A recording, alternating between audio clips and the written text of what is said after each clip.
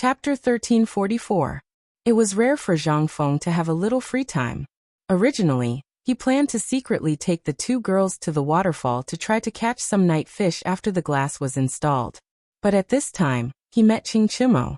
Zhang Feng couldn't help but have an idea. But at this time, seeing Ching Chimo like this, Zhang Feng was also a little surprised.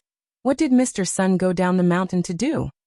Although Ching Chimo knew some things at the foot of the mountain, he dared not to say some things. Besides, this matter had nothing to do with Sun Simiao, who knew that he went down the mountain. I don't know, but I heard that he was very angry. Zhang Feng frowned slightly.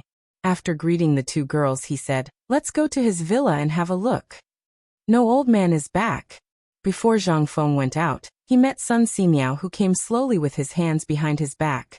There was no expression on Sun Simiao's face at this time. It was the same as usual. Zhang Feng glanced at Sun Simiao suspiciously and asked, "Mr. Sun, I heard from Tai Niu that you went down the mountain angrily? What? What happened?" Sun Simiao waved his hand. "Nothing. It's just that a group of naughty children sneaked into a house in Chang and then damaged some medicinal materials. But it's not a big problem. By the way, give old man more phosphate fertilizer later." Seeing that Sun Simiao was unwilling to say, Zhang Feng didn't want to smell anything. He just nodded. Seeing that Zhang Feng was going out, Sun Simiao asked subconsciously, "You are going to?" "Oh, nothing. Isn't it autumn now? I want to go to the waterfall to get some fish. Last time, I heard that a craftsman caught dozens of pounds of big fish in the lake." Sun Simiao opened his mouth, but he didn't say anything in the end and left. This made Zhang Feng more confused. But Ching Chimo couldn't stay calm. He asked excitedly, "Feng, are you really going to get fish?" "Fish." The cafeteria on the mountain never lacked food. As long as you had enough meal tickets. Even if you ate until you vomited, no one would care. However, within a month, the academy would only give each student a meal ticket once. No matter how rich you are, if you want to eat, please use your meal ticket. Meal tickets became a hard currency on the mountain. Compared to money, they were nothing. Slowly, the shops at the foot of the mountain also took advantage of this point. They collected meal tickets and then sold them. This kind of thing actually made a lot of money for those people. Unfortunately, after Zhang Feng found out about this, the people at the foot of the mountain followed the rules. Therefore, the fragrant fish in the cafeteria were only served to an extremely small number of students who had made outstanding contributions, or those who had achieved the best results in less than 7 days of examinations. Only then would the academy reward them with meal tickets ranging from 100 to 100. But one had to know that eating a fish or a table of delicacies only required 10 meal tickets worth 5 taels, plus a meal ticket worth the same amount of money. In the face of everyone's doubts, Mr. Bosher, there was only one sentence.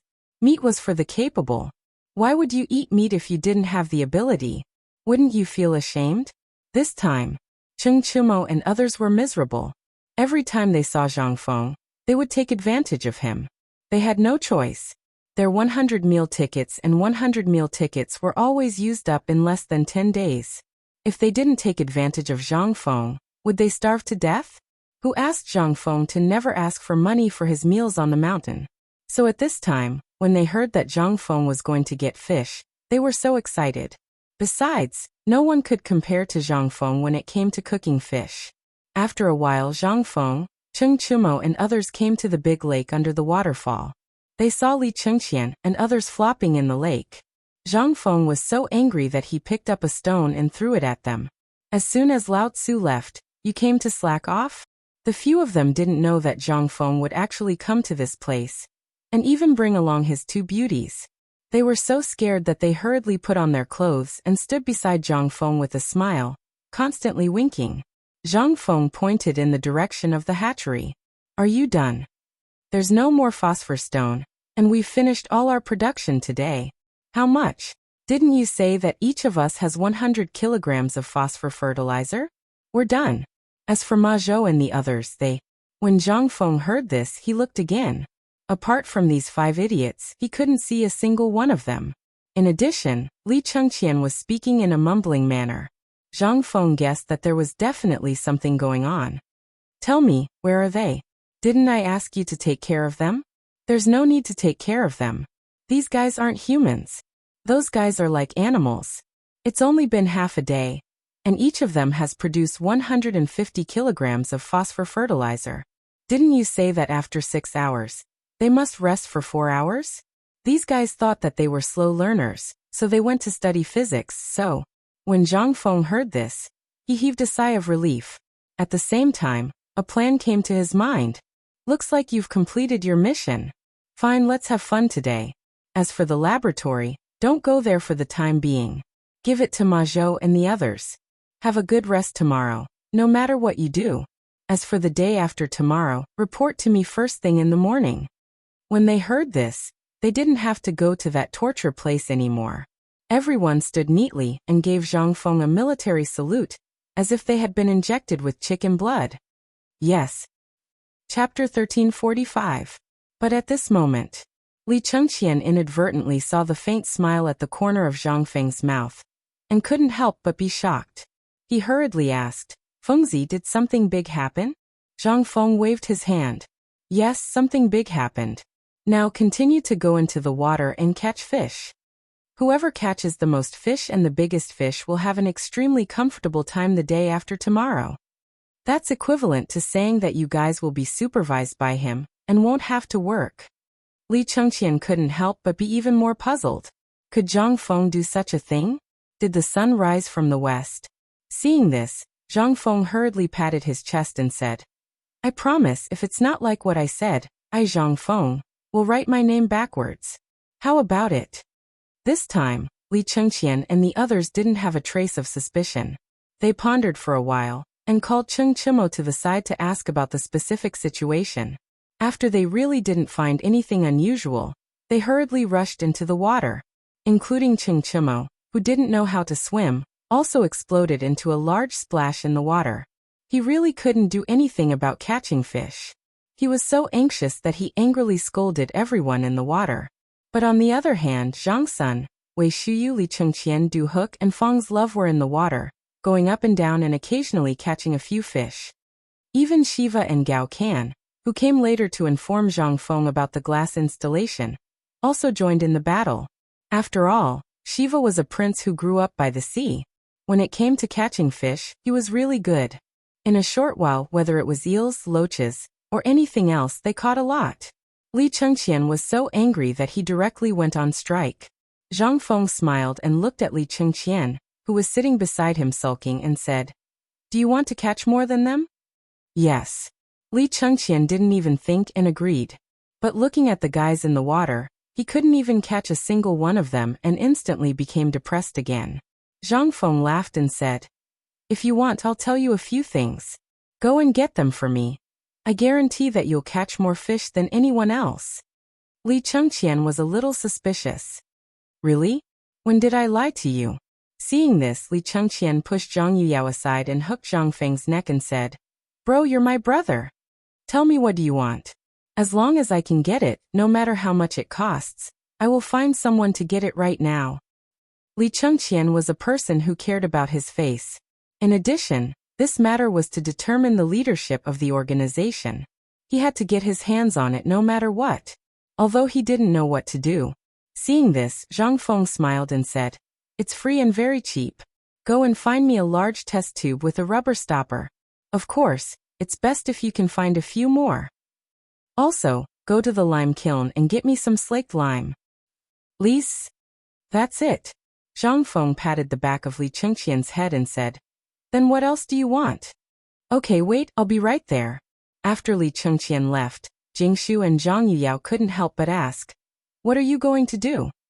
They had seen these two things before. Now that they heard Zhang Feng's words, they were even more puzzled. Most importantly, these two things were simply too common. Zhang Feng smiled and said, I'm going to make a big firecracker. Zhang Feng had never forgotten about Qiuzi. Once the garrison there was surrounded by two armies. Once those bastards knew about the situation, they would definitely go south in one go. When that happened, the entire west gate would be defenseless. Zhang Feng didn't dare to forget about this matter. In addition, Arkanon had brought him some bad news. Even after dismantling all the ironware in the shipyard, They had only managed to produce a batch of crossbows and ballistae. As for the composite bow that Zhang Feng had mentioned, the progress was even slower. In addition, Zhang Feng had improved several important parts of the Mingguang armor, so the steel was even more insufficient. This was the method that made Zhang Feng decide to take a different path. That was explosives. This thing. It was too simple. However, if one didn't know the ratio, it would take another 100 years for someone to accidentally create something like this, let alone now.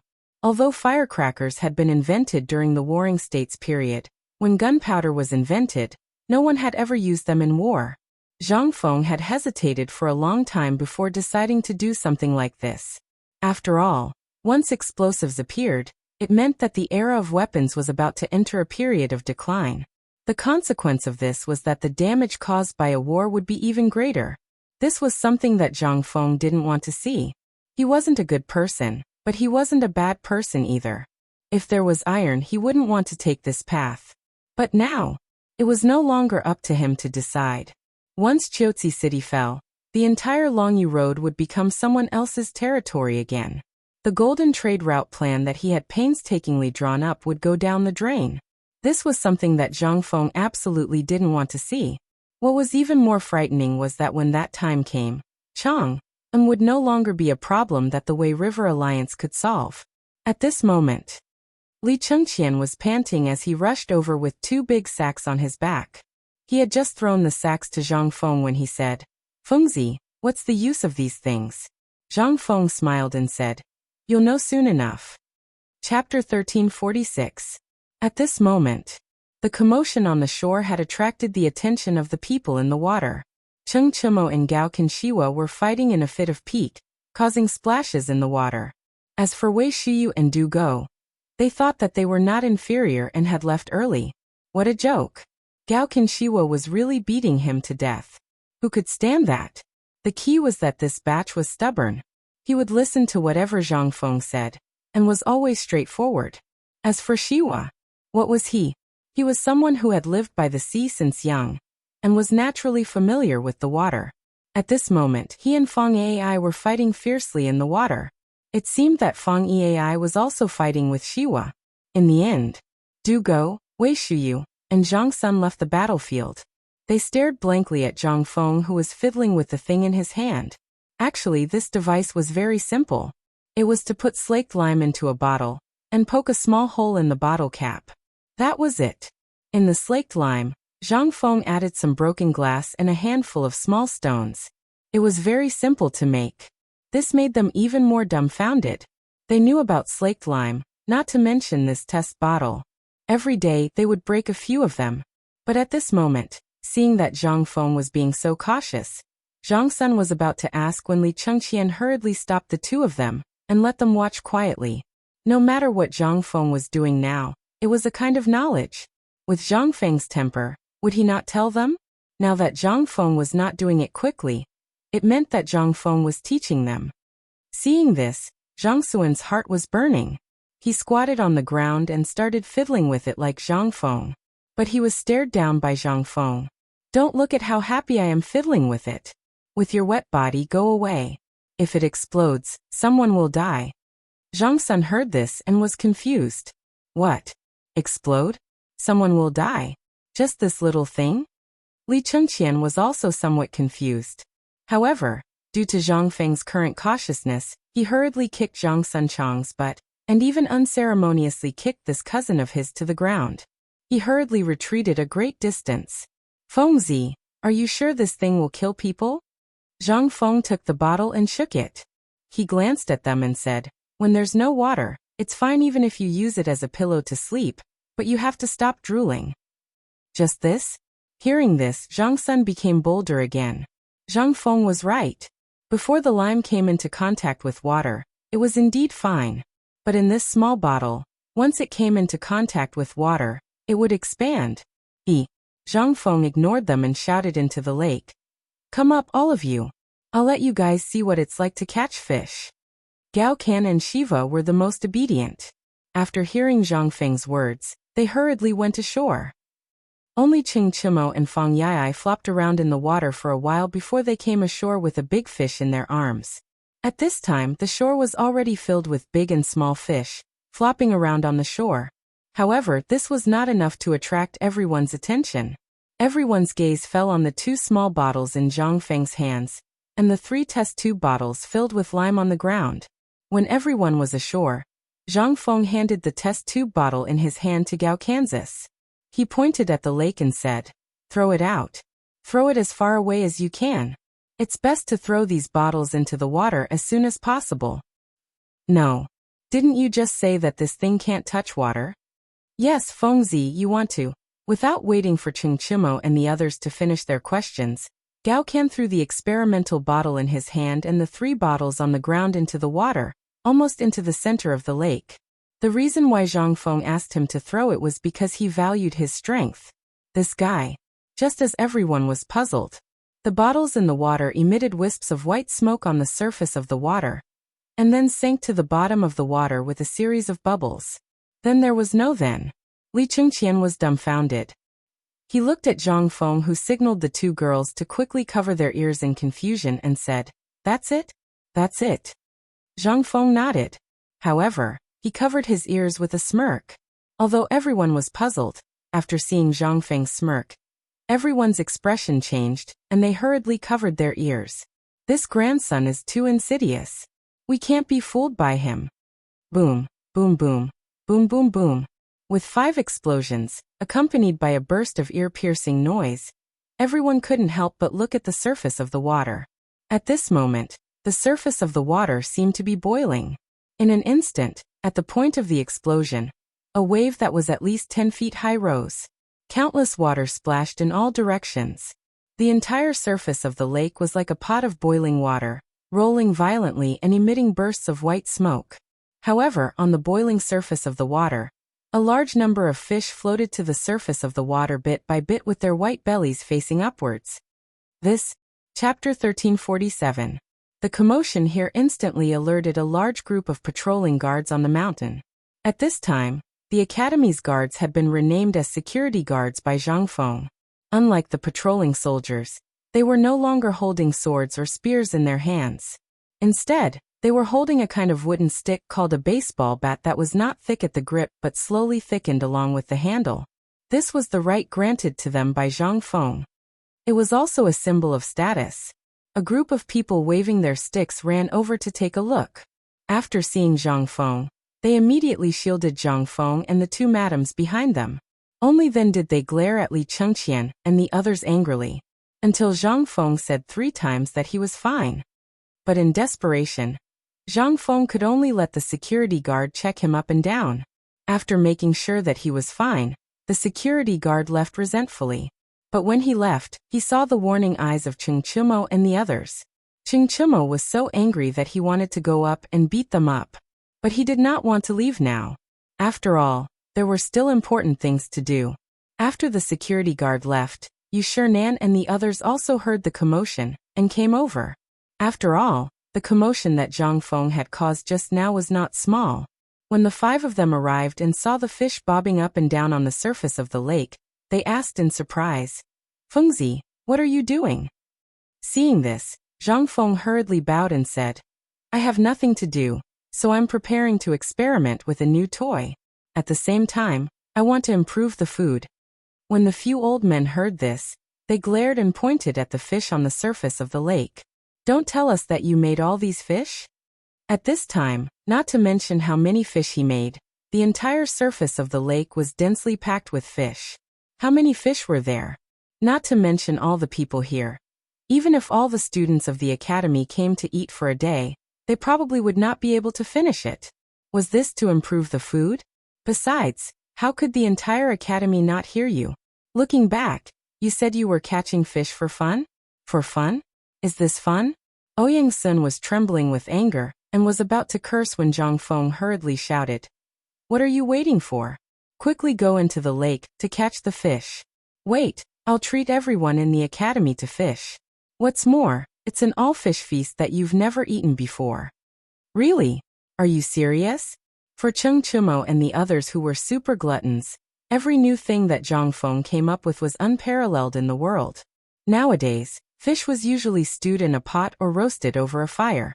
There was nothing else. Therefore, although there were so many fish that they could jump into your arms when you were washing your feet, there was no way to eat them. Moreover, they had more bones than meat. Who would eat them for no reason? But Zhang Feng was different. They had eaten it a few times in Zhang Feng's tavern. It was different every time. This was what surprised and shocked them the most. But this time, Zhang Feng actually said that he was going to treat everyone to an all-fish feast? Not to mention Cheng Chimo and the others who were excited. Even Yu Shinan and the others were salivating at this time. But when they thought of the serious matter, they called Zhang Feng to the jujube tree. Seeing that there was no one around, they asked solemnly, "Fengzi, what's the matter with the fish? Why did it become like this after hearing a few sounds? Even if Mr. Sun drugged it, it wouldn't be so powerful. How did you do it?" Zhang Feng chuckled. He pretended to be mysterious and said, "Please wait for a while. I'll give you an answer soon." They didn't understand what Zhang Feng was going to do, but they were still prepared to wait. Zhang Feng picked up the set of things again, but this time he was going to show it to them. So Zhang Feng only chose a thumb-sized test tube with a cork.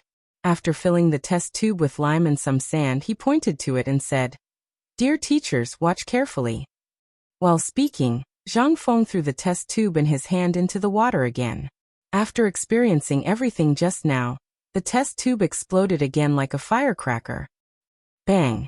With a small wave on the water, Yu Shinan and the others' faces changed instantly. This time, the experiment only used a small bottle the size of a thumb, but the power it caused greatly shocked the few of them. They could also imagine what had just happened on the lake. But it was also because of this that they looked so dignified. If this thing could be used here, then what would happen if it was thrown into a crowd of people? Ouyang-sun looked at Zhang Feng coldly and said, "Zhang Feng, kid, tell old man. What is this thing you made? What's its name?" Zhang Feng was a little confused. "This is what fried fish. If you want a name, then you can call it water thunder." Water thunder? I think what you put in it is the lime from the mouth of the kiln. Can this thing make such a big noise? Zhang Feng knew that they would have such doubts. He didn't say anything. Instead, after Li Chengqian and the others fished out the fish, he called everyone over and said, "Actually, the principle of this thing is in the physics textbook I gave you before. The theoretical experiment of this thing is called atmospheric pressure and hydraulic pressure." Chapter 1348. This thing. Yu Shinan and the others were completely dumbfounded. That thing was indeed in the textbook written by Zhang Feng, but this textbook was divided into two parts. The first part of the textbook was only elementary physics knowledge, and most of it was mathematics knowledge. This was a course open to everyone. As for aerodynamics and the like, only Li Chengqian, Ma Zhou, and the others could learn it. Only those who had stayed in the academy for more than half a year and were talented enough were qualified to learn more advanced things. But as for what Li Chengqian and the others were learning now, it was not something that ordinary people could learn. As for the few of them, they really didn't know about it. At this age, who would be bored enough to study this brain-burning machine? But at this time, when they heard Zhang Feng say this again, Yu Shinan and the others really couldn't sit still. Without waiting for them to speak, Li Chengqian hurriedly asked, "Fengzi, this thing of yours, can it be made by the natural collision of water and lime?" "More or less." Zhang Feng nodded and said, "There is another layer of meaning. You have seen this lime before. The main thing is that it expands when it meets water, producing infinite tension. You all know about the tension, right?" Zhang Feng pointed at the limestone on the ground. He picked up a piece of limestone and threw it into the water. In an instant, a large piece of limestone emitted bursts of white smoke in the water. In front of everyone's eyes, it instantly grew larger. At this time, Zhang Feng said again, "Our glass bottle is only so big. This thing will expand infinitely when it meets water. And this bottle is a thing that restricts it. Once its pressure reaches a critical point, it will instantly produce a big explosion. Then it will explode like a pig's urine bubble. As for the thing inside, at this moment, it will use the principle of thermal expansion and contraction of water and air to explode instantly." As Zhang Feng said, he once again put some lime into a larger glass bottle and threw it into the lake. In a moment, that bottle once again burst out a burst of ear-piercing explosions. In an instant, everyone was shocked again. This was the first time they had seriously watched the creation of this thing, as well as the entire process of its explosion. At this moment, everyone couldn't help but gasp. Ouyang-sun couldn't help but ask, "Kid, did you prepare this for Long Yu Dao?" Ouyang-sun naturally knew about the Long Yu Dao. In addition, the iron had not been found during this period of time.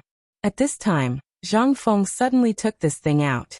Zhang Feng really didn't know about this. He really had no patience for fishing. Most importantly, they were on the mountain. He had only thought of this in a flash of inspiration. He only wanted to improve the meals for Li Chengqian and the others. However, after hearing what Ouyang-sun had said, he immediately changed his mind. Zhang Feng suddenly slapped his head and said, "That's right. How could I have forgotten about that?" Ouyang-sun's expression froze when he heard this. "You didn't think of it?" Zhang Feng spread his hands. "I really didn't think of this problem.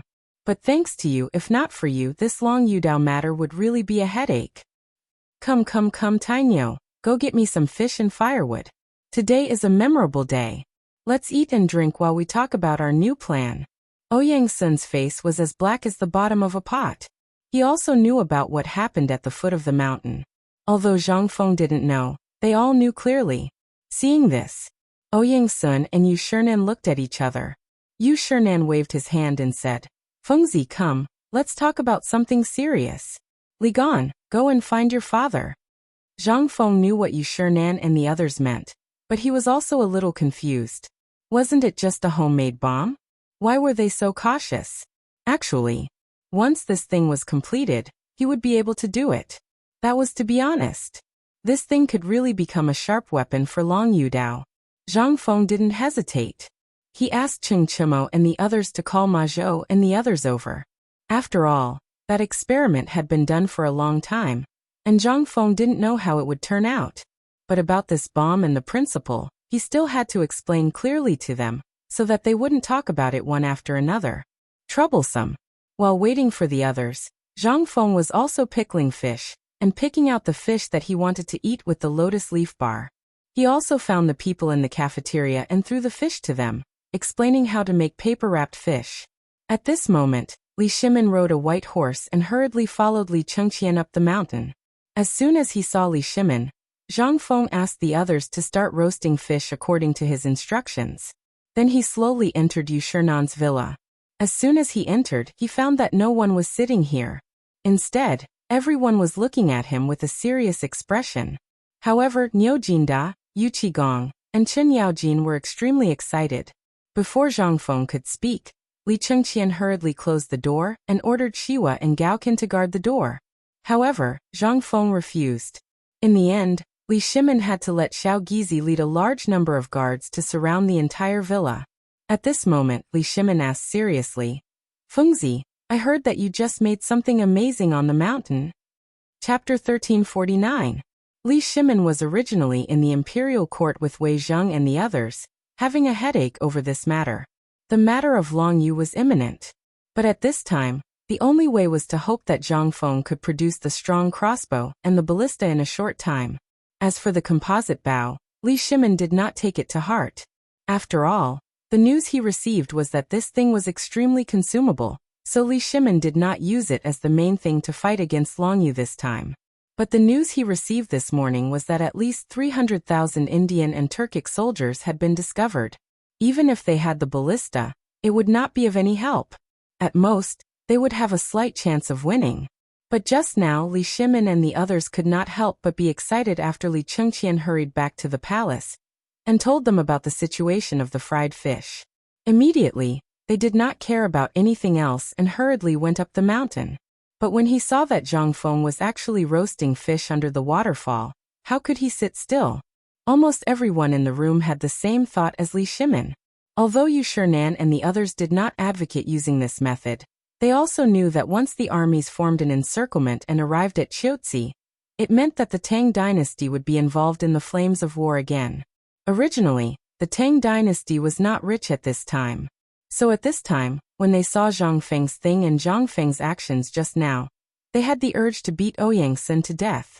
At this time, when they saw Li Shimin's situation, who dared to sit down, Zhang Feng saw that they were so cautious, and Li Shimin asked this question. Zhang Feng nodded, then shook his head and said, "Sit down, why are you standing?" "Actually, I didn't think of this thing just now. I was just thinking of using it to fry fish. But Mr. Shimpin's words just now really reminded me. Yes, this thing can be used in the front line, but it's useless to have it now." Li Chengqian heard this and asked in surprise, "Why is that? Wasn't it powerful enough just now?" Zhang Feng nodded. "The power is indeed sufficient, but it has a prerequisite, and that is to come into contact with water. Moreover, we can't control the process of him coming into contact with the water and the detonation process." When Yu Qigong heard that, he glared at him and said, "So after all that talk, this thing of yours is useless apart from being able to fry fish?" This time, they could not help but feel disappointed. He had come all the way here, and this was it? How could they accept this? Li Shimin also lit a cigarette and took a deep puff. He sat beside Zhang Feng and sighed, "Ai, Fengzi, you don't know this, but this morning, Lord Zhang Sun sent someone to ask me what you have done with those things. You don't know this, but now the Indian and Turkic armies of 300,000 have gathered at the border less than 300 miles away from Chiotsi City. According to the scouts, Tuli Khan has personally led an army of 150,000 to Xieli's tribe 3 days ago. In other words, once they have figured out the situation in Chiotsi City will be in danger." This was not alarmist talk. After Zhang Feng heard this, he suddenly looked at everyone and asked suspiciously, "Could it be that all of you already knew about this?" No one said anything. Zhang Feng felt more and more that they should have known about this matter long ago. Zhang Feng was not happy. "I say, Laoli, this is your fault. Tell me, are we brothers? How are we brothers? Look at what you've done. What kind of thing is this? Why did all of you know about this, but I didn't get any news? You guys, on the other hand, I worked myself to death on the mountain, but I didn't know anything about what was going on outside." Li Shimin was shocked. He quickly asked in surprise, "You didn't know?" Zhang Feng spread his hands innocently. "How could I know?" Li Shimin sighed and said, "I thought they had told you." "All right, let's not talk about it anymore. Li Qian, you too. How could you forget such an important matter? Remember to tell Fengzi more about what happened at the foot of the mountain." Li Chengqian nodded, feeling wronged. At this time Li Shimin asked again, "Fengzi, let's not dwell on this matter. Tell me, can this thing be used in Chiotsi City?" Zhang Feng did not dwell on this matter. He nodded and said, "Yes." Before Li Shimin could be happy, Zhang Feng continued, "But there is a prerequisite, and that is to modify this thing. Otherwise, it will be a disgrace if it goes." "Then tell us, kid. What are you waiting for? The brothers at the front can't hold on any longer." Yu Qigong, Niu Jinda, and Cheng Yaojin were so anxious that they wanted to strangle Zhang Feng. Li Shimin was also a little anxious. But at this time, the old scholar's voice came from outside the door. "Wait." Chapter 1350. Everyone in the room was shocked to hear this. Everyone looked at Li Shimin. Old Xiu must have come to stop Zhang Feng from making this thing.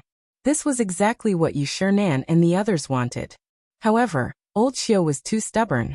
If he offended the emperor at this time, wouldn't that be? Li Shimin sighed helplessly. "Let him in." Old Xiu looked around the room as soon as he entered. Then he said to Zhang Feng, "Fengzi, can you not use that thing you made in any war?" Zhang Feng didn't think too much about it. After all, this matter had already happened. Moreover, he already knew about Chiotsi City. It was his decision. Regardless of whether Chiotsi City would win the war or not, he must eliminate the nobles in the city. Chiotsi City would become a trading hub and an important location for Zhang Feng's future plans. He couldn't afford to lose it. Zhang Feng sighed. "Old Xiu, I really don't want to start a war. No one knows the power and terror of this thing better than I do. The terrifying power it can cause is definitely not something that swords, spears, or arrows can compare to.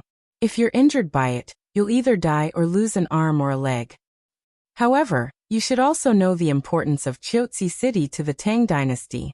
If Chiotsi City fails, the western gate of the Tang dynasty will no longer be safe. You should know that all the military forces in Chiotsi City are the sum of all the military forces in the western part of the Tang dynasty. If we fail, the Turks will take advantage of the situation and invade the south in large numbers. You should know that this year, the Tang dynasty is not the only one affected by the disaster. The Turks in Tubo, India, are suffering from a more serious plague of locusts and food shortages. But only our Tang dynasty reacted the fastest. How could this not attract their attention? Li Shimin also sighed slightly. Fengzi is right. This morning, Lord Zhongsun brought His Majesty's message. Basically, this time, the Tang dynasty didn't take the initiative to start a war, but counterattacked. Once the Tang dynasty fails to win this war, Mr. Zihuai, just think about it. Peace in the world is nothing but empty talk. Yu Shernan and the others were also constantly persuading old Xiao to give up his original obsession. He really didn't want to see a war, especially at such a time. If the soldiers and horses moved, they would be burning money and food. But it was the same at this time. The Tang dynasty could not afford it. Coupled with the current situation in the Tang dynasty, once Zhang Feng appeared here, it would inevitably cause more danger, which was the last thing the old scholar wanted to see. But now, His Majesty had already said so. If he said anything else, he would be tactless. The old scholar looked at Zhang Feng and then looked at Li Shimin. In the end, he could only sigh helplessly. I've heard about that thing. It's too lethal. If word gets out that it was Fengzi who did it, have you thought about how the world and the person behind it would impeach Fengzi? How will the world view White Deer College? Brother Zihuai, why don't you listen to what Fengzi has to say first? Yu Shernan saw Li Shimin's face gradually turn gloomy and hurriedly pulled the old scholar to the side to sit down. Zhang Feng also saw Li Shimin's expression and was somewhat suspicious. Lao Li, this is His Majesty's matter. Why do I feel that you are more anxious than His Majesty? Li Shimin was shocked. He hurriedly said, How can I not be anxious? His Majesty already knows that you're tinkering with this weapon. He originally wanted to come and see you, but for some reason he couldn't come. Moreover, basically everyone in the imperial court knows about this thing. If Chiotzi is defeated, then, think about it. You're a viscount and you'll be fine, but we'll all die. Do you think we should be anxious? Yu Shernan and the others heard this and nodded repeatedly. They completely ignored the old scholar's expression. Zhang Feng was also confused by these people's words. He hurriedly comforted them. Don't be anxious. It's just a small matter. Can't I take care of it? Moreover, this thing is actually everywhere in our lives. As long as we have enough saltpeter and gunpowder and enough manpower, I can get you a large batch in 3 days. Moreover, the power of this thing is definitely not inferior to the thing I threw at the waterfall just now. In fact, it's dozens of times more powerful than that thing. Yu Shernan and the others had seen the power of the homemade bomb that blew up Chiotzi City. Although Li Shimin and the others had not seen it with their own eyes, they still knew a little about it from Li Chengqian's description. Now that they heard Zhang Feng say that the power of this thing was dozens of times more powerful than that homemade bomb, their expressions couldn't help but change abruptly. They all stood up and stared at him with burning eyes. Almost in unison they asked, Is what you said true? This thing can really do that? Zhang Feng was more speechless. But he still nodded. I guarantee it. The power and lethality of this thing is definitely something you've never seen before. As long as we have this thing as a trump card in Chiotzi City, I believe that even if 1,000,000 soldiers come, they won't be able to do anything to us. Chapter 1351. Li Shimin's heart was burning with excitement. Yu Shernan and the others were also stunned by Zhang Feng's words. They had seen the power of that thing just now. How could it be used to stop an army of 1,000,000 soldiers? Was that a joke? However, what Zhang Feng said next made everyone's hair stand on end. Basically, the first part was about the power of gunpowder, and the second part was mainly about the effects and dangers of explosives. Li Shimin and the others felt as if they were listening to a book from heaven. They were excited and confused at the same time. After a full hour, Zhang Feng finally explained the matter of the gunpowder clearly. Li Shimin said in astonishment. So you've been talking for an hour. This thing you're talking about is actually a large firecracker? Yes. Hearing that, Li Shimin was dumbfounded. He felt that he had been fooled by Zhang Feng. They all knew about the firecrackers, But they had never seen such powerful firecrackers before. But why did it become such a terrifying thing in Zhang Feng's eyes? It didn't make sense at all. Sigh. Li Shimin closed his eyes in pain. He sighed and said, "After all this time, this thing you mentioned is a firecracker." Zhang Feng nodded. "That's right. Isn't this a big firecracker? But do you really know anything about firecrackers?" Yu Qigong was unhappy when he heard that. His family owned a firecracker factory, so he knew a little about firecrackers. Seeing that this thing was actually a firecracker, he said, "Fengzi, after all this time, you're telling me that this is a firecracker? To be honest, my family owns a firecracker factory, but I don't think it's as amazing as you make it out to be. Are you setting off firecrackers for the two armies when they're facing each other? Is this a joke?" Zhang Feng chuckled and said, "I'm not joking. Old you, your family actually runs a firecracker factory. I'm just a newbie now. Go and find a firecracker. I'll give it a try now. Look at these firecrackers. What will the firecrackers you usually talk about turn into in my hands?" Yu Qigong was really excited. He hurriedly went out to look for firecrackers. After all, when Zhang Feng opened the sect last time, he had saved a lot of firecrackers. Looking for firecrackers at this time was just like looking for something.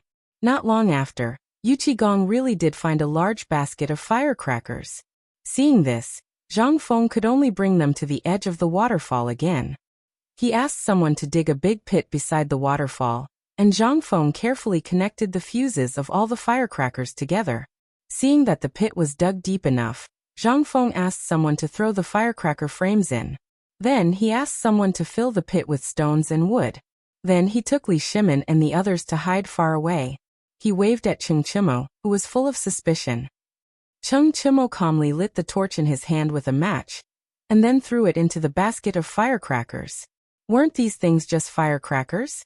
Who hadn't played with them when they were young? Was there a need to be so nervous? But before Cheng Chimo walked far, he heard a sound that made his scalp tingle. It exploded behind him. Boom! Out of instinct, coupled with his unstable footing, Cheng Chimo staggered and fell into the lake next to him. But at this moment, in the smoke and dust that filled the sky, pieces of gravel flew in all directions like a fairy scattering flowers. This time everyone was dumbstruck. Even if they were still 100 feet away, they could still occasionally be hit by small stones. How far was this? This was 100 feet. Was this still the firecracker? Was this still the thing that looked ordinary in daily life? The power of this thing was really not a joke, was it? This time, everyone was aghast.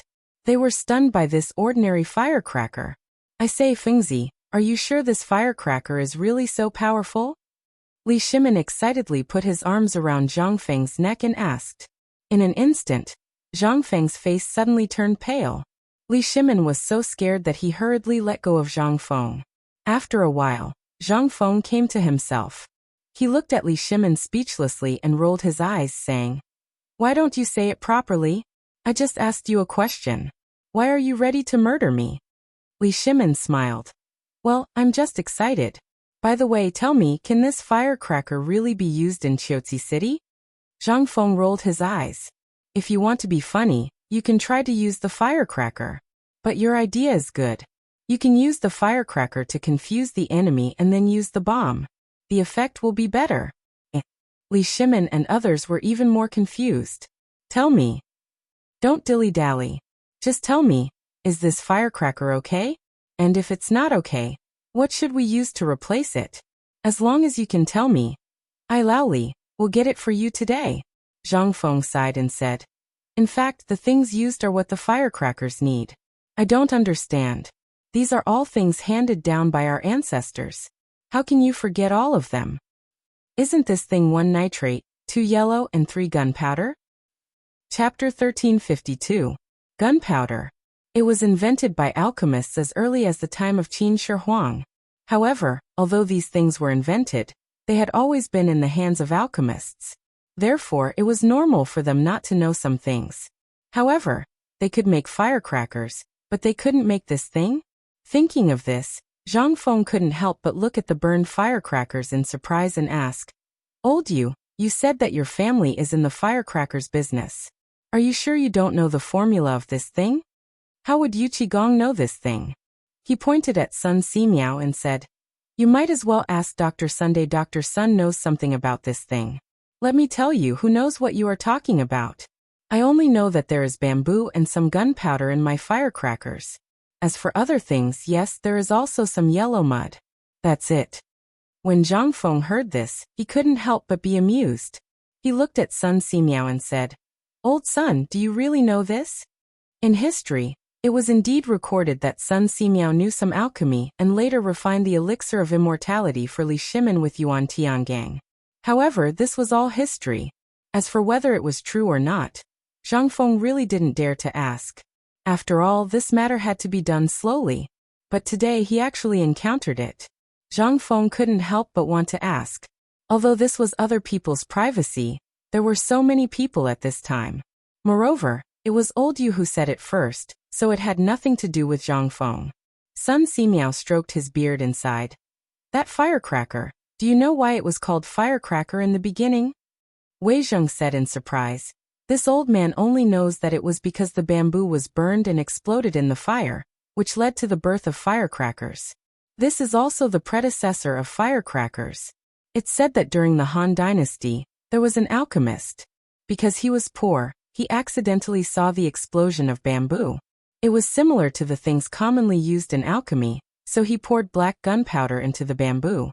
It's exactly the same as what Fengzi just did, except that the former used fire, while the one Fengzi used just now was water. Sun Simiao nodded. That's right. This is something that happened in Cao Cao's hands. According to legend, Cao Cao didn't believe in these things, so he drove all the alchemists in the Wei Kingdom into a mess. Because they had lost their livelihood, they created this thing. But who would have thought that this thing would successfully attract Cao Cao's attention and bring about a fatal disaster? After Sun Simiao finished speaking, he looked at Zhang Feng and said, Old man, although I don't know where you learned this thing, it must have been passed down to you by your master, right? Since your master can use such miraculous medical skills, then this alchemy skill is naturally not a problem. Perhaps he can really refine immortality pills. Zhang Feng hurriedly stopped Sun Simiao. Elder son, what are you talking about? She had no choice but to interrupt him. If she allowed him to continue speaking like this, she would really be dead. It was fine to say these words here, but if it reached the ears of someone with ulterior motives, it would be fatal. His master, that was all fabricated. Not to mention now, even in the 21st century, no one could achieve immortality. Want to create an immortality pill? Thinking too much. But the King monarchs of this era, he didn't know if their heads were cramped or what, but they were so obsessed with such ridiculous things. Qin Shi Huang believed in this, but in the end, he was played to death by his own mercury. Emperor Wu of Han believed, in the end, he poisoned himself. This kind of thing was common throughout history. Even though they knew that this thing was actually nonsense, there were still countless people and monarchs who advanced dauntlessly for this thing. What was this? This was the real horror. At this moment, Zhang Feng only wanted to end this topic as soon as possible. He didn't know if the appearance of this bomb would make those monarchs realize that this thing was actually a deadly thing. But at the very least, the appearance of this thing would temporarily solve Qiuzi's urgent problem. At this moment, Zhang Feng looked around and saw that everyone's eyes were burning with passion. He said, Don't think too much. My master did mention this thing before, but he was right. In this era, from ancient times to even thousands of years later, no one could create this immortality pill because this thing originally didn't exist. It only existed in the imagination of some people. Many people thought that it could defy the heavens, but looking at history, who could really create the fruit of immortality? Immortality and alchemy were created by Junior Sister, but this gunpowder is also a very good thing. At the very least, I can maximize its effectiveness. When Li Shimin heard this, a hint of disappointment flashed in his eyes. He thought that Zhang Feng really had a way to create the immortality pill, but it wasn't important now. This matter could be discussed in the future. The main problem now was whether they could solve Qiuzi's problem in a short period of time before talking about other things. At this thought, Li Shimin stared into Zhang Feng's eyes and asked, Fengzi, the matter of Qiuzi City is very important. Tell me, How long do you think it will take to create a bomb that can solve Chiotzi's problem? As long as you give me a time, I will definitely get the rest of the things for you in 3 days. If you want money, I will give you money. If you want something, I will give you something. Even if you want to kill someone, I will kill them for you. Chapter 1353. Ahem, second master, don't be impatient. Let's listen to Fengzi's plan first. After all, it's very important. At this moment, Wei Zheng hurriedly said. Yu Shinan and the others also hurriedly tried to dissuade them. Even the old scholar wanted to interrupt their conversation several times, but he gave up when he saw Zhang Feng diverting the topic. But at this moment, when the fragrance of the fish wafted over, Zhang Feng instantly found an excuse. He rubbed his hands and said, "Are you all hungry? Let's go and eat fish. The fish in autumn is more delicious than any other time of the year. Let's talk while we eat." While speaking, Zhang Feng hurriedly opened the door without waiting for anyone to object. He shouted for people to move tables and stools, and asked people to bring in a large amount of wine. What could they say? The person in charge was unreliable. Li Shimin could only shake his head helplessly and follow Zhang Feng out of the villa. He also knew that he couldn't be too hasty. As soon as they stepped out of the door, they smelled the tempting fragrance in the air, and couldn't help but sniff. Not far away by the waterfall, Cheng Chumo, Li Chengqian, and the others had been busy for a long time. Most importantly, they were also craving fish. However, this thing was not ready, and the emperor and the others hadn't come out yet, so they didn't dare to eat it. They could only wait until the emperor and the others sat down, then they could get some and go to the side to eat. By the time everyone arrived at the lakeside, Li Chengqian and the others had already placed all kinds of grilled fish on the table for Li Shimin and the others. Zhang Feng had also personally rolled up his sleeves and taught Zhang Yuyao how to make braised eel under her insistence. Li Shimin and the others each had a fish wrapped in white paper in front of them. It was on a red-hot tile, giving off a tempting fragrance. Looking at Zhang Feng's busy figure, the old scholar called out, "This brat, he didn't even tell me how to eat this. He's really reckless." Hearing this, Li Shimin shook his head slightly. "I'm afraid this kid is giving us a difficult problem." The old scholar's eyes flashed, and he smiled without saying anything. Cheng Yaojin rubbed his hands anxiously and asked, "Second master, what do you mean? Isn't this just a piece of paper? Can't you just tear it open?" Li Shimin shook his head and said, "If you compare this fish and this table to the current battle, then take a look." Cheng Yaojin was dumbfounded. The fish was still the same fish. How could he see the twists and turns in this? He looked at Yu Qigong and Niu Jinda. At this moment, the two of them were just as confused as he was. Only then did Cheng Yaojin feel at ease and tear open the white paper wrapped around the fish. In an instant, the tempting fragrance that was so rich that it could not be dispersed made everyone unable to help but sniff again. Li Shimin pointed at the fish and the layer of paper and said, "This fish is equivalent to the current Tang dynasty, and this paper is the garrison of Chiotzi City. Everyone is drooling when they see this fish, but because of this layer of paper, basically no one dares to tear it open for the time being. But in less than half a month, if there is really someone like you, Old Chun, then guess what will happen to the Tang dynasty?" In an instant, not only Yu Shinan and the others were stunned. Even Cheng Chumo and the others who were secretly putting the fish into Zhang Feng's villa were stunned. They looked at the fish in their hands, then at Zhang Feng, and then at Li Shimin, not knowing what to do. This fish. How could they eat it? Li Shimin was right. At this time, in the eyes of others, the Tang dynasty was like this paper-wrapped fish. Although they had not eaten it, the tempting taste was fatal. Not to mention the others, including those Turks who were covetously eyeing the Tang dynasty at this time. At this time, let alone being full, as long as they were not hungry, it would be good enough. In addition, the food consumed by the garrison was incalculable. For them, staying here for one more day was a burden for one more day. How could they dare to stay here any longer? The dishes are here. At this time, Zhang Feng, Old He's wife, and the other cooks in the kitchen served plates of delicious dishes, such as fish bubbles, eels, loaches, and so on. In an instant, no one had any thoughts of letting their imagination run wild. This thing was simply trying to kill people. Zhang Feng rubbed his hands and forced the two women to sit down. But as soon as the two women sat down, they hurriedly apologized and ran away with blushing faces. Zhang Feng could only sigh and ignore the two of them.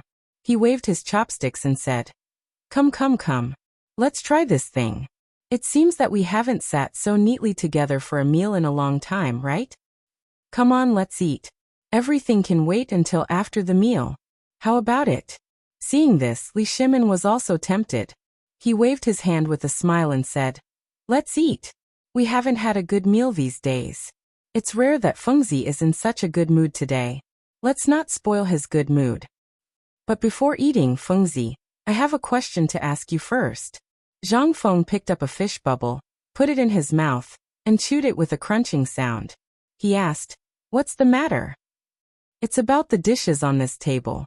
Do you mean that the dishes on this table are like the Tang dynasty now?" Zhang Feng was a little confused. He looked at Li Shimin suspiciously, and finally touched his forehead and said, "Lao Li, you don't have a fever. Why are you talking nonsense now?" Chapter 1354. Li Shimin was speechless. "We are talking about serious business. Why do you only care about eating?" Li Shimin suddenly felt that he had already deviated from his expectations by coming here to ask about this matter. At the beginning, he was looking for something to solve the Qiuzi crisis. Now why did everything in Zhang Feng's place have something to do with eating? In this world, only you, Zhang Feng, can be so heartless, right? Li Shimin said with a straight face. This is not child's play. Compared with Li Shimin, the old Qiuzi and Yu Shinan felt more at ease. They even hoped that this matter would be as ridiculous as possible. It would be best if Zhang Feng said that this thing was a joke in the end. The more Zhang Feng acted like this, the more the emperor would feel the preciousness of this thing, as well as how terrifying it was. Naturally, the emperor would retreat. After all, this emperor was not simple. He was of Hu blood, and was born to be warlike. However, in their knowledge, peace was the most important thing. These were two opposite ideas. Most importantly, the old Qiuzi could not bear to see Zhang Feng make such a cruel thing. At least, it was not made by Zhang Feng. It would make the future people think that the source of all this was Zhang Feng. The old Qiuzi thought of this and said, "Second master, why don't we talk about it after the meal? Perhaps Fengzi is thinking about something important now, and this meal is Fengzi's goodwill. After all, we have never eaten together before." The old Qiuzi's voice fell. Yu Shinan and the others nodded repeatedly. "Second master, Brother Zihuai is right. Let's eat first. We can talk about it after the meal." Since Fengzi said it, and second brother also said that it has something to do with eating, why don't we comprehend Fengzi's thoughts while eating? This is also very wonderful. Li Shimin thought for a while and looked at Zhang Feng, who was wolfing down the food. He was also speechless. He shook his head and said, "Then let's eat." About 2 hours later, they just ate, drank, and had fun, and did not mention anything about this thing. After the cups and plates were in a mess, Zhang Feng broke a bamboo tip and said while picking his teeth, let's go to my villa. Let's sit there, drink tea and chat.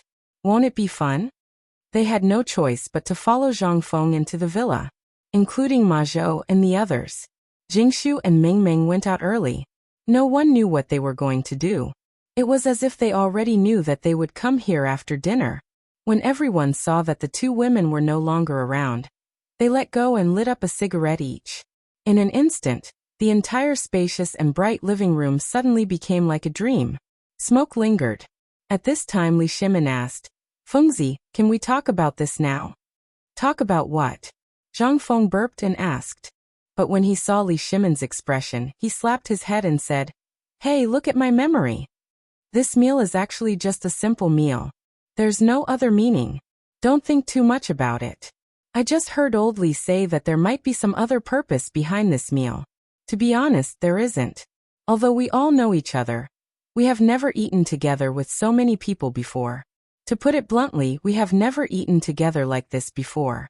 Today is a rare occasion, so let's have a meal together to improve our friendship. As for what old Li said just now, if you think so, you can say so too. After all, our Tang dynasty is now a delicious steamed bun in the eyes of others. Everyone wants to take a bite of it. But this is only for now. In the future, when our phosphate fertilizer and this season's wheat and corn harvest are harvested, it will not be a delicious steamed bun. At that time, I believe that even thousands of miles away, Dashi country, which is as powerful as our Tang dynasty and is even richer than our Tang dynasty, will not be able to sit still. Hearing that, everyone's expression changed at the same time. Zhang Feng continued, I know that Confucius, those sages, and the people in the world at this time, no one wants to go to war. Why? People will die if they go to war. And the most important thing is that it will consume too much of our national strength. Our Tang dynasty is now in a state of chaos. I have told Laoli before that it is really not suitable for us to go to war now. After all, we have no food.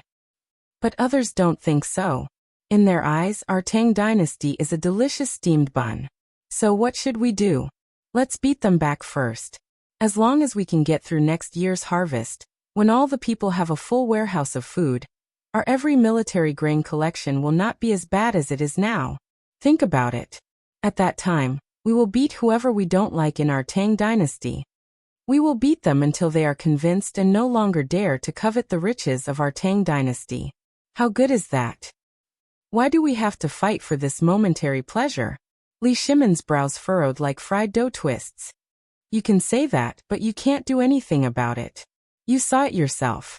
We're not hitting others. We're protecting ourselves now. Do you mean that the bomb you mentioned is fake? Chapter 1355. At this time, Li Shimon's heart was also somewhat in a mess. He did not know which part of what Zhang Feng said was true and which was false. He was not sure what the purpose of the bomb was. But just now, after he fiddled with the firecrackers, he was able to make such a big hole. He really did not expect that the most inconspicuous thing could be so powerful. He did not expect it either. He had been looking forward to it for a long time, but this kid still did not seem to want to make it. What was he hesitating for? Fengzi, is there something you are worried about? Or rather, what are you hesitating for? You can tell me. If I can help you solve it, I will not hesitate. Zhang Feng was indeed hesitating. After all, once this thing was made, what did it mean? It meant that the era of cold weapons was coming to an end. As long as one was an alchemist, one would be able to figure out the principle of this bomb after some time. He did not doubt the wisdom of the ancients. After all, how could the people who invented the 4 great inventions be stupid? Besides, this thing had been made for hundreds of years. He was just changing the style. Anyone could study it thoroughly. And this time, it was used in Qiuzi because of an emergency. He had no choice. If there was really a way, Zhang Feng really wouldn't have brought this thing out. After all, once this thing was brought out, even more people would die in the war. This was not what he wanted to see. As for the objection of the old scholar and the others, it was also because of this reason. Zhang Feng did not answer Li Shimon's question. Instead, he looked at Ma Zhou and the others and asked, Ma Zhou, you have followed me for so long. I want to ask you, what do you think is the most important thing in a war? What was the most important thing? This time, Ma Zhou and the others fell silent. They had also studied Zhang Feng's military books, written knowledge of the confrontation between 2 armies, and sand table drills. During this period, they had been studying mathematics, poetry, and songs from early in the morning. They analyzed their meaning and studied the book of songs and so on. At night, Zhang Feng would teach them some more profound things such as physics and military science. At this time, after hearing Zhang Feng's question, Ma Zhou thought for a moment and bowed. Teacher, I think that in a war, the most important thing is the people. This answer made even Yu Qigong, Cheng Yaojin, and Niu Jindao frown slightly. But Li Shimon waved his hand and said, Continue. A military confrontation, or a war between 2 sides, excluding all other factors, combined with what teacher is saying now, I think that the people are the most important thing. Take this bomb as an example. If it's used in the right hands to protect the country, then it's righteous. If it's used in an invasion, then it's unrighteous. These are all things that determine a person, a general, and an emperor's definition of this war. That is why I think that the people are the most important thing. Before he finished, Niu Jinda and the other 2 asked, Then if we look at the current situation of the Tang dynasty and the surrounding situation, what do you think in this war, If our people not only defeated the Turks but also directly attacked their grassland, how do you think this is defined? This. Ma Zhou's expression froze. He did not know what to say. Zhang Feng also looked at Hao Chujun and the others thoughtfully. You guys also say something. Boldly say that this is not a test. This is just a chat. Seeing this, Hao Chujun and the others, as well as Cheng Chimo and the others, began to speak freely. Li Shimin, Niu Jinda, Yuqigong, and the others were dumbfounded at this time. For this kind of military war, they had always resisted soldiers with arms and water with an earthweir. If you attacked Lao Tzu would destroy you. But why would they think so much? But at this time, what was this group of little guys talking about? Although they had doubts in their hearts, these little guys' words did make some sense. Even Yu Shernan and the others could not help but stroke their beards and praise at this time. Zhang Feng saw this and nodded. After everyone quieted down, he looked at Li Shimin and said, Lao Li boy, do you understand why I don't want to get this thing out? This thing is actually a catalyst for ambition. If you have it, even if you defeat the enemy at this time, the enemy will come again. In addition, you have seen the principle of this thing. In fact, it is not complicated. If someone wants to make it, not to mention other things, just now you can make it out. What's more, alchemists are not only in the Tang dynasty. In other words, once we get this thing out today, in order to avoid future troubles, the emperor and the 4 gods of war of the Tang dynasty will continue to fight. This is ambition. If we don't fight, the enemy will inevitably learn this thing. Once they learn it, it will inevitably cause more serious damage to the Tang dynasty. The embryonic stage of the flourishing age that we are maintaining now, I'm afraid. At this point, Zhang Feng sighed and said, It's not that I don't want to, but I can't bear to. As long as you can persuade Lord Zhongsun and the emperor, at least until the grain is harvested, you only need to intimidate them temporarily. Then I have nothing to say. I will certainly give you the manufacturing method in the shortest time. I won't touch this thing. If you want to make it, you do it. Or you can give it to the emperor or something. You can make the decision. How about it? As for Ma Zhou, the development of this thing depends on you. Chapter 1356. Zhang Feng was not a bad person, but he was not a good person either. He just didn't want everything he cared about to go up in flames. He just wanted to live a peaceful life. But now, if the matter of Qiuzi was not dealt with, at least hundreds of thousands of people of the Tang dynasty would die, and the consequence would be the opening of the west gate of the Tang dynasty. At that time, not to mention living a peaceful life, even surviving would be a problem. Therefore, from the beginning of the matter, Zhang Feng did not plan whether this thing could be made or not. Instead, he directly threw it to Li Shimin. Don't you want this thing? In his opinion, this wasn't a source of income. Instead, it was a huge burden.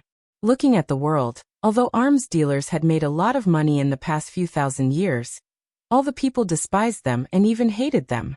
However, sometimes they also respected such people. However, Zhang Feng would rather not have such an honor. To put it bluntly, Zhang Feng was actually an ordinary person. He just wanted to live a peaceful life. Today he accidentally made this thing. He really did not want to make this thing so early. But because of the long-term war between the Tang dynasty and the Turks, and the current situation, he had to do it.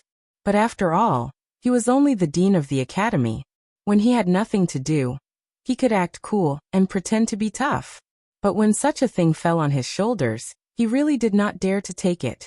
The most important point was, back then, when the plan to deal with the Turks and Tibetans had been set in stone, all of this had already been decided.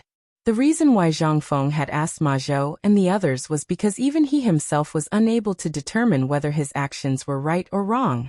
At this time, Zhang Feng's answer was undoubtedly the most convincing to Yu Shernan and the others. Then Yu Shernan and the others asked Li Shimin to go down the mountain with the excuse that they had something important to discuss with Zhang Feng. In fact, they were afraid that Li Shimin was urging Zhang Feng. And Li Shimin did not care. After all, this matter was too big. He had to go back and have a good discussion. Otherwise, if this thing was leaked, it would be more serious and fatal than anything else. Of course, Zhang Feng would not object to this matter.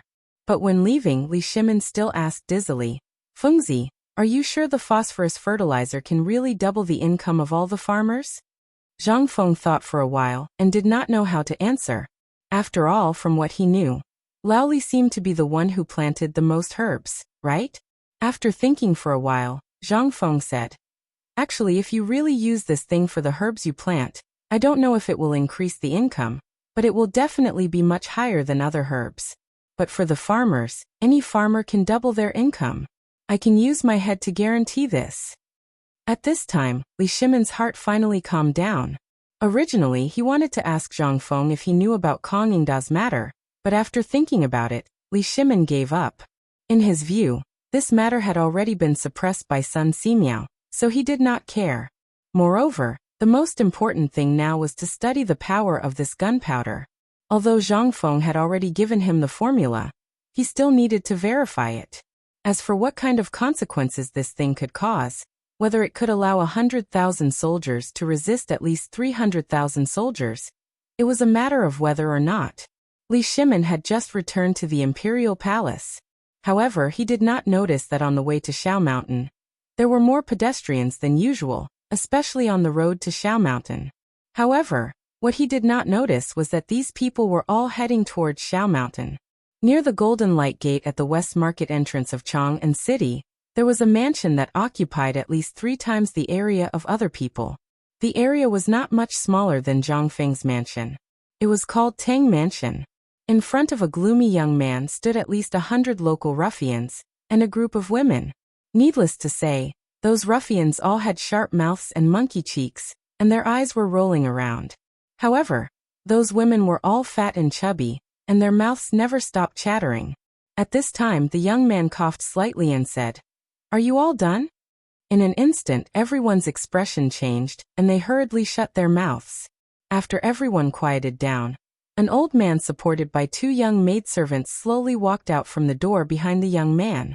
The old man coughed and said, "Everyone, you all saw it. The dean of White Deer College used some unknown method to actually use that poisonous thing on the grain. I don't even know what method he used, but he actually made Dr. Sun side with him. What is this? He wants to wipe out the common people in one fell swoop. Look at Tong Huifang.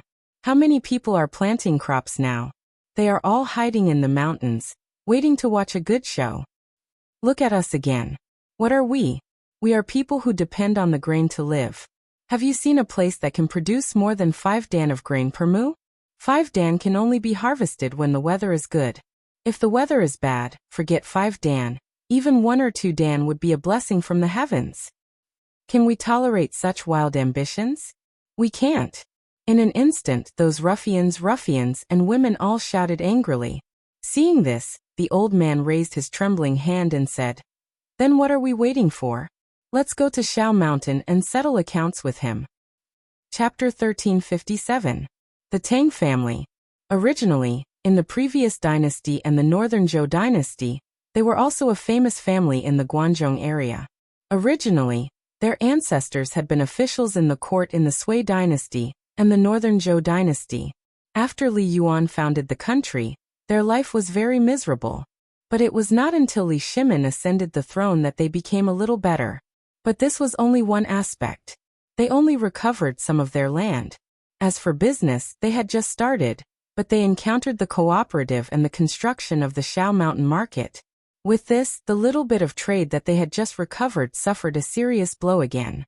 Originally, they could still rely on the paper mill to support them.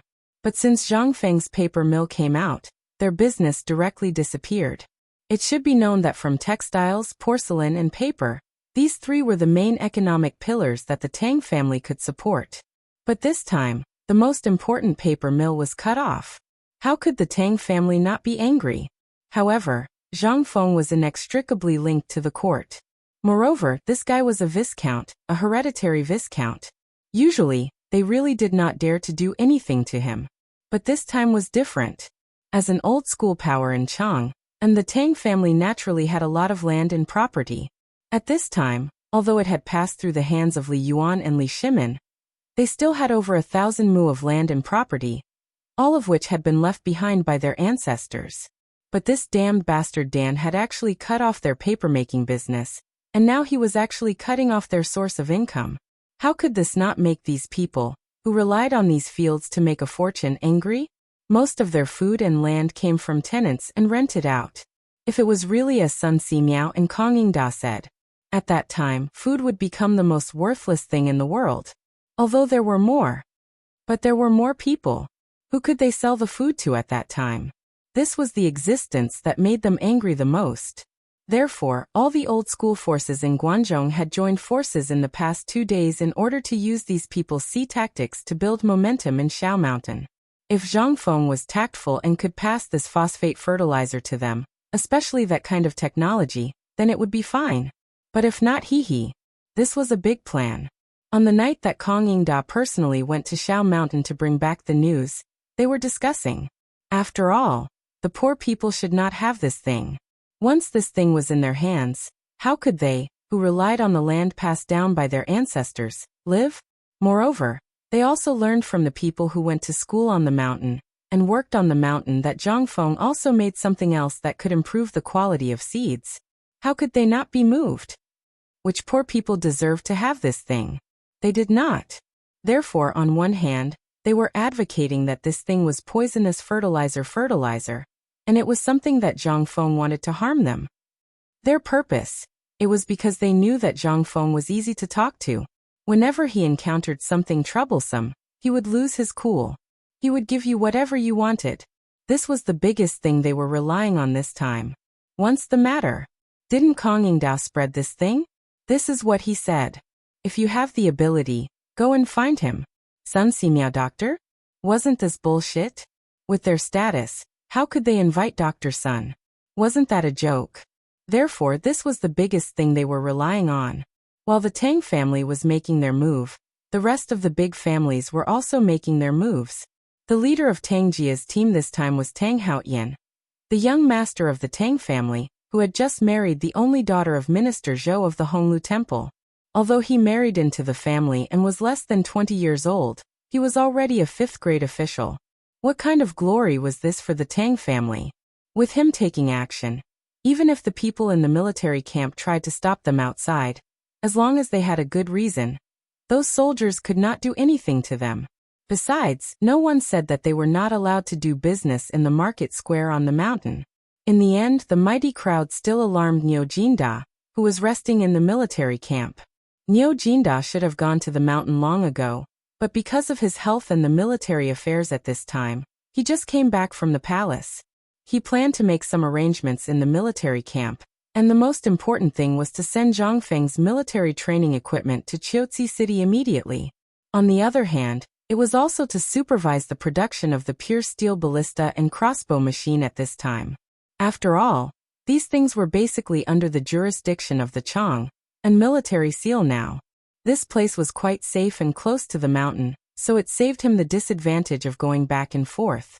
In addition, this was the only way to get to Shao Mountain, so he could not make any military movements during this period of time. After all, he had just received a secret letter from the emperor that some big families in the Guangzhou seemed to be a little dishonest. But at this time, a loud and urgent voice rang out from outside the tent. Report. Niu Jinda did not take it seriously. He changed his robe and calmly asked the person to come in. What's the matter? General, just now the guard stationed in Mount Shao said that the people of the Honglu Temple are taking a large number of people up the mountain. The Honglu Temple? Niu Jinda was stunned. What are they doing here? I'm not sure, but it seems that an important envoy from the palace is coming recently, so the Honglu Temple sent people up the mountain to buy some things. Niu Jinda heard this and said angrily, Do you need to report such a small matter? Hearing this, the soldier gave a new military salute and said, General, they brought at least a few hundred people. We can't stop them, so we let them in. That's why we came to report. What did you say? How many people? At this time, Niu Jinda also realized that something was wrong. Seeing this, the soldier trembled and said in a trembling voice, About 300 to 500 people. Hearing this, Niu Jinda's face suddenly changed. Men, gather everyone in the tent and quickly surround the market square. Don't let anyone go. Chapter 1358.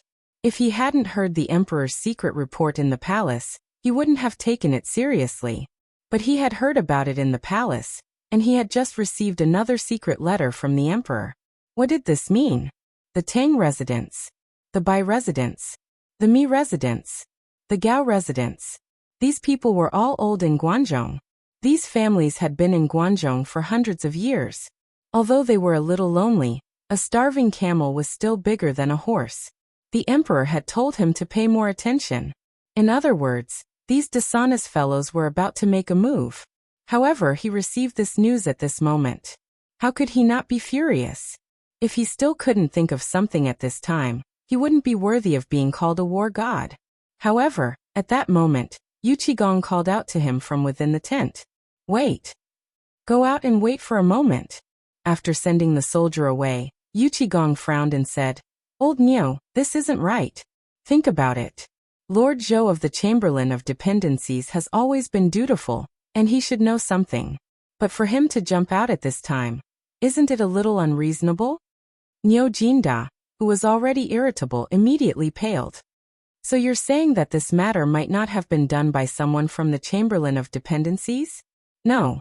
Yu Qigong muttered to himself, then called in the soldier again and asked, Let me ask you, what is the age and appearance of the leader? The soldier replied. In reply to the general, that person is only about 20 years old. That's right. Yu Qigong said. Old Niu, do you still remember the wedding of Lord Zhou of the Chamberlain of Dependencies a few days ago? Of course Niu Jinda knew this. Everyone in the court knew, and it had happened at this time. With this thought, Niu Jinda asked in surprise, Could it be that the leader is Lord Zhou's son-in-law? Very likely. Otherwise, he wouldn't have been able to get his hands on a document from the Chamberlain of Dependencies. Furthermore, there are only 2 or 3 people over the age of 20 in the Chamberlain of Dependencies. Only someone very close to Lord Zhou would be able to get his hands on a document.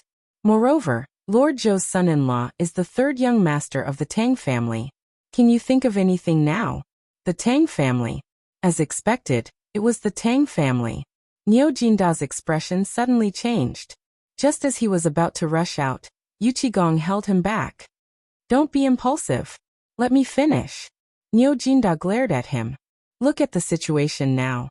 If we continue talking, there will definitely be chaos at the foot of the mountain.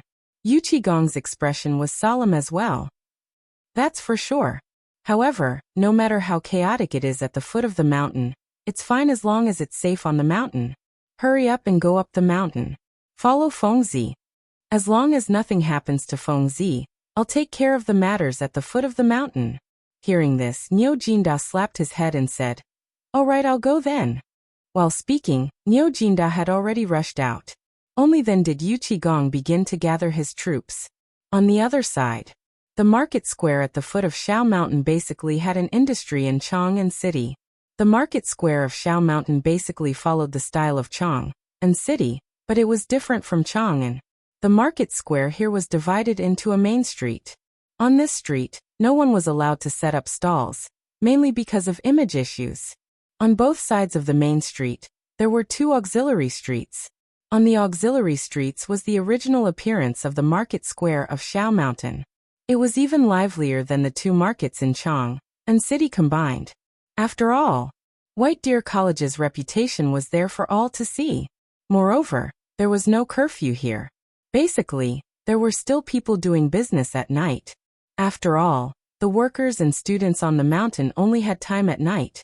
Today everyone was doing business as usual. However, at this moment, hundreds of people suddenly rushed in from outside. For the market square of Shao Mountain, this was nothing unusual. The only unusual thing was that after these people rushed into the market square, they instantly disappeared without a trace like fish in the sea. After that, the whole market square was suddenly filled with very bad rumors and slanders. Let me tell you, there's something going on the mountain right now. Do you know?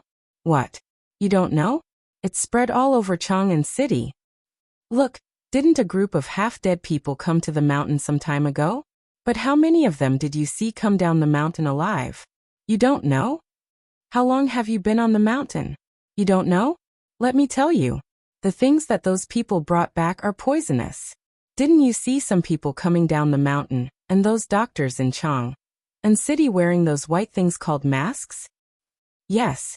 Now you remember, right? Let me tell you. Hurry up and run.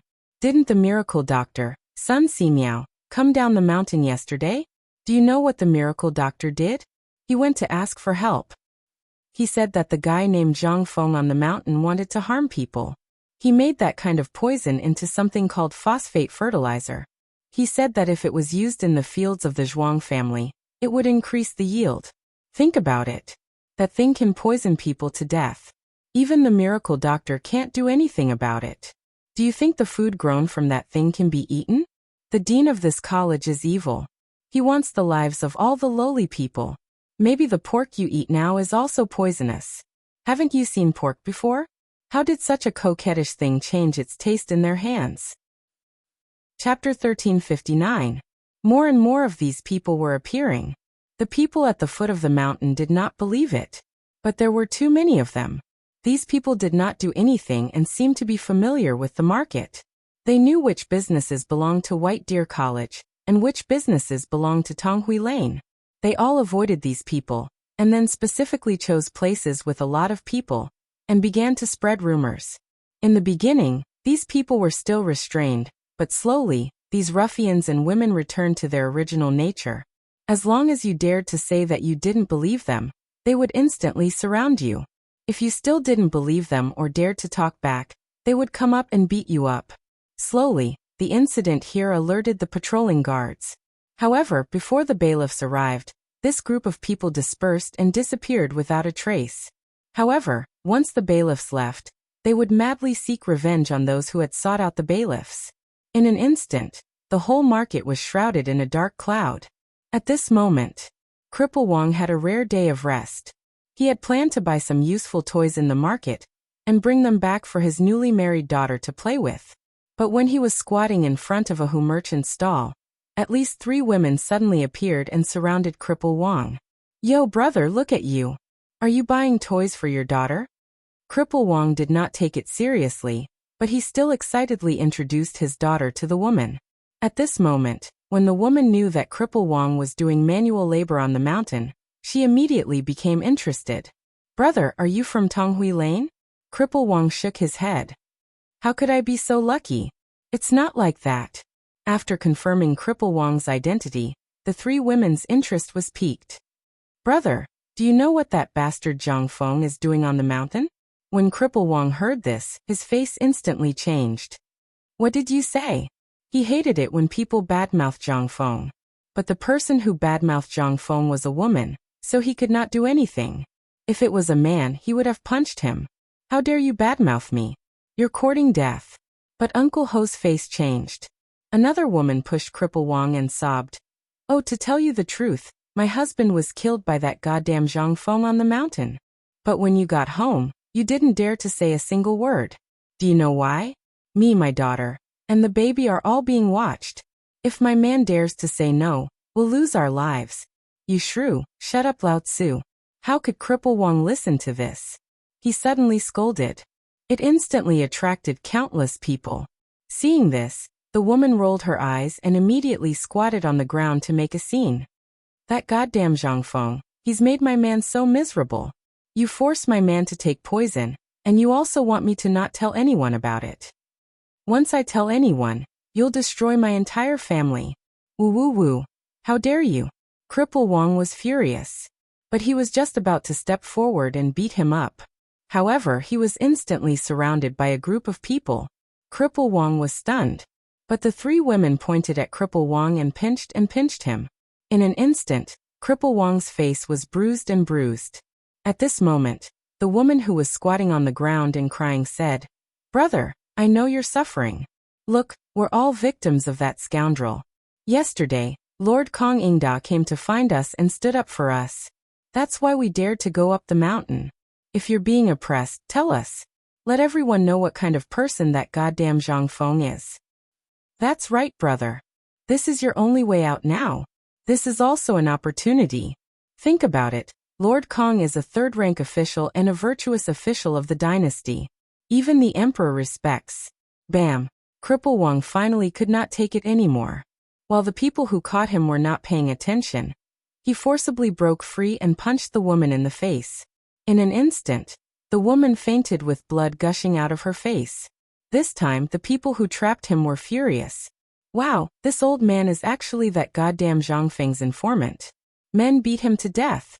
At this moment, those merchants, barbarian merchants, and those who were buying were all dumbfounded. No one knew if this was true or not. But they knew that these people seemed to be from an organization, and it was not an ordinary organization. In addition, they were talking about Kang Yingda just now. Could it be that all of this was his idea? This time, those who were afraid were terrified, and those who were not were beaten up. The entire market was in chaos at this moment. After all, Cripple Wang came from a military background. How could these hooligans be compared to him? Although his legs were indeed crippled, he still had some tricks up his sleeves. Although this group of people was very fierce, they did not dare to kill. This allowed Cripple Wang to seize the opportunity to escape from the battle. He fought and retreated as he wanted to inform the guards at the mountain gate. At this moment, from the window of the second floor of a hotel, the voice of the youth surnamed Tang came. Catch him and kill him. Are you all stupid pigs? He's going to inform the guards. Chapter 1360. This time, those hooligans and shrews were anxious. What would happen if he really went to look for them? One had to know that the guards at the entrance of the mountain weren't ordinary people. Although they were some stinky soldiers, they were still people who had seen blood. They could really kill someone. Moreover, trespassing into the academy was definitely a serious crime. Even if they were killed, they would die in vain. Before they came, they had all been strictly informed of the situation. Their task was to spread rumors in the market, and when the rumors were spread, they would send people to distract the guards and finally go up the mountain. This was all planned in advance. Once the people in the market were mobilized, what could they do?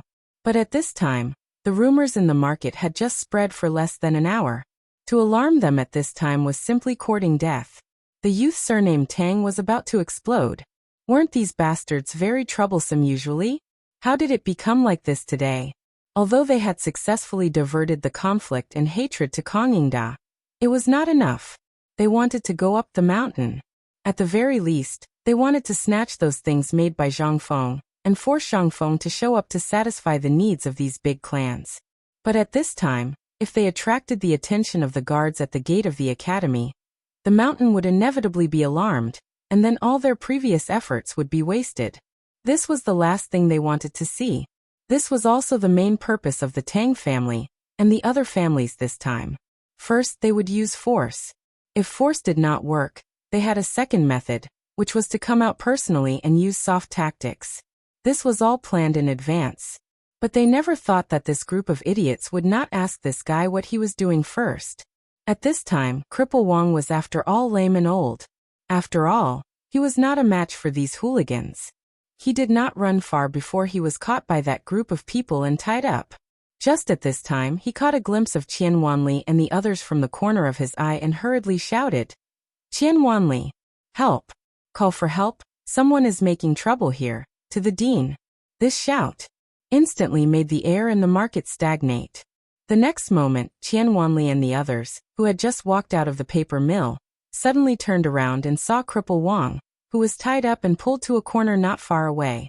In an instant, Qian Wanli turned pale with fright, and those hooligans did not expect to meet them at this critical moment.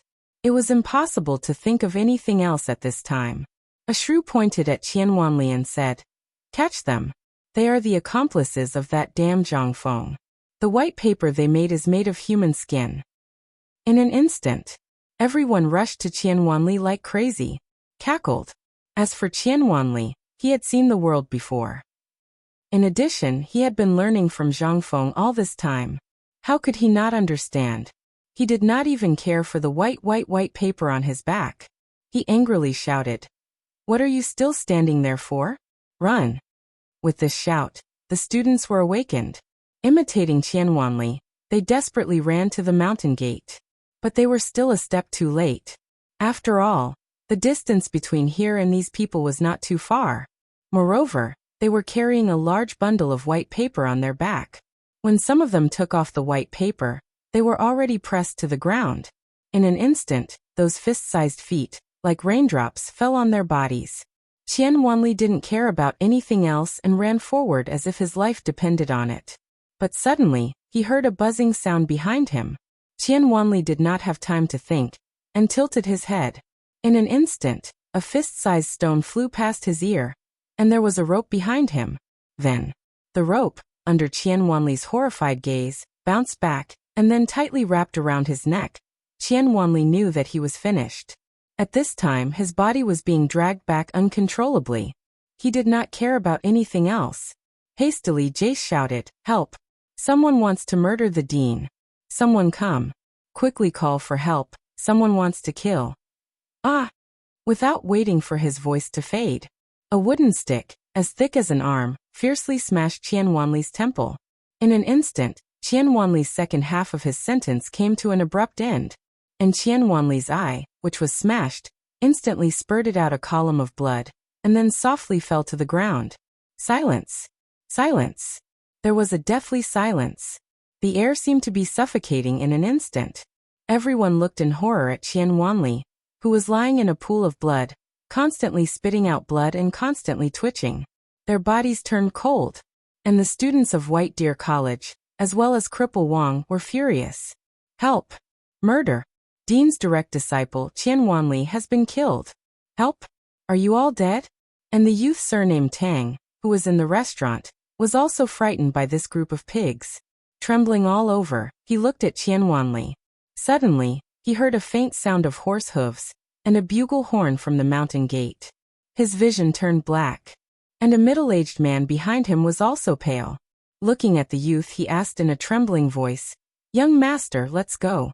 The Chang and military camp has been mobilized. If we don't leave now, it will be too late." "Okay, go quickly." Chapter 1361. The entire Shaoshan market was no longer as prosperous and peaceful as it used to be. Instead, it was filled with panic. At this time, everyone understood that someone might be stirring up trouble. Before, it was just intimidation and beating. That was fine, but now someone had died. No matter what the reason was, they would not let it go. And at the moment when the youth surnamed Tang left, those street thugs, hooligans, and those long-mouthed women all panicked. As these people tried to shift the blame to each other, they hurriedly wanted to escape away. However, right at this moment, the chaos finally attracted Old He and the old village head who had just come out of the food factory. The old village head was responsible for the order of this Shao Mountain market. How could he stay calm after hearing such a chaos? But when they arrived, they saw Qian Wanli lying motionless in a pool of blood, and the group of students who had been beaten unconscious, and Cripple Wang. Their faces instantly changed. Who did this? The old village chief was angry. He pointed at the people on the ground. And those people who were looking for trouble, seeing that things were serious, did not dare to look at the old village chief. They all pushed the blame and pretended not to know. Even more, they took the opportunity to get close to the old village chief, and the old village chief. A woman who looked relatively kind laughed, avoiding the important and dwelling on the trivial.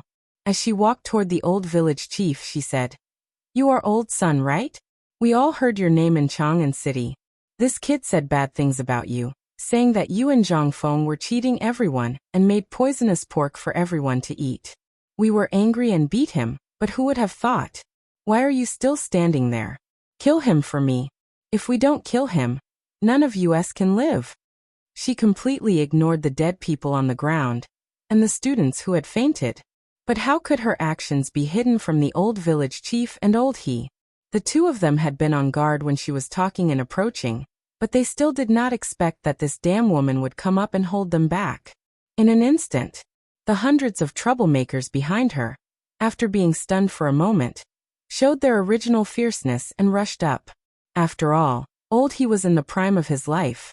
When he became an adult, he had to do hard work. He was not someone a woman could hold. In addition, Qian Wanli and the others acted recklessly, and this woman did not care at all. How could they not be suspicious? At this moment, the woman put her hand on Old He's shoulder. Old He viciously smashed the woman's elbow. Taking advantage of the pain, he also viciously punched the hand that was grabbing onto the old scholar's lapel. In an instant, a crisp cracking sound was heard, and the woman screamed miserably. Ah, God damn it, my hand. Murder. Someone come quickly. D***minute. The people from White Deer College are killing people. In the time it took for him to shout, he pulled the old scholar and ran towards the mountain gate. The woman's voice was loud enough to begin with. When she shouted, the people chasing after her couldn't help but feel fear in their hearts. They no longer had any thoughts of chasing after her.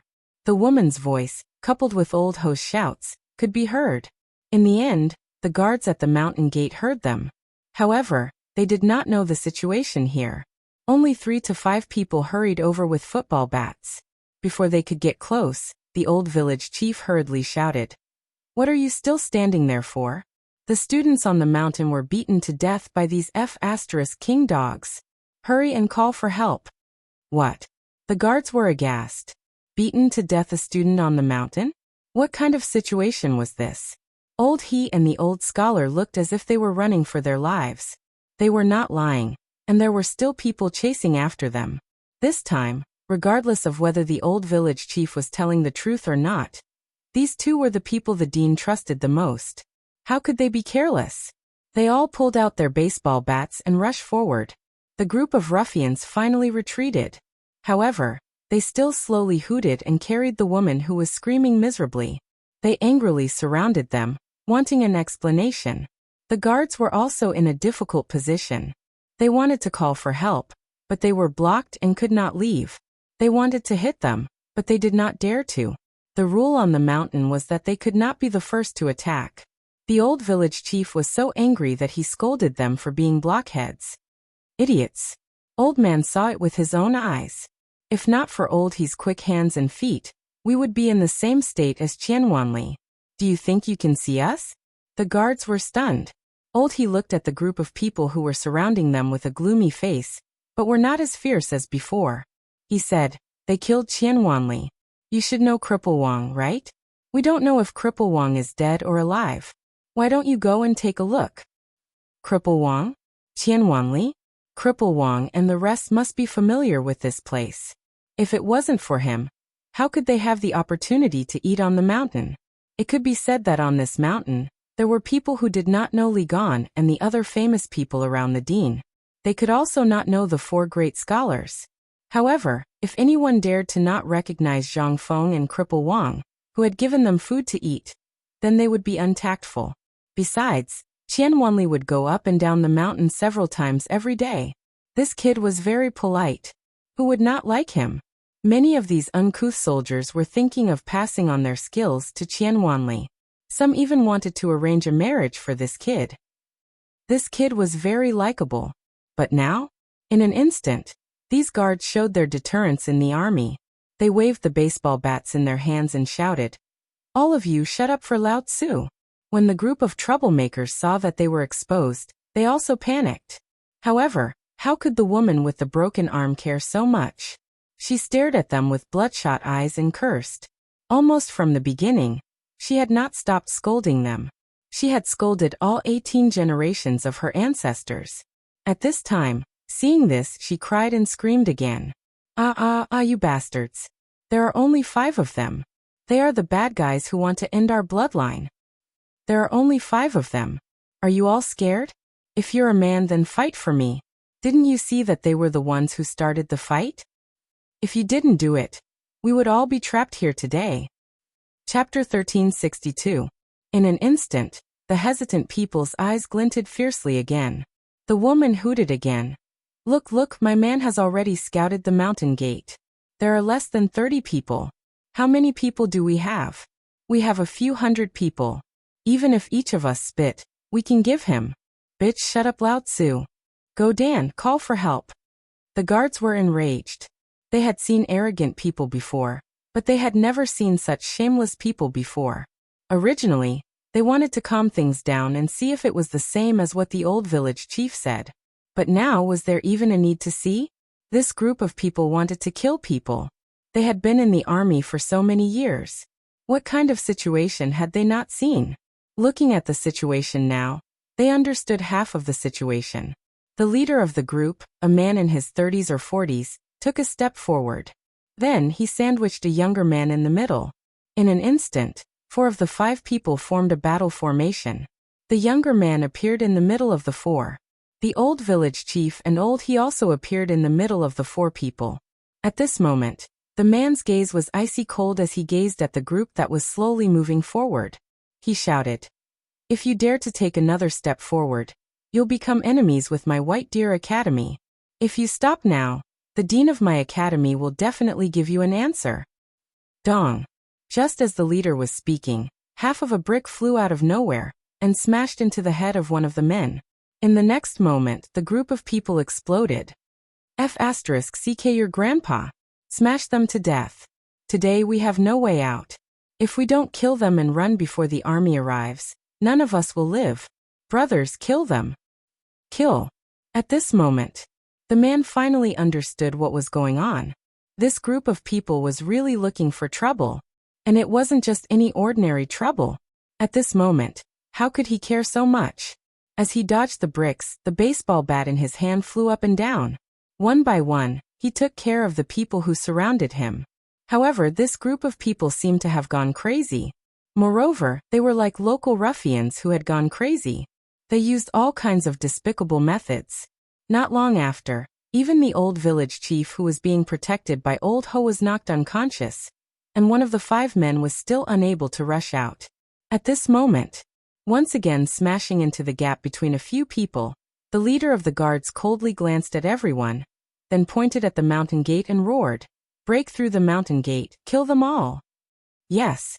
At this moment, everyone had once again returned to the state they were in when they were fighting the enemy in the army. Although they had been warned not to attack ordinary people, especially the people of the Tang dynasty, at this time, these people were no longer human. They wanted to deal with the academy. Furthermore, each and every one of them had used lethal attacks. Even though they had been through hundreds of battles, there were still many wounds on their bodies. There were even 2 people whose arms were limp. The group of hooligans were also terrified. However, the more terrified they were, the more they wanted to live. And the only way to survive was to stop these people from leaking information and create an opportunity for them to escape. Fellow villagers, look, this is the so-called White Deer College. Do you see their true colors? How is this an academy? This is simply a military training ground. How can an academy have such fierce bandits? Don't just watch. Let's subdue them and go up the mountain to personally ask that damned bastard Zhang Feng what he wants. Also, you should have heard of what that bastard is tinkering with on the mountain. It's a poison that allows us to produce thousands of caddies of grain per moo. Don't you want to go and see? At this moment, seeing that they could not take down the mountain after a long time, and that there were large numbers of casualties, these people were terrified. They all shouted and called for help in front of the surrounding Hu merchants. However, the more they shouted, the fewer people there were. Many people even saw Qian Wanli abandoned on the ground. After confirming whether Qian Wanli was dead or alive, they hurriedly rushed to the mountain gate. This time, these people were even more terrified. They attacked those who wanted to go up the mountain, even more crazily and chaotically. In an instant, the entire market that belonged to the Hu merchants was in chaos. The commotion here, coupled with the fact that these 5 people had been here for a long time, finally alarmed the guards at the gate. While standing guard at the entrance of the mountain, they also sent out 20 people to head over to this place. Woo. The guards at the mountain gate all sounded the bugle horn. The melodious and hurried sound of the bugle horn instantly made the people surrounding the 5 guards tremble. They were done for. This was not good. Everyone temporarily stopped their attacks and anxiously searched for that youth surnamed Tang, but he was nowhere to be seen. This time they finally panicked. They all threw away the weapons in their hands and pretended to be panicking passers-by as they fled. However, at this moment, the rumbling of horse hooves and the sound of armor clashing against each other caused everyone's faces to turn ashen. Under their terrified gazes, Yuqigong's men were here. To be more precise, it was Yuqigong's #1 general, Jia Eru. Jia Eru rode his purplish-red horse and swept his blood-dripping halberd across the crowd. His eyes were cold as he angrily shouted, "Everyone kneel where you are. After 3 breaths, everyone who is still standing will be killed without mercy." Chapter 1363. This time, The guards, Old He, and the others finally breathed a sigh of relief. Under Jia Eru's command, the group of archers behind him had already knocked their bows and looked coldly at the crowd. Old He and the others breathed a sigh of relief and squeezed through the crowd to Jia Eru's side. Jia Eru naturally recognized this group of guards. To be precise, the leader was once his immediate superior. When he saw Jia Eru, he hurriedly made the crowd part, and hurriedly got off his horse. He looked at the man and asked in horror, "Old Ma, what happened to you? What happened here?" The man named Old Ma spat out a mouthful of spit and scanned the crowd. "Don't ask, Lao Tzu.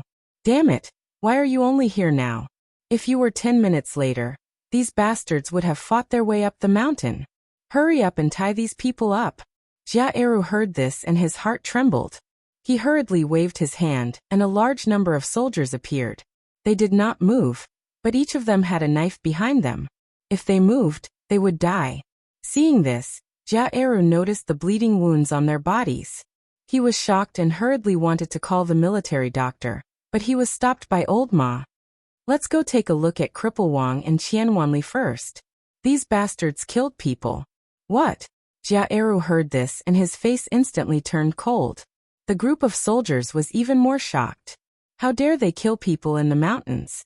Mother****, just how vicious and evil was he? Jia Eru did not have time to think, and hurriedly helped the crowd to Qian Wanli's side. After all, Qian Wanli's injuries were the most serious. But when the crowd saw Qian Wanli lying in a pool of blood with half his head smashed, they could not help but become even more furious. Old He was so angry that his whole body was trembling. "Damn it, he's still a child. How can you do this? Are your hearts made of stone?" Jia Eru did not have time to think and shouted angrily at the doctor. "What are you still doing here? Are you waiting for Lao Tzu to reward you? Go and take a look at them. Ck your mother." The military doctor could not wait any longer and hurried over to Cripple Wang and the others.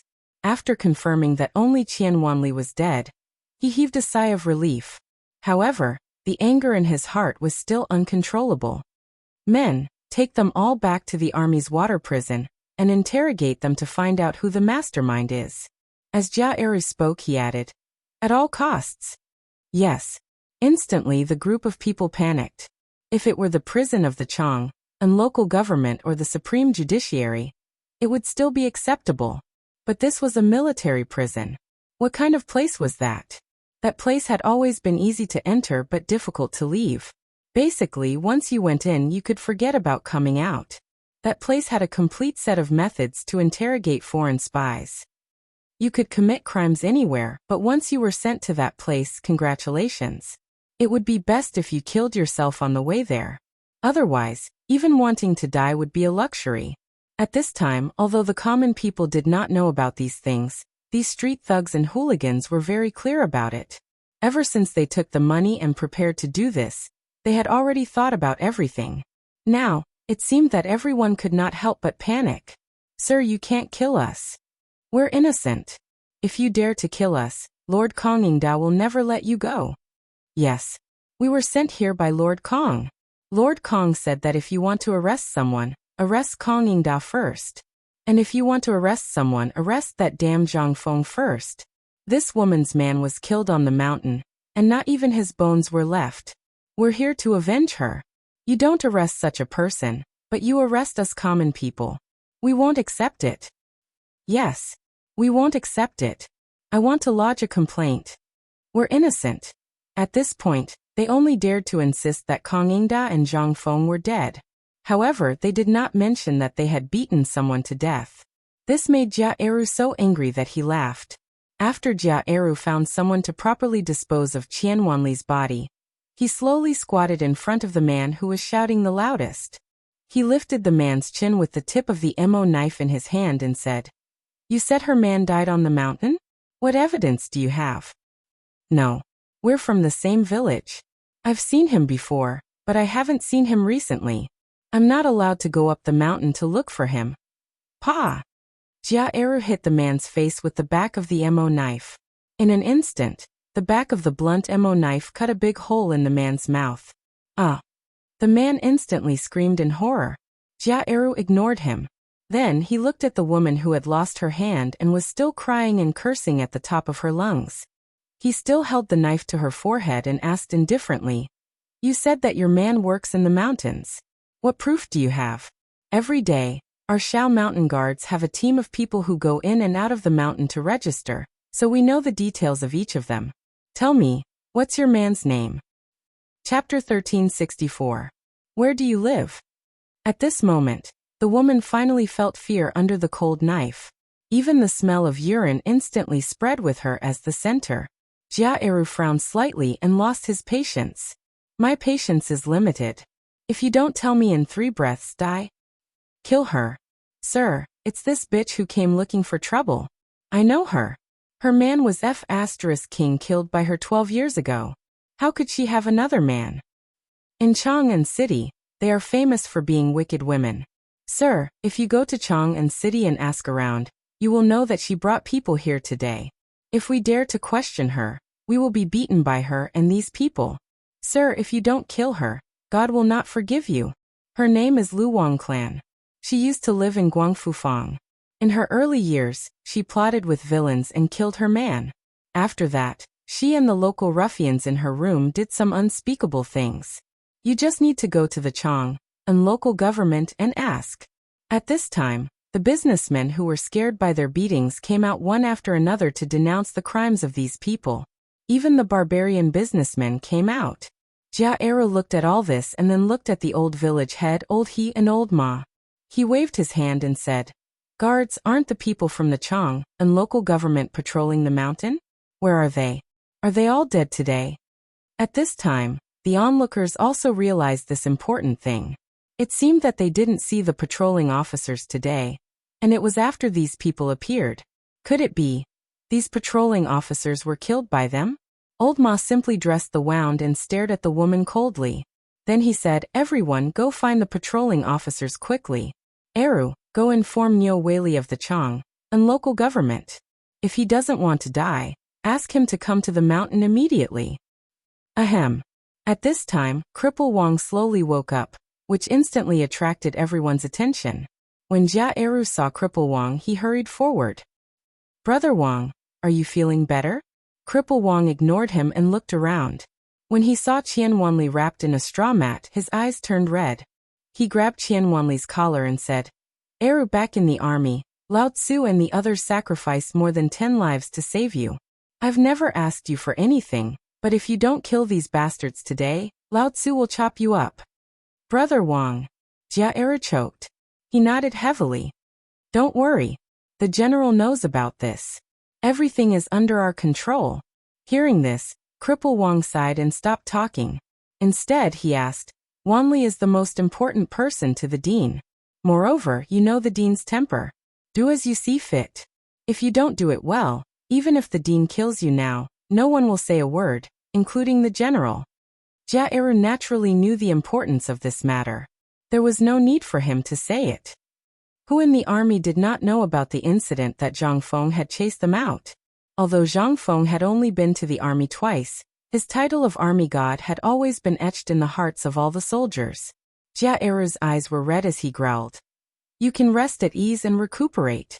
These bastards, if I don't pull out their tendons and skin them alive today, I won't believe in Jia." Found them.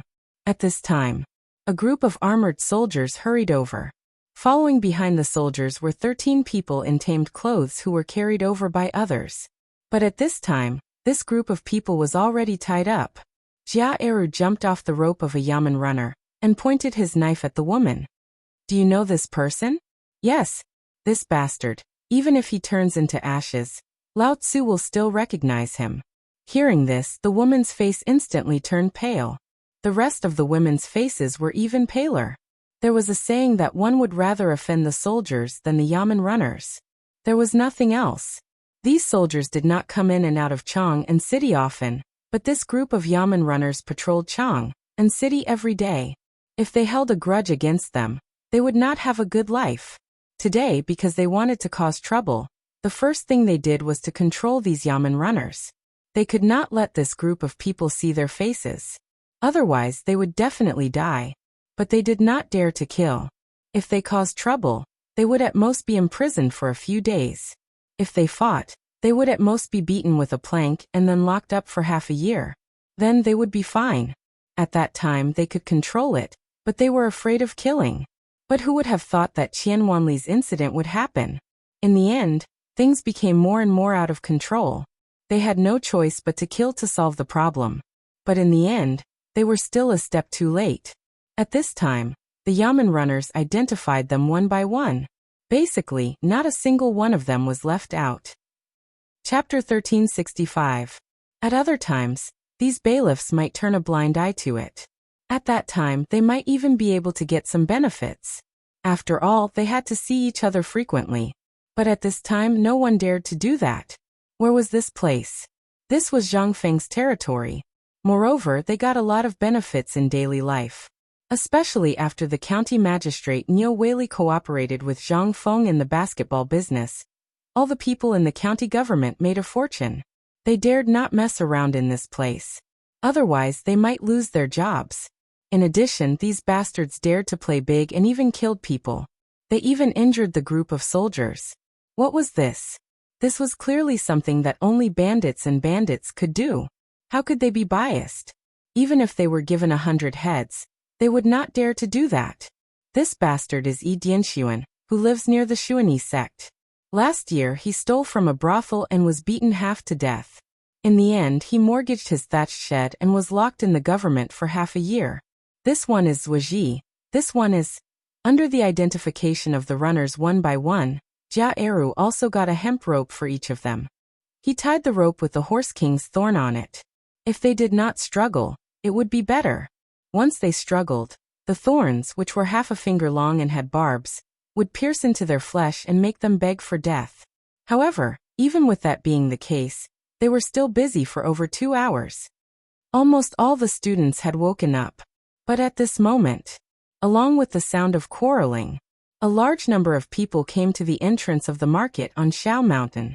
The leaders were the Tang family, the Mi family, and the others. What are you doing? Are you rebelling?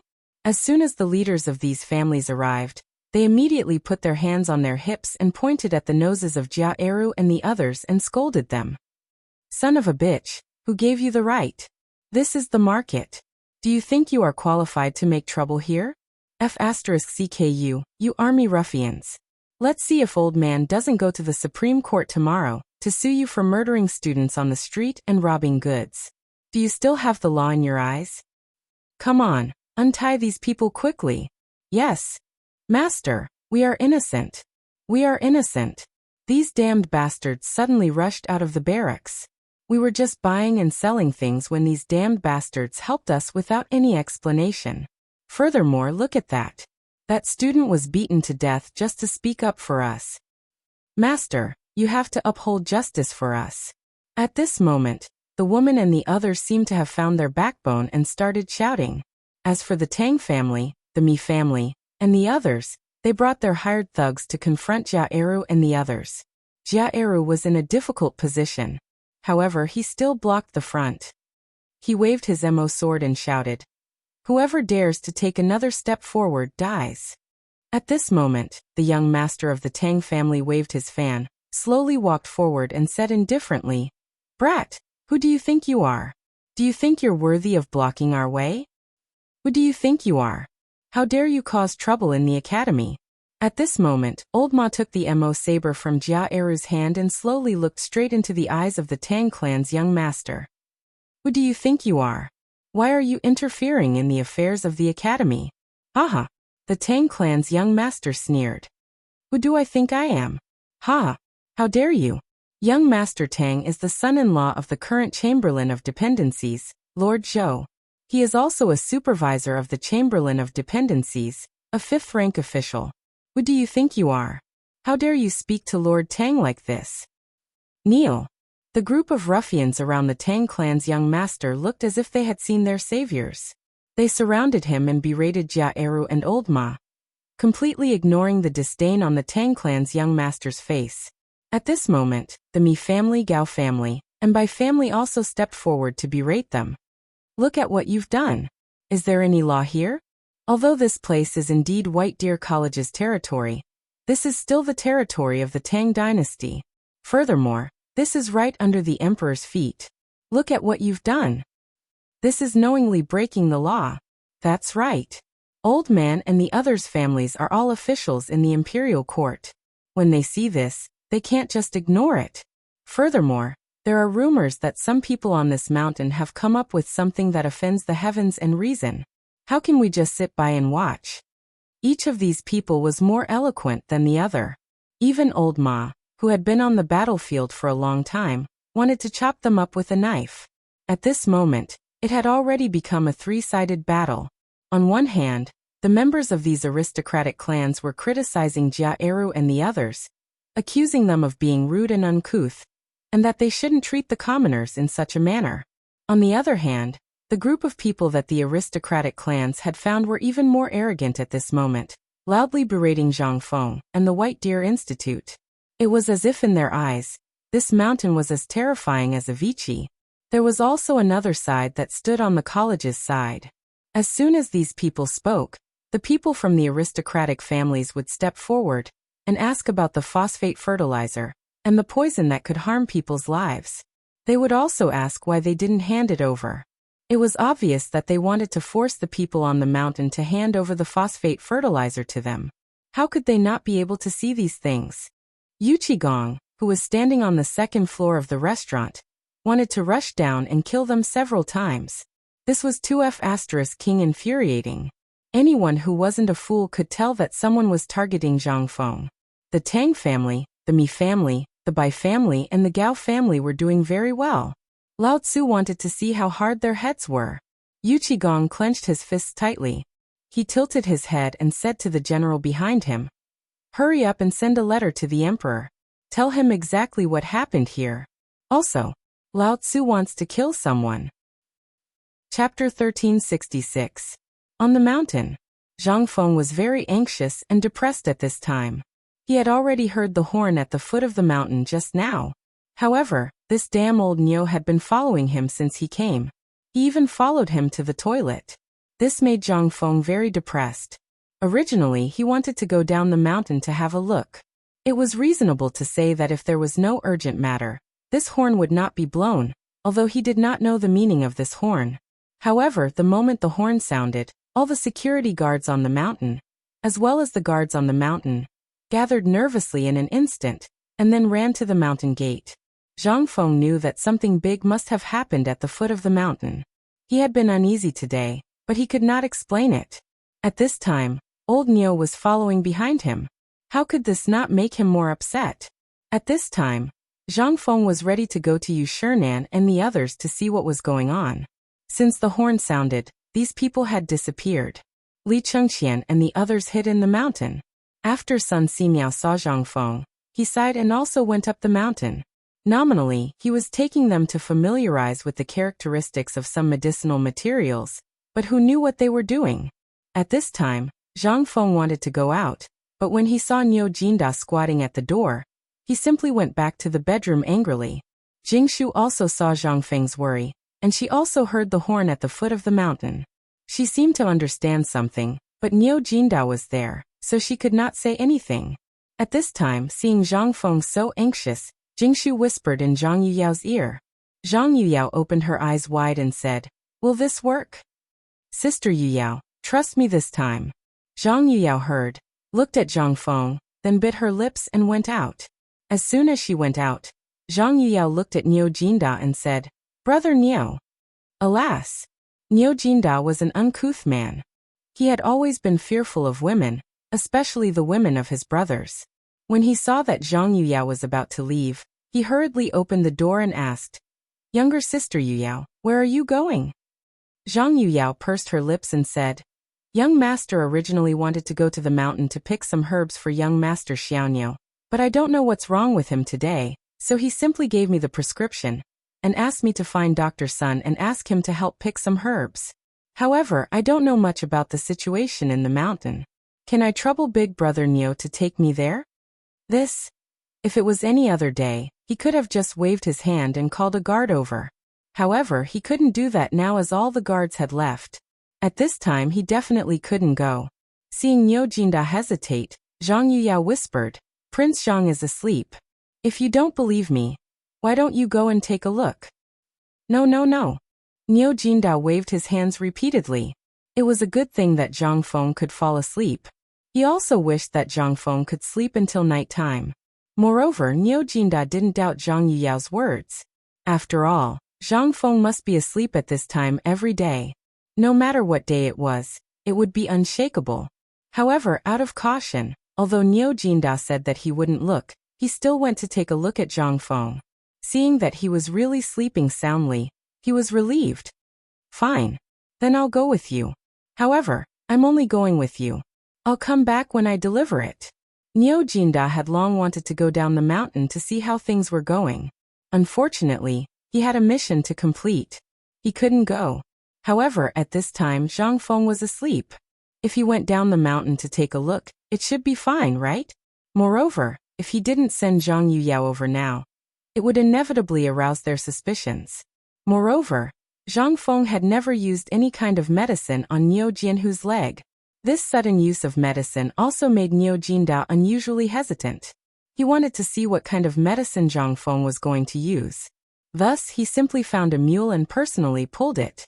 He hurried in the direction Sun Simiao and the others went.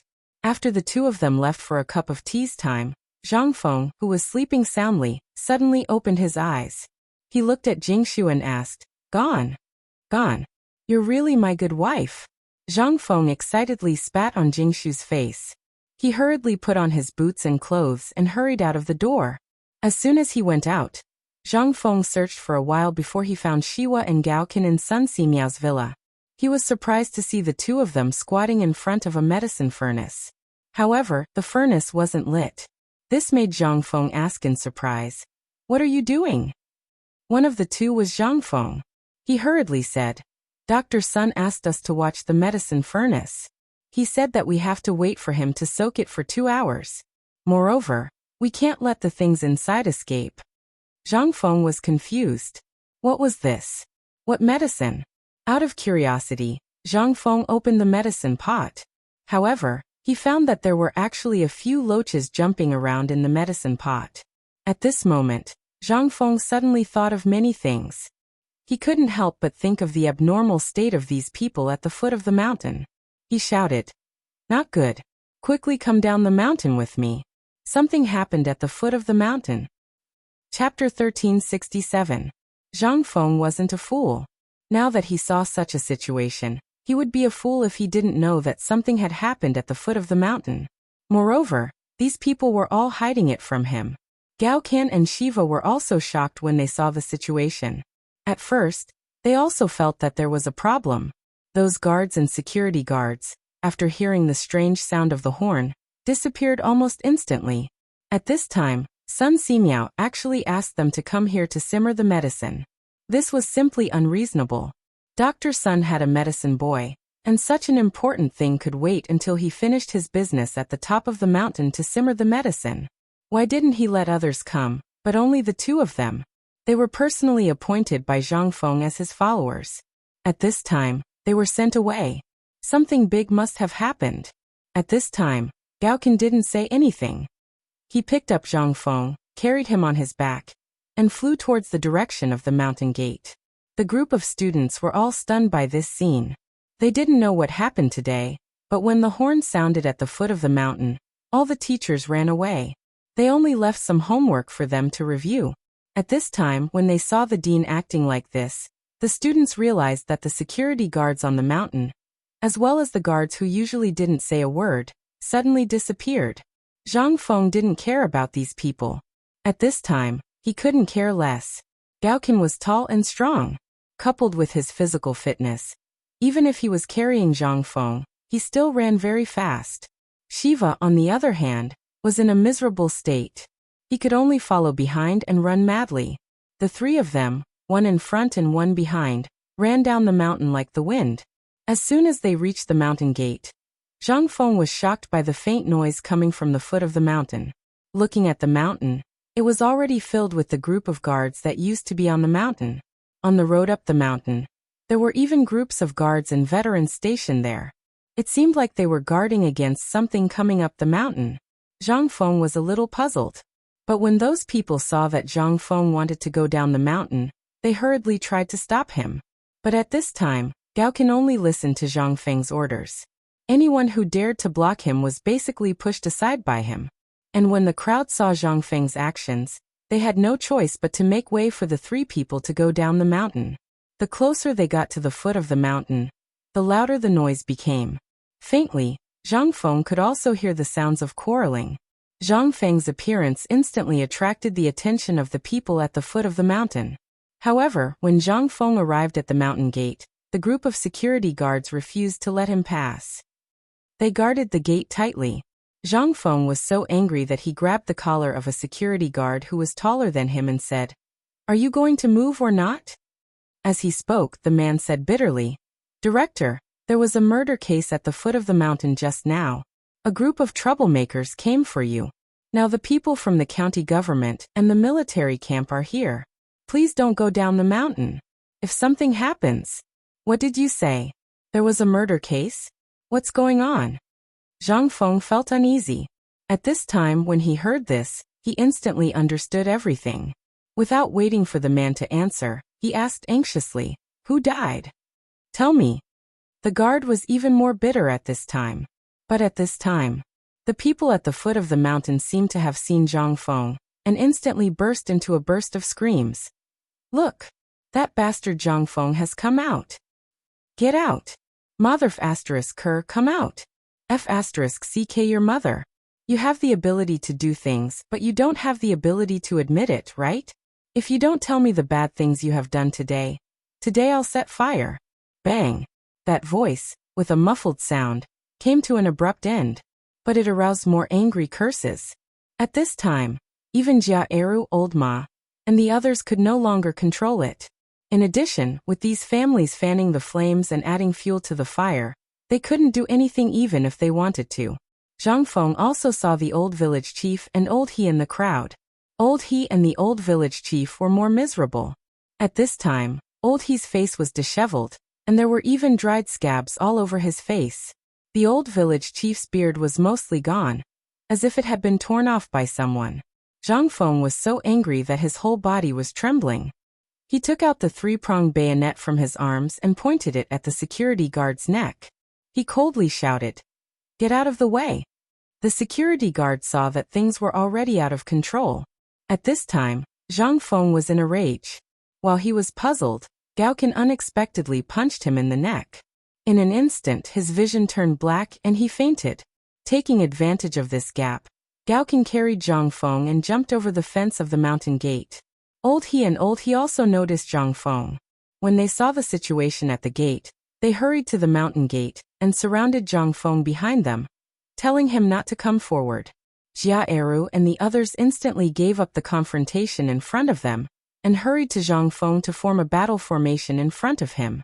At this time, the bows in their hands were already on the string again. Zhang Feng didn't care about these. Looking at Old He and the old village chief, he hurriedly asked, "What's going on? Who died?" It would be better if he didn't ask. Once he asked, the old village chief sobbed and pointed to the fork in the road to the paper mill. "Fengzi, this old man has let you down. I didn't take good care of Wanli." While speaking, the old village chief was ready to kneel down. Zhang Feng's face sank and hurriedly helped the old village chief up. His eyes instantly turned red and asked, "What happened to Wanli?" Wanli.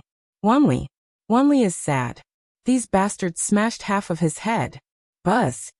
Chapter 1368. Zhang Feng felt like his head was about to explode. Qian Wanli is dead? How could this be? He had just seen Qian Wanli last night. How could this be? How did he die? Zhang Feng looked as if he wanted to eat someone. When the Tang family and the others saw this, they smiled and looked at Zhang Feng, wanting to see what he was going to do. If Zhang Feng killed someone in a fit of anger, that would be even better. The group of ruffians was waiting for Zhang Feng. Seeing Zhang Feng like this, they clamored even louder. The woman with the broken arm was like a pig being slaughtered.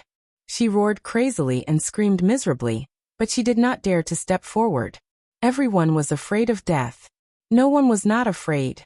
Although they had already taken enough money and food, Zhang Feng's reputation was still there. Although they did not know what the poisonous thing Zhang Feng had created was, their intuition told them that it would be something good. Otherwise, Sun Simiao would not have done that. But in the face of hunger and money, they still chose to come here and cause trouble. And the most important thing was, those big clans had all said that they would take responsibility for this matter with Kong Yingda. Moreover, even if someone died at this time, it would be a mistake. Could it be that Zhang Feng wanted to kill someone in front of everyone? Moreover, these people from the big clans had said that even if Zhang Feng were to come up with something that could produce 1,000 caddies per mu of land, they would be the first ones to get it. This was their reward. This was something that everyone in this era knew. Every time something good came out, the big clans would be the first to use it. The common people could only look at it. Who would really be on their side? Their life and death depended on the breath of these people. At this time, seeing that the main character had come out, it was time for them to show off.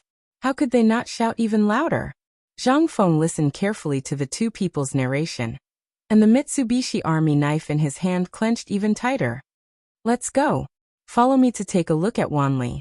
As they spoke, Zhang Feng and Gao Qin took a step forward. What could old Ma and Jia Eru say when they saw this? He had no choice but to be on guard while clearing the way. Zhang Feng, that brat was killed by you. If you hadn't made that poison, how could he have died?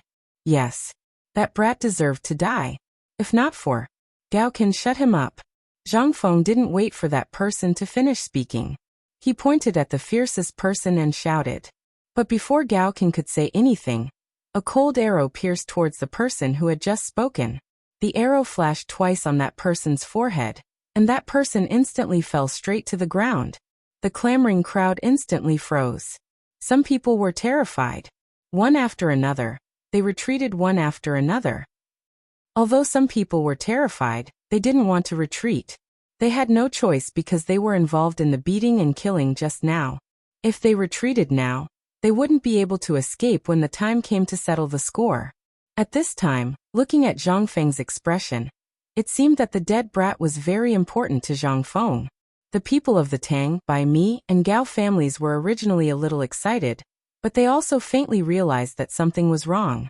Originally, they were looking forward to Zhang Feng taking action. That way, they would have something to use against Zhang Feng. But now, it seemed that things were a little out of control. At this time, their faces were a little uncertain. Zhang Feng didn't pay attention to these people. Instead, he directly squeezed through the crowd and came to the straw mat. At this time, the blood was still flowing. Zhang Feng lifted the straw mat with trembling hands. The next moment, when he saw Qian Wanli's eyes that were still open and his right eye exploded, he couldn't hold back the anger in his chest. Old Ma. Here. Zhang Feng took out the bloodjade hairpin that sealed Lang Ju Su, then took out a token to enter the imperial city, and handed it to Old Ma. Quickly go and find Niu Weili. Tell him to take this to the emperor, and tell him that Lao Tzu is going to start a massacre today. Old Ma was stunned. He didn't know the origin of this bloodjade.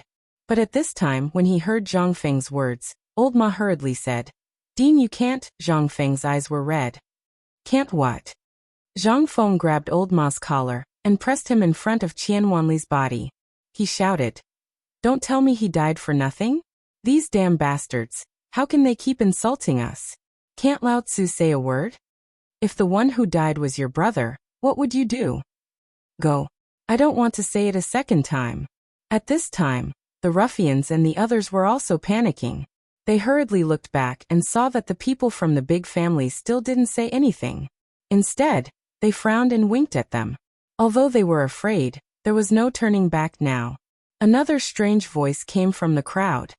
Oh, you want to kill someone? You're just a small viscount. Do you think you're worthy of the emperor's attention? Whoosh! The response was still an arrow. In an instant, the whole scene was silent. Only the person who was not completely dead was still struggling on the ground. Zhang Feng didn't want to talk nonsense anymore. He carried Qian Wanli and moved Qian Wanli's body to the statue at the entrance of the academy with old he and the others. He ordered, Guards, guard that place with your lives. Kill anyone who dares to touch his body. Chapter 1369. Zhang Feng, don't go too far. That kid was just a mistake. If you continue to kill like this, aren't you afraid of death? Kid, this is all a misunderstanding. You have to make things clear first. Search. Just as someone shouted out again, the sound of an arrow hitting the ground caused everyone's expression to change.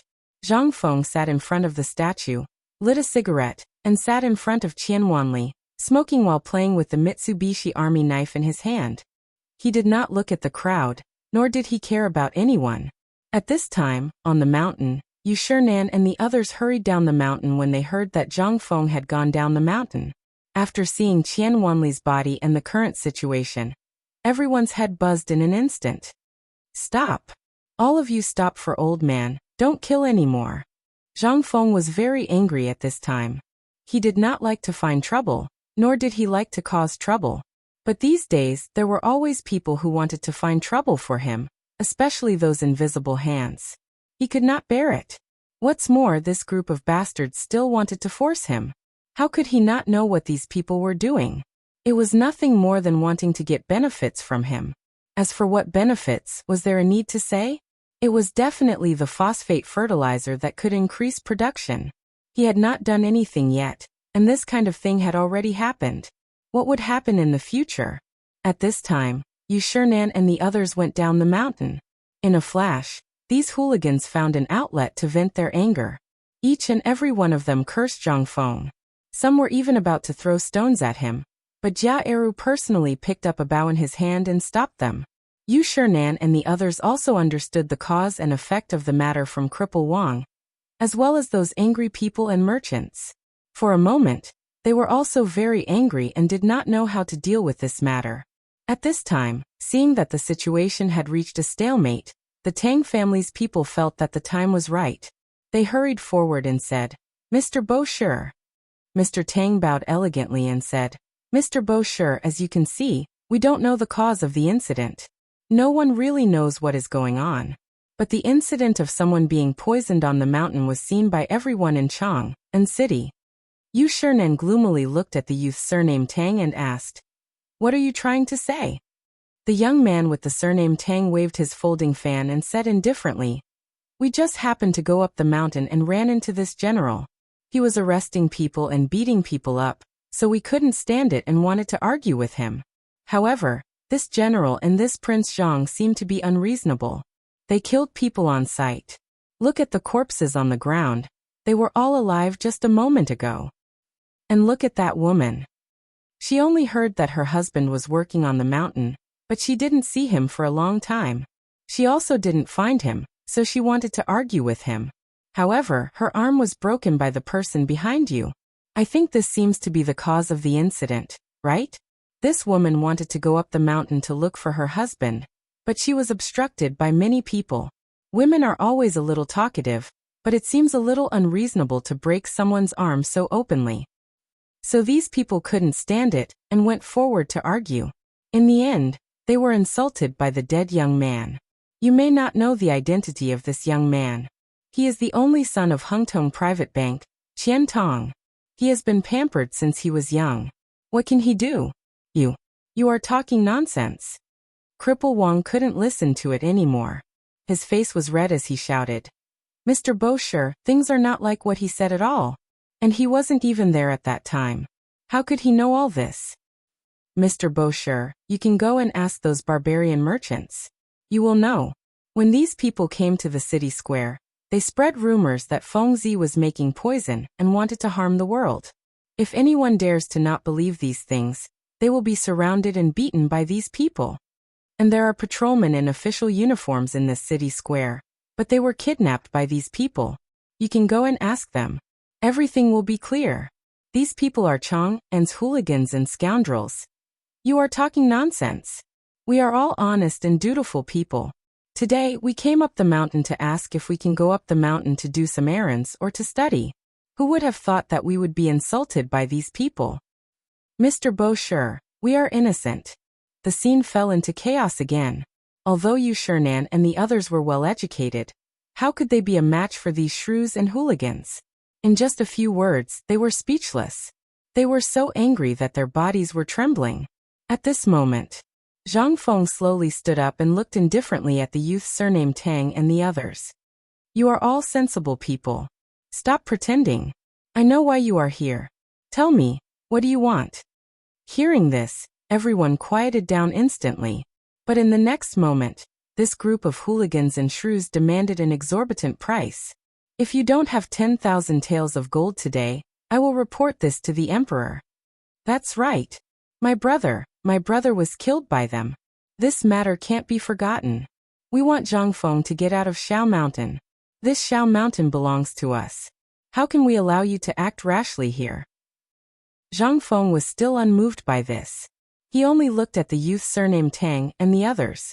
After the time it took to finish a meal, these people slowly stopped talking. Zhang Feng sneered and said, I have a lot of money. I have more than 300,000 taels of gold. I also have a lot of food. Even if you want my academy, I can. Zhang Feng will give it to you. But before we talk about this, let's settle our accounts. You killed my brother first and disturbed the order of White Deer College. How do you want to settle this account? You beat people indiscriminately and wantonly framed me, Zhang Feng. How do you want to settle this? As long as you have evidence, Zhang Feng, will plead guilty. But Zhang Feng took a step forward and looked directly at the youth surnamed Tang and the others. What do you want? Tell me, are you thinking about my phosphate fertilizer formula? Chapter 1370. This time, the young master of the Tang family, as well as the members of the Mi family, Bai family and Gao family, were all shocked. Those who were already arguing also stopped abruptly. Wasn't this what they all wanted? However, the young man surnamed Tang was quite capable and naturally knew a little about these things. Therefore, when he heard Zhang Feng's words, he hesitated a little. Yu Shernan and the others' expressions also changed abruptly at this moment. They didn't know why Zhang Feng would say this at this time. They were about to dissuade him when Zhang Feng waved his hand and stopped them. At this time, Zhang Feng was completely in a rage. This was also the first time he was so angry in the Tang dynasty. However, even he didn't know why he was so calm at this time. He had to calm down. Although he had only known Qian Wanli for less than 3 months, Zhang Feng had seen him with the rarest talent in the art of merchants. In time, he would definitely become the most terrifying merchant in the entire Tang dynasty. Zhang Feng also intended to cultivate him. After all, although Zhang Feng had never seen Lao Li and the others' businesses, Zhang Feng could tell from the actions of Li Gan and Chen Tiniu that their interests and hobbies didn't lie in the business at all. However, Lao Li and the others were his brothers. This made Zhang Feng think about the future. Qian Wanli was the best person to help Lao Li and help him spread his business all over the world in the future. It was no exaggeration to say that the wisdom of Lao Li and the others in the business world combined was not even 1/10 of Qian Wanli's. The reason why Zhang Feng wanted to conquer Qiuzi City was to consolidate the Tang dynasty's strategic position in the future. It was also the place that Zhang Feng wanted to build the business throat of the Tang dynasty. The best and most qualified person was Qian Wanli. Moreover, after interacting with Qian Wanli, he had already regarded Qian Wanli as his own brother. How could Zhang Feng not be angry when his own brother was killed for no reason? If this spread, how could Zhang Feng continue to live in the world? Where would Zhang Feng put his face? How would the world view him? Today's incident also sounded an alarm for Zhang Feng. The people he wanted to protect were only these people. If the one who died today was his brother, what would he do? If the one who died today was Li Qian, how could he face Lao Li? Today's events gave Zhang Feng an impulse to intimidate his brother. For the sake of his brother, for the sake of the responsibility in his heart, for the sake of calling him master, for the sake of being the dean, and for the sake of being a man. Therefore, Zhang Feng was extremely reluctant to use a method that he did not want to use. That was the token that Lao Li gave him previously. It was a pass to enter and exit the palace. Although he knew that Lao Li must have given it to him because the emperor wanted to see him, Zhang Feng was not prepared. Although he wanted to see the emperor, he was still very afraid. Moreover, this was not the best time to see the emperor, so Zhang Feng chose not to see him. However, it was different now. This involved several aristocratic families. In addition, he wanted to kill people today. It was impossible for this matter not to alarm the emperor. If he took the initiative, it would be fine. However, Since these people dared to cause trouble today, they must have been prepared. At this moment, these people were probably kneeling in front of the emperor to impeach him, right? If that was the case, then why did Lao Tzu wait for your people to come? Lao Tzu personally sent you on your way. Therefore, Zhang Feng used the blood jade that old man Li gave him. In history, there were very few records of this blood jade. Moreover, the information was very incomplete. If Zhang Feng did not see the words wolf seal, Zhang Feng would not dare to believe that this Rui hairpin and long blood jade that was like a sharp sword was the Dark Han Dynasty's commander's seal. This was also what old man Li said when he gave it to him. As long as he held this item, no one in the world could touch him. This was also the reason why Zhang Feng had no choice but to use this today.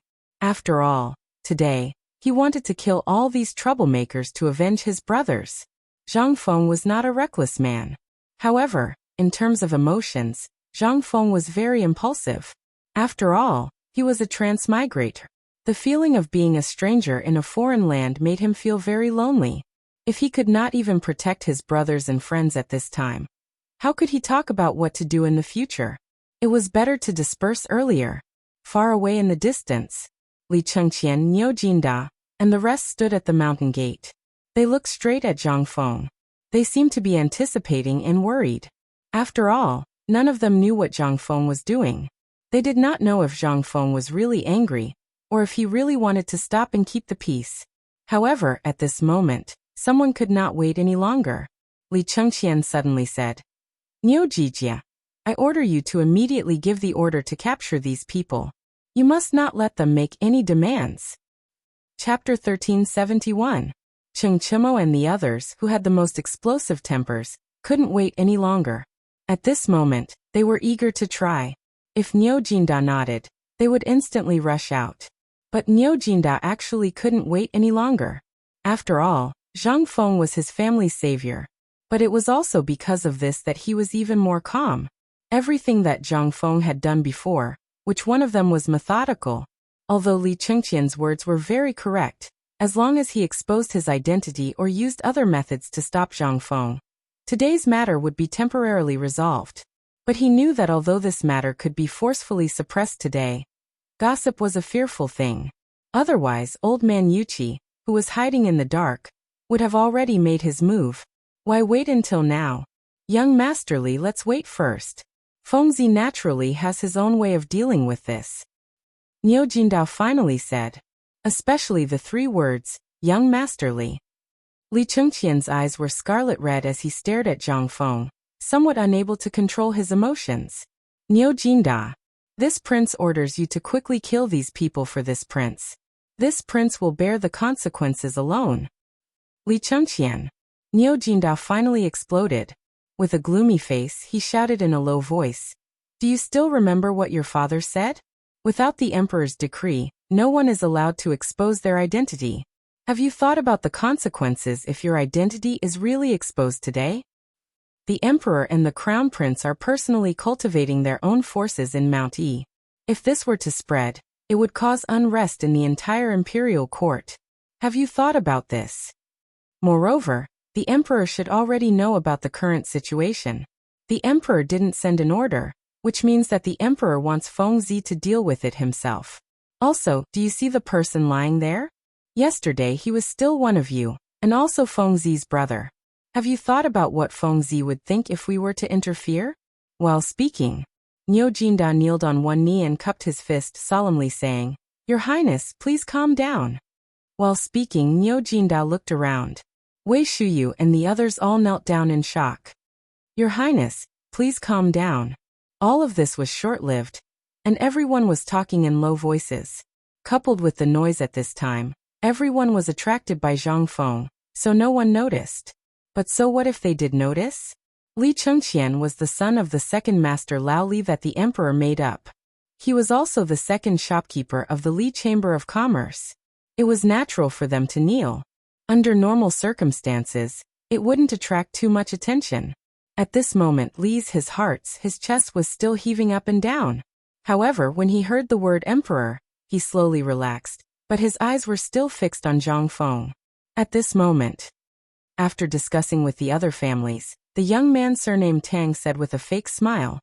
Prince Zhang, President Zhang, we really don't know about today's matter, and we don't know the cause.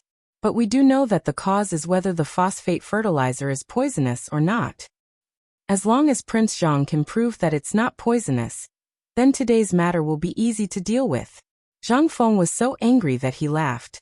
He faintly grinned, revealing his white teeth, and asked, "Then in your opinion, what should I do? What if I don't agree?" The young man surnamed Tang spread out his hands and said, "If Prince Zhang doesn't take it out, then there's nothing we can do. Just now we saw clearly that these soldiers, as well as the people from the Prince Zhang Academy, killed people in public. According to the laws of the Tang dynasty, those who kill should be killed. Even if Prince Zhang doesn't know about this, I'm afraid that Prince Zhang and his family will be banished to the frontier, and will never be able to go back to the capital. If Prince Zhang really takes out the evidence, then we will definitely dissuade all of this and announce to the world that these are all rumors." Zhang Feng heard this and couldn't help but laugh. Yu Shinan and the others couldn't hold it in anymore. They all denounced the young man surnamed Tang and the others. Jia Eru even brandished his sword, and was about to chop them down. But in the end, they were all stopped by Zhang Feng. If Gaokan hadn't stopped them, the young man surnamed Tang might have been killed on the spot.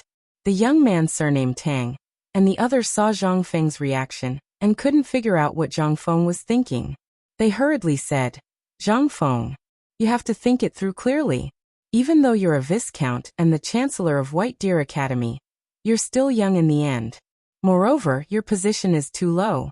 All of us are important officials in the court, so you have to think it through." Zhang Feng stopped laughing. Instead, his expression gradually turned cold. He stared coldly at the young man surnamed Tang and said indifferently, "Do you think you're worthy?" "You." The young man surnamed Tang's expression suddenly changed. He said in an extremely cold voice, "You refuse a toast only to be forced to drink a forfeit. Good, very good. We won't interfere in today's matter, and we will truthfully report everything you've done today to the emperor." Wait. Chapter 1372. At this moment, Shiva hurriedly squeezed forward. Zhang Feng was about to stop him, but Shiva winked at him to reassure him. Tang and the others were here for the phosphate fertilizer and other things. Now that someone had admitted defeat, and it was one of Zhang Feng's people, Zhang Feng did not stop him. He seemed to think that Zhang Feng had admitted defeat only because of his reputation. That was why he called for a scapegoat. However, Shiva's action shocked Yu Shinan and the others. They hurriedly scolded him. "Shiva, back off. Don't speak nonsense. Shiva, this is not the place for you to mess around. Let Fengzi handle everything. Back off." At this moment, Li Chengqian and the others also rushed over and hurriedly dissuaded him. "Fengzi, if it's inconvenient for you, let me do it. That's right, back off. Watch me tear this little bastard to shreds." "Fengzi, let me do it." However, Zhang Feng waved his hand and said, "Let him do it." Shiva was the prince of Jinla. Zhang Feng was not worried about his eloquence. As for Li Chengqian, he was stopped by Zhang Feng. What a joke. With Li Chengqian's temper, he was far from being a match for Tang. As for the others, forget it. If they said something wrong, they would immediately attack. This would only make things worse. As for Du Dabing, although he was eloquent, and Zhang Feng had seen his mouth before, what kind of place was this? If he said something wrong, there would be a big mess. Zhang Feng didn't dare to let him come. As for Shiva's initiative to step forward at this moment, and even gave him a reassuring look, Zhang Feng was a little surprised. He seemed to have just remembered that although this guy was a little silly, he did not seem to have shown his talent. Besides, how bad could it be? He was going to kill someone today. He did not care. When the young man with the surname Tang and the others heard Shiva's name, they looked at Shiva in astonishment and said, "I've long heard that the crown prince of Jinla went up the mountain to study. Could it be that you're the prince of Jinla?" Shiva laughed coldly. "That's me. However, today is not the time for you to make friends with me. If it was before today, or if you didn't die today, this prince would have wanted to get to know you." Oh, without waiting for Tang to finish his sentence, Shiva continued, "Today my teacher is a little angry because of what happened to my brother. Therefore, as his student, it is better for me to say some things. To put it bluntly, these people were all found by you. Your purpose is actually for the phosphate fertilizer, isn't it? You're lying. How can we associate ourselves with these vulgar servants? We are of noble status. How could we do such a despicable thing? You're just a little country prince. What qualifications do you have to judge us? Step down. The anger of the Tang family and the others did not make Shiva cower. Instead, he said firmly, "You found the wrong person to ask about what you want today. This phosphate fertilizer is actually produced by me. Why don't you ask me?" As the crown prince of a country, I can guarantee that although this phosphate fertilizer was poisonous in the beginning, do you know what the masks on your mouths are for? Don't tell me you didn't use your pig brains to ask and think about it when you got this thing. This is something used to prevent poisoning when extracting the phosphate fertilizer. The reason it is extracted is to extract something useful from this poison. As he spoke, Shiva turned around to look at the group of troublemakers behind him and said, "Do you think you'll get the phosphate fertilizer you want by doing this today? You're thinking too much. I don't know what benefits you've obtained before today, but I can say that this money is the money you've earned by selling your lives. After today, regardless of whether my teacher and the imperial court do anything to you, the people who bought your lives will not let any of you off." "What?" everyone exclaimed in shock. Some people couldn't help but ponder slightly. The expressions of the youth surnamed Tang, and the others suddenly changed. "Don't listen to his nonsense. We definitely didn't think that way." "Oh," Shiva smiled and said, "are you admitting that you're the one who hired these people?" This time, the youth surnamed Tang finally realized that he had been tricked. He was so angry that his face turned pale. "Son of a bitch, who do you think you are? Do you think you're qualified to stir up trouble? Whether it's true or not, you're an outsider. You're not allowed to meddle in the affairs of the Tang dynasty. In the morning court tomorrow, old man will definitely impeach you, Zhang Feng, for allowing outsiders to study the classics. Do you know that the laws of the Tang dynasty clearly state that outsiders are not allowed to study the classics? Just you wait, old man." Zhang Feng smiled coldly. He glanced at Shiva and didn't make a sound. Yu Shernan and the others also looked at Shiva with some surprise. They really didn't notice this kid. They didn't expect him to be so meticulous. Shiva said unhurriedly, "Then I'll have to trouble you to inform the emperor. I've already received the emperor's approval before coming here. I'm not here as a student, but as a servant. I'm now President Zhang Feng's servant." Chapter 1373. This play. It was out of Mr. Tang's expectations.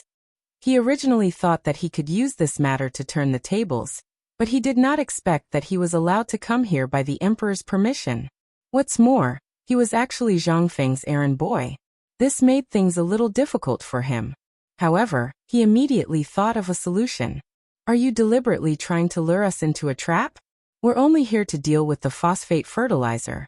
We have no interest in your business." "That's right. Kid, since you said that you were in charge of refining the phosphate fertilizer, well, have you seen with your own eyes that this thing can really double the income of the Zhuang family?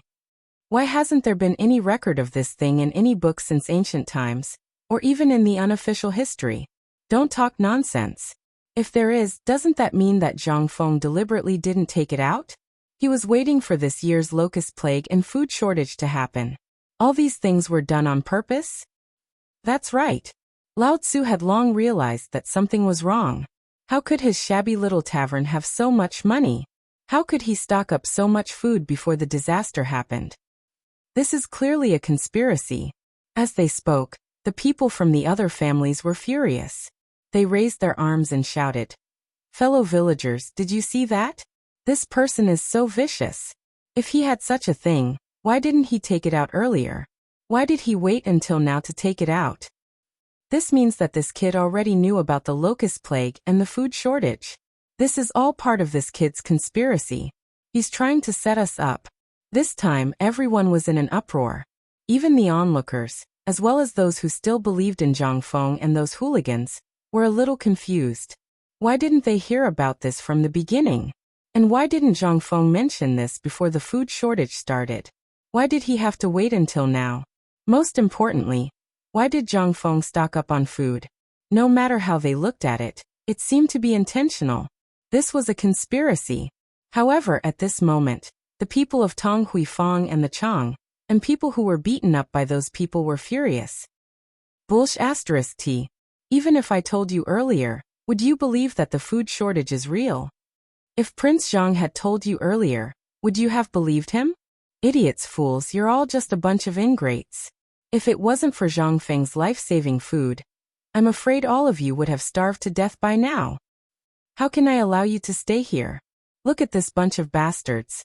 What did they do during the famine? They deliberately raised the price of food.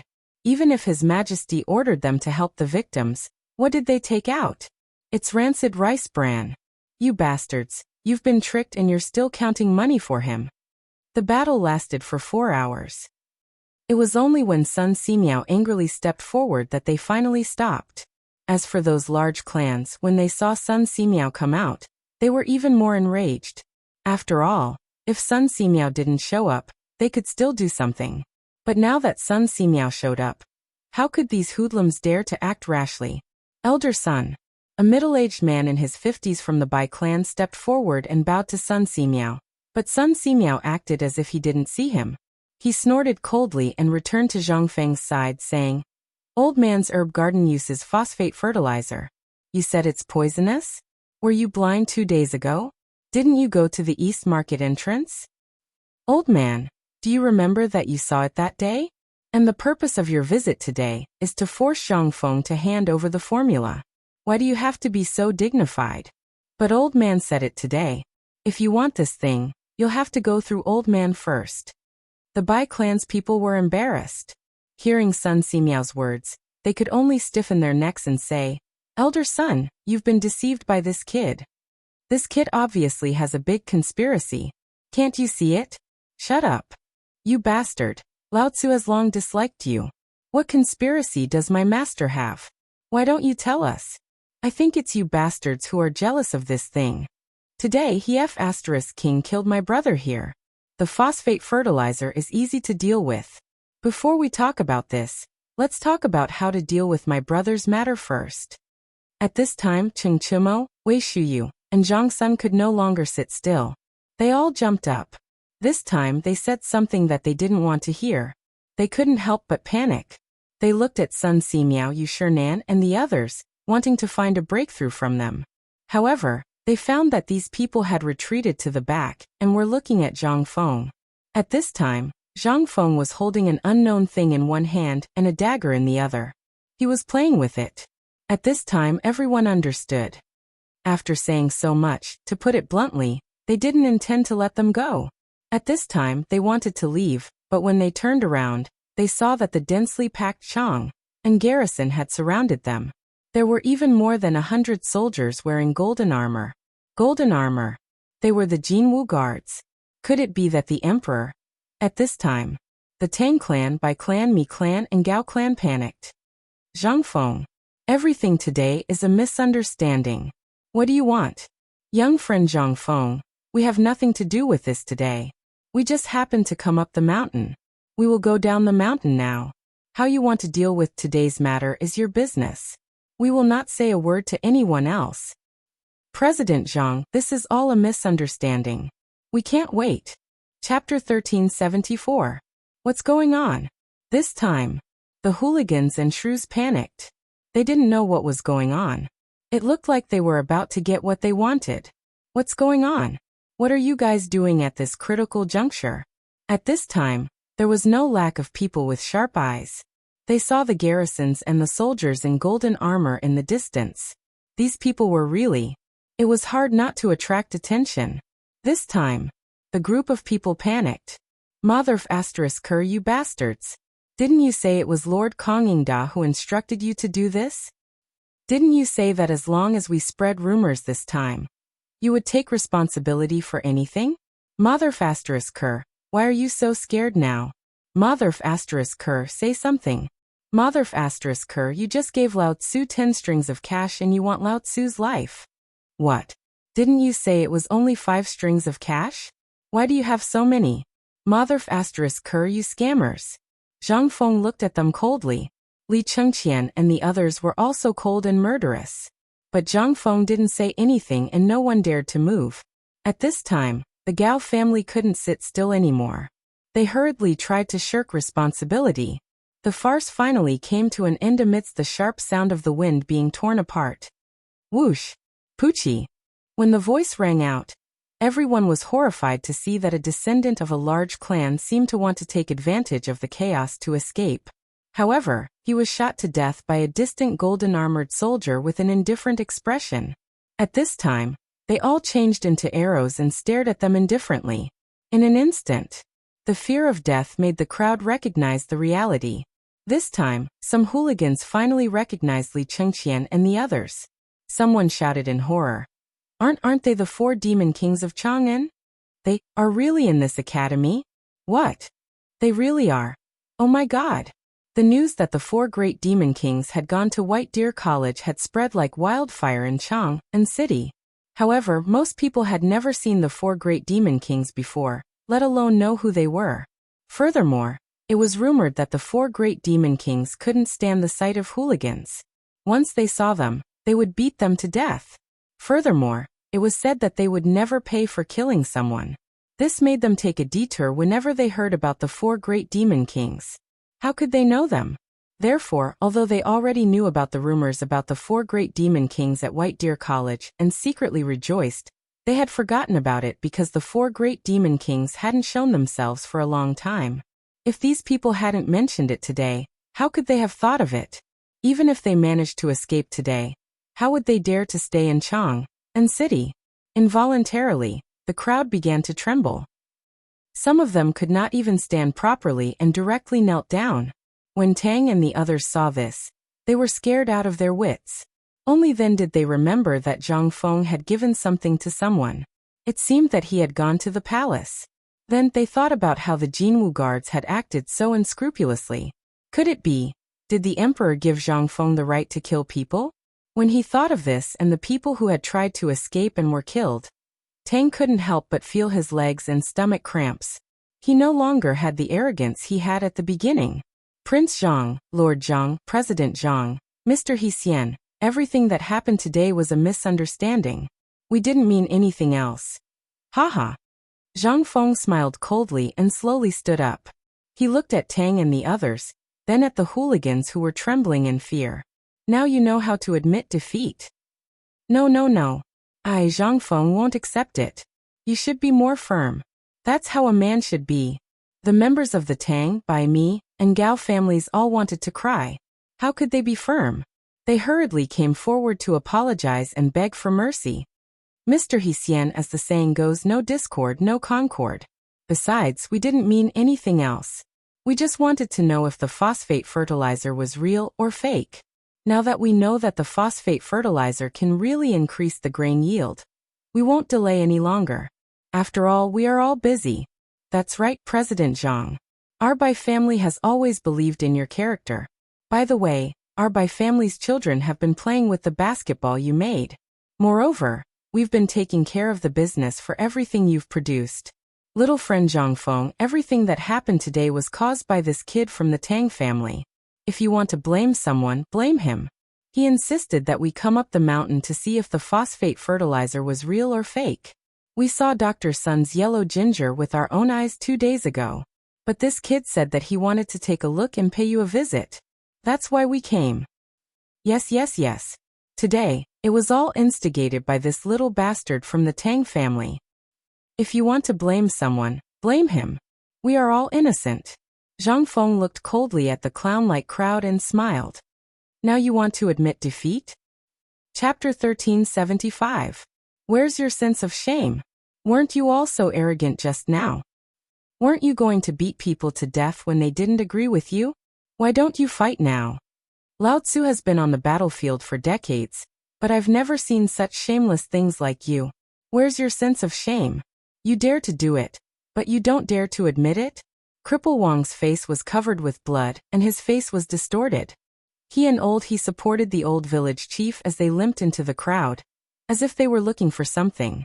A moment later, Cripple Wang grabbed a local ruffian and said, Fengzi, this is the bastard who killed brother Qian Wanli. Bastard, he tied me up at that time.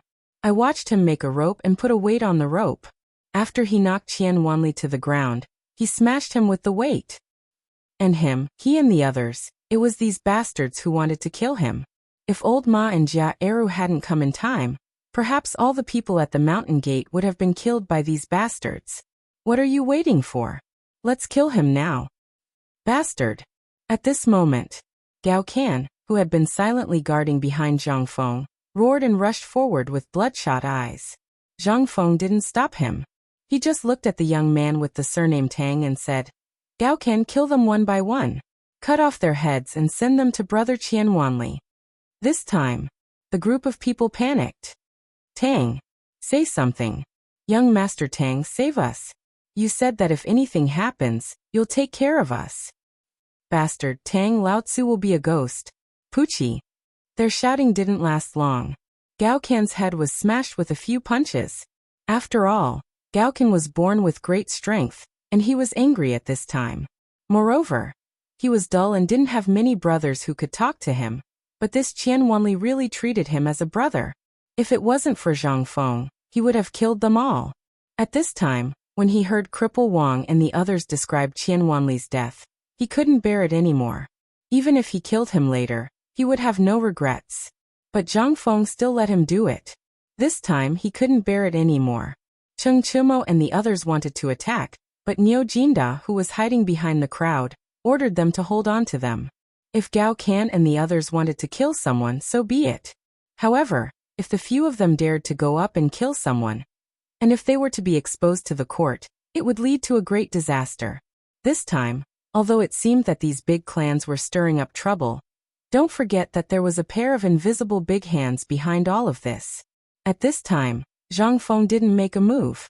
It seemed that he was thinking about whether he could find a clue of the big hands, and let these people fight each other. Otherwise, why would Zhang Feng wait until now? At this time, those people might be watching all of this from here. In fact, Zhang Feng did have such thoughts. After all, why would these people coincidentally want to kill Qian Wanli? Zhang Feng didn't believe that it was a manslaughter. After all, with the lesson of the past, Zhang Feng had been on guard and tracking down the person behind the scenes. But at this time, such an idiotic thing happened. It was hard for Zhang Feng not to think about it. At this time, under the old village chief's accusation, Gao Can kept killing people, using the same method as Qian Wanli to kill them. Zhang Feng was also carefully watching the eyes of the young man surnamed Tang, and the people of these big clans. He didn't let go of anyone within sight. But Zhang Feng's actions seemed to make the young man surnamed Tang panic. He hurriedly said, Prince Zhang, Mr. Hsian, these things really weren't done by me. Those people who were already scared out of their wits had already collapsed when they saw Gao Can's terrifying killing methods, and the pungent smell of blood. When they heard the young man surnamed Tang say so, they instantly screamed, Tang, don't talk nonsense. Everything we did was instructed by you. When they were killing people, you were watching from the second floor of the inn. You deliberately told us to quickly kill the guards at the mountain gate and rush up the mountain. Now you don't have any guts, do you? You don't want to admit it, do you? At this time, Gao Can's fist was still dripping blood. When he lifted the long-tongued woman with a broken arm from the ground, the woman collapsed and screamed. Zhang Feng's interest was piqued. He waved his hand to stop Gao Can and asked, You're saying that he's here watching, and that he instructed you to watch? Do you have proof? Say it. As long as what you say is true, I, Zhang Feng, will keep my word and won't kill you. When the young man surnamed Tang heard this, his face instantly changed. Bitch. Xiu's nonsense. When did this young master instruct? Noisy. Zhang Feng glanced at the young man surnamed Tang, and then looked coldly at the woman again. The woman was already trembling all over. How could she bear it at this time? She hurriedly said everything she knew. There were even many people who testified. Zhang Feng couldn't help but be interested. Old Ma, go and find the owner of the inn. No, find everyone. The young man surnamed Tang panicked. He hurriedly said, Prince Zhang, let's talk things out. I'm an official of the imperial court. No matter how big a crime I committed, I'll be interrogated by the Ministry of Justice, and then handed over to Marble. You. Zhang Feng waved his hand and interrupted him. He sighed and said, "It's too late." Chapter 1376. If you hadn't killed anyone in the beginning, I, Zhang Feng, would have handed you over to Marble for investigation. However, you killed my brother and kept spouting nonsense. Do you think you can leave this place today? If you don't give me an explanation, how can I, Zhang Feng, give Qian Wanli's parents an explanation? How can I give an explanation to anyone who wants to study at White Deer College? How can I give an explanation to myself? This time everyone was aghast. The youth surnamed Tang's heart was like dead ashes. His eyes were filled with malevolence as he said, "Zhang Feng, don't be ungrateful. My father-in-law is a third-rank official of the Chamberlain of Dependencies. I'm a fifth-rank supervisor of the Chamberlain of Dependencies. Who do you think you are? What right do you have to convict me? Then, old man might convict you." At this moment, Li Xiaogong rode his horse slowly into the area with a frosty expression. Wherever he passed, a group of imperial guards would clear the path. When they saw Li Xiaogong arrive, Yu Shinan and the others finally breathed a sigh of relief. They weren't afraid that something would go wrong here today. What a joke! With Niu Jinda and Yu Qigong here, the Chang and military camp activated, and more than 1,000 imperial guards on the mountain. How could anything go wrong? What they were afraid of was that Zhang Feng would go on a killing spree. This was something they didn't want to see. Li Xiaogong's appearance undoubtedly gave the youth surnamed Tang and the others a glimmer of hope. Although Li Xiaogong had always been very strict, he also liked to do things according to the rules. At least nothing would happen here today. As long as they entered the Supreme Court, everything could be done. Zhang Feng nodded slightly at Li Xiaogong. Li Xiaogong nodded and dismounted his horse. He looked at Qian Wanli's corpse, then solemnly tidied his clothes. He looked around and said, "By the Emperor's personal decree." Instantly, everyone's expression changed greatly. They all knelt on the ground. Apart from Zhang Feng and the 4 great Confucian scholars, only Sun Simiao and Li Xiaogong were still standing in the market. After everyone knelt down, Li Xiaogong said, "Shao Mountain was originally the fief that I gave to Zhang Feng. Besides, he made trouble at the academy.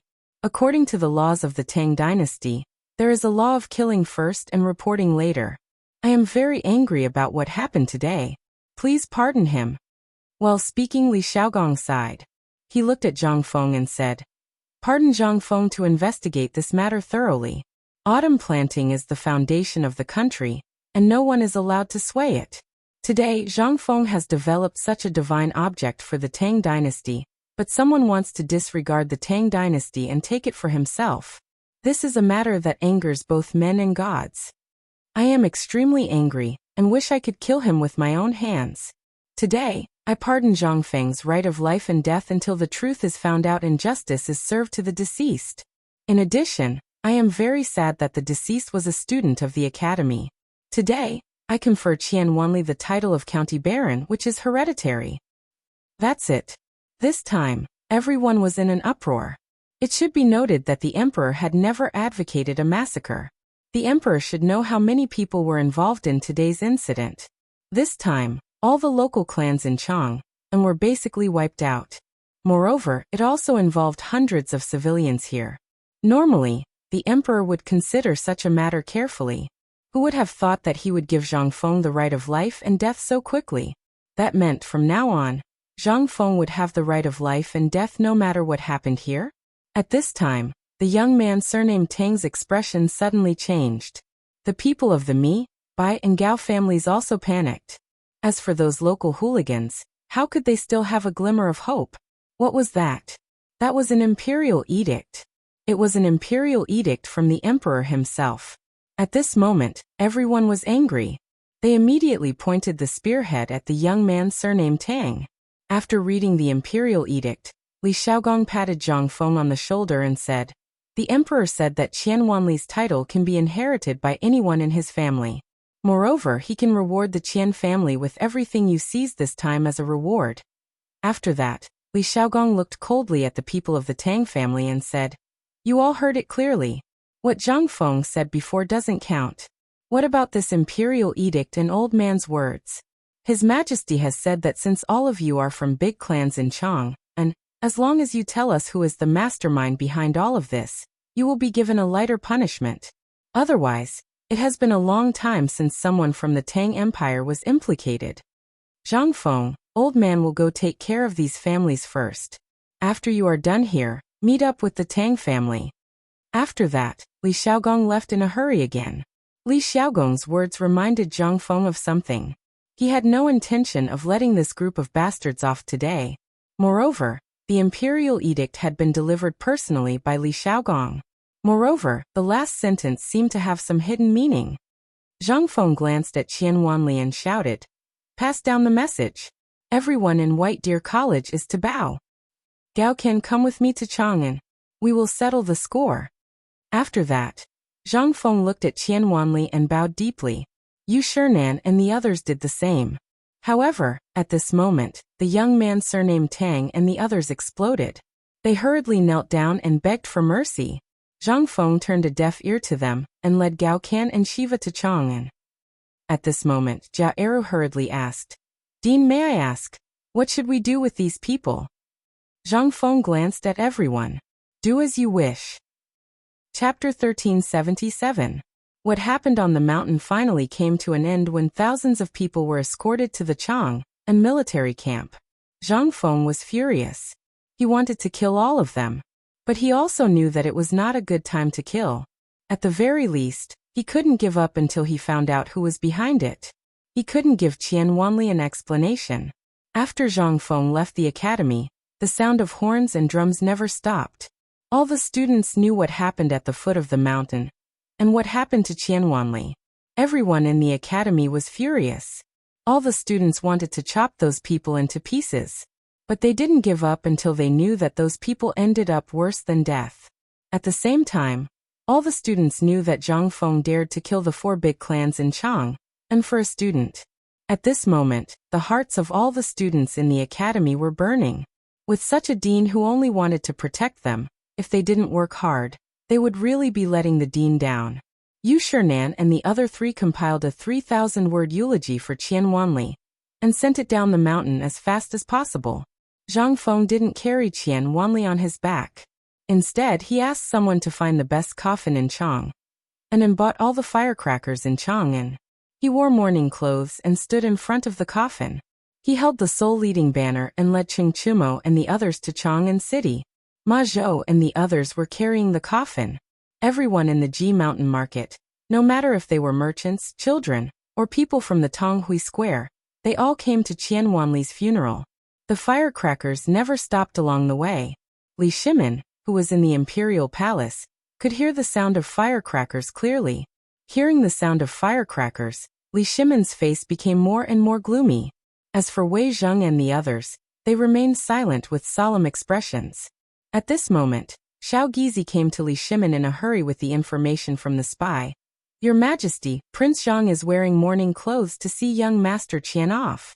When Li Shimin heard this, he thought to himself, "Did the Qian family tell them about this?" Yes, and it was the people from the Minister of State. Not only that, but the Dean of the Imperial College, Hongwen Guan, also went to Shao Mountain. When Li Shimin heard this, his expression eased a little.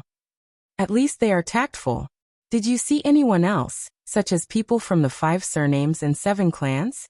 Well, Xiao Gizi hesitated for a moment and said, "Your Majesty, they haven't been found out yet. However, the whole of Chang'an is in a state of panic. The Tang, Bai Mi and Gao families are wandering around and visiting the mansions of the officials. Go and find out who they visited. I want to see who dares to stand up for them today." Wei Zheng heard this and hurriedly said, "Your Majesty, the officials of those families are kneeling outside Taiji Palace. Some have even gone to find the concubines. At this time, there are also people in the imperial harem who have gone to plead with the Empress. What should we do?" "Plead with the Empress?" Li Shimin sneered and said, "Anyone who dares to go to the imperial harem will be dealt with as if they are causing trouble in the imperial harem. I want to see which concubine dares to stand up for them." Zhang Sunwuji coughed and said, "Your Majesty, concubine Tang and concubine Gao are both from these families, although they are side relatives, but as long as they dare to do it according to the law. Xiao Gizi, you personally supervise this matter." Xiao Gizi heard this and said in horror, "Yes. Was the emperor going to take this opportunity to clean up the imperial harem? Or was he going to take this opportunity to clean up the big families in Chang'an?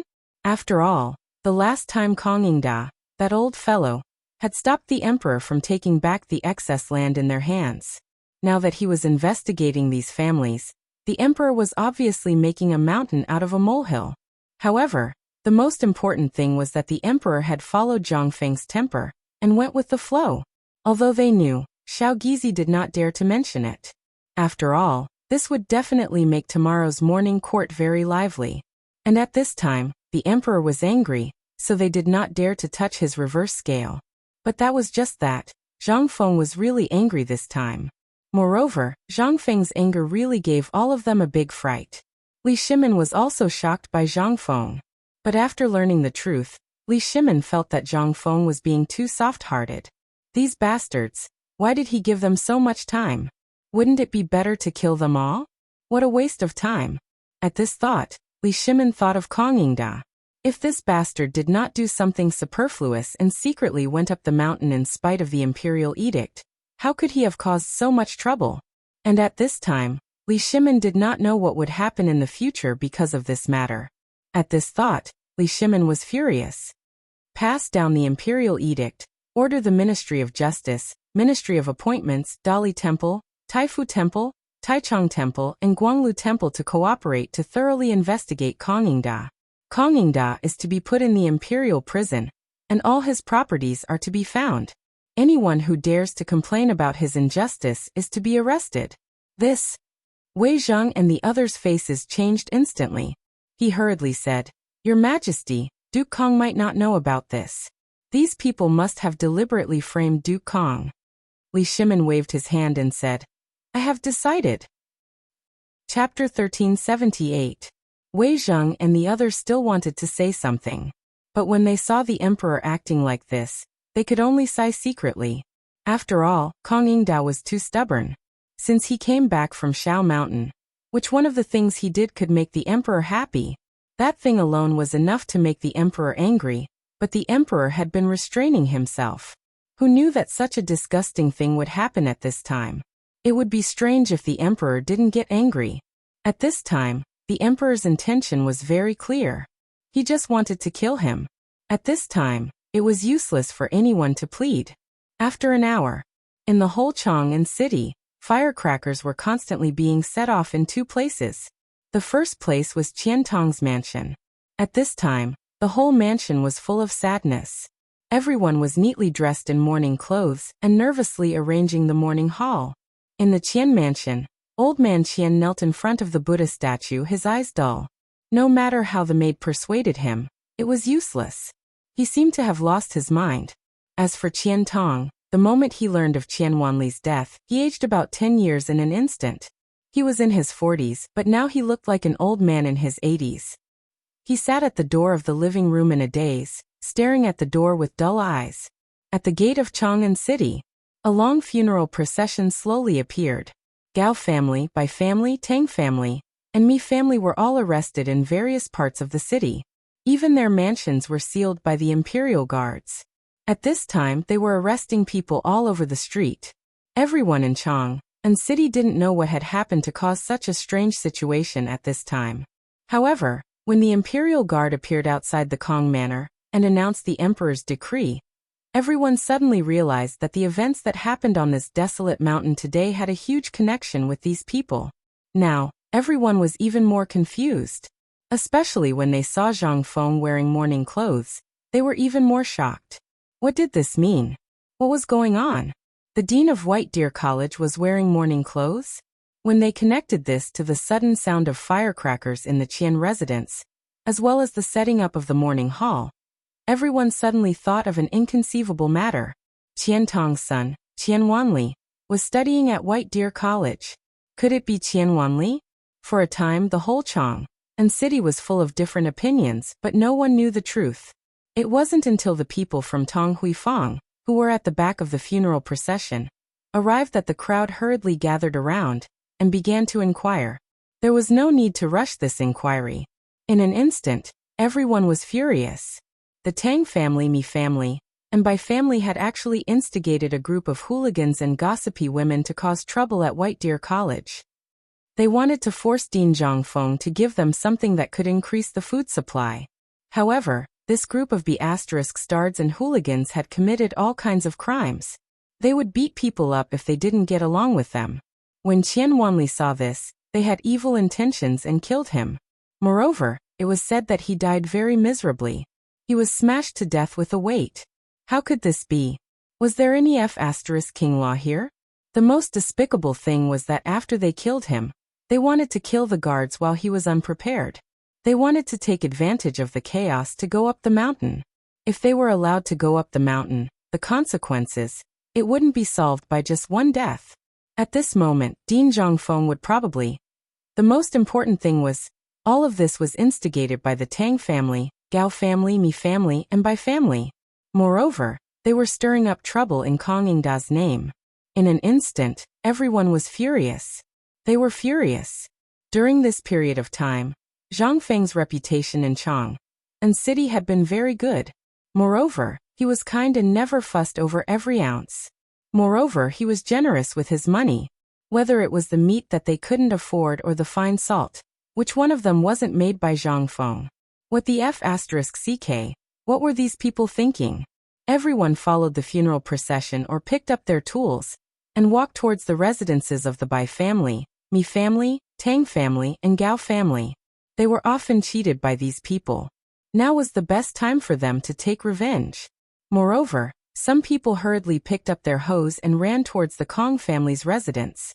If it wasn't for that B***starred Kong Yingda, would such a thing have happened at White Deer College? Needless to say, their chances of doing small business in Shaoshan Market Square were even slimmer. However, this made them even more excited. If that was the case, it meant that the phosphate fertilizer that Zhang Feng made was real. The thing that could double the harvest of grain was real. This was what they were most concerned about. At this moment, the entire Chang and city was in a mess. Niu Weili rolled up his sleeves and stood on the street, fuming with anger. When he saw the people of these families as well as those hooligans and gossipy women, he invited them all into the Chang and local government for tea. At this moment, the Kong family's residence was the quietest.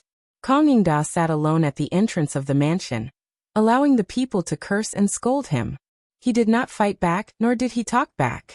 At this moment, his body was covered in stinky poop, and rotten eggs and vegetables were all over his body. However, he still sat there in a daze. He seemed to be waiting for something.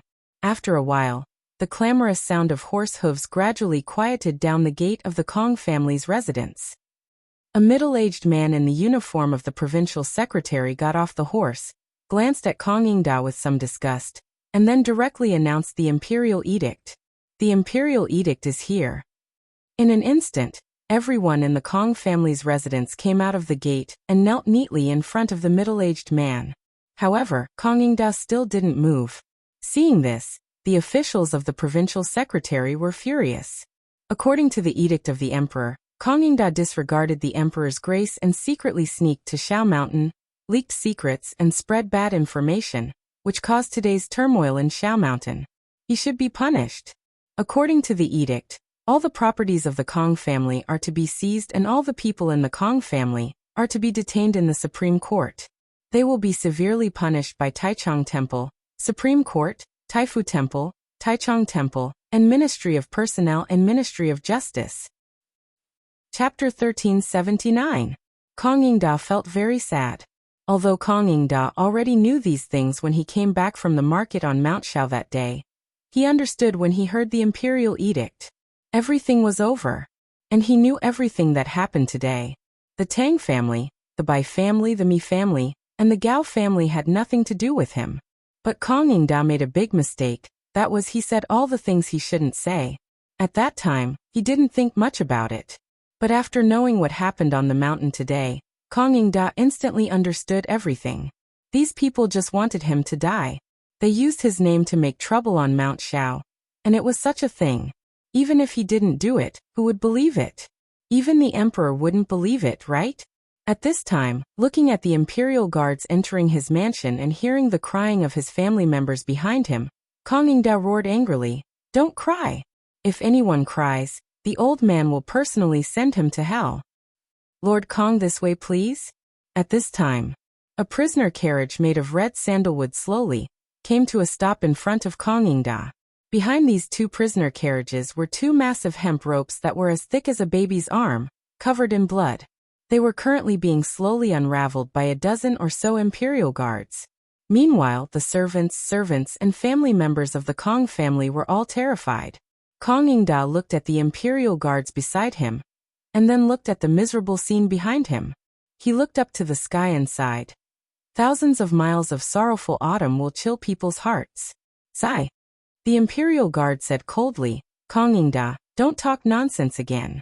If you dare to talk nonsense again, I don't mind sealing your mouth. Do you know that it's because of you that Chang and city is in chaos today? If it weren't for you, how could the emperor be so angry? You still think it's cold?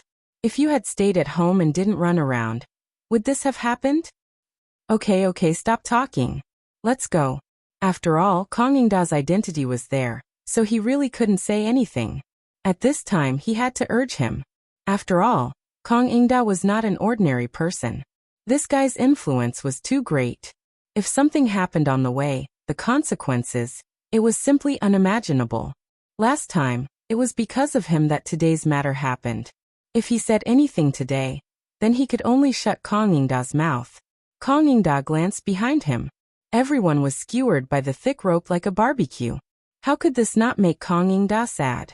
Back then, his doorstep was as crowded as a marketplace. Now looking at it again, other than those who beat him up when he was down, where else could a hanger-on stand up for him? Sigh. Kongingda sighed and slowly walked onto the prison carriage. He allowed the imperial guards to put the heavy chains on him and a collar with barbs around his neck. After that, the long line of prisoners' wagons followed the wagons as they passed through the East Market.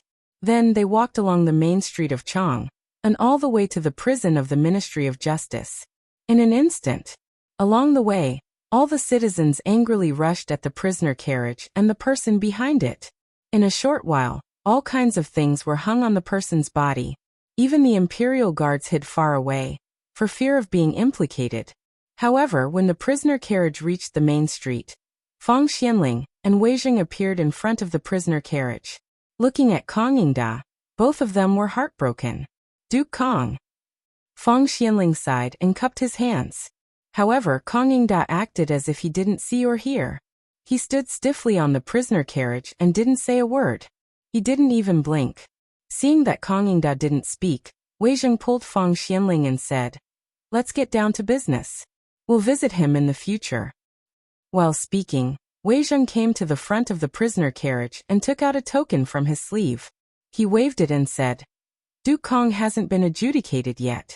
Pay attention to your image. Also, without the emperor's permission, no one is allowed to bully Duke Kong and his family. Please settle them properly." Although Wei Jing and Fang Xianling had put on makeup, when the token appeared, the imperial guards at the front hurriedly got off their horses. Wei Jing whispered orders in the imperial guards' ears. After that, Wei Jing looked at the crowd again and said, "Pay attention to your appearance." Then Wei Jing and Fang Xianling walked in the direction of the Qian family, looking back 3 times with every step. At this moment, the two of them couldn't help but feel a little anxious. Kongingda was too stubborn. If it wasn't for such a big thing happening today, why would the emperor arrest him? When Kongingda returned to Chang and 2 days ago, the emperor already knew about it. However, the emperor had been standing his ground in the court and didn't make a decision on Kongingda. It wasn't until today that the emperor finally made a decision after learning that someone had died on the mountain, and Zhang Feng was furious. After all, it was the first time they saw Zhang Feng angry. No one knew what he would do. Moreover, it was the first time Zhang Feng gave Zhang Feng the pass to enter the palace and the blood jade talisman that the retired emperor didn't give out when he abdicated. This time, Zhang Feng took it out as well. What did this mean? It meant that Zhang Feng was really angry. If Zhang Feng came to Chang and city to kill people, then the consequences. Fang Xianling patted Wei Jing's shoulder bitterly and said, "Prime Minister Wei, let's go. I think Fengzi's funeral procession will arrive at the Qian family soon. We have to make some arrangements as soon as possible." Chapter 1380. The sound of firecrackers reverberated throughout Chang'an Street. Qian Wanli's funeral procession slowly appeared at the entrance of the East Market.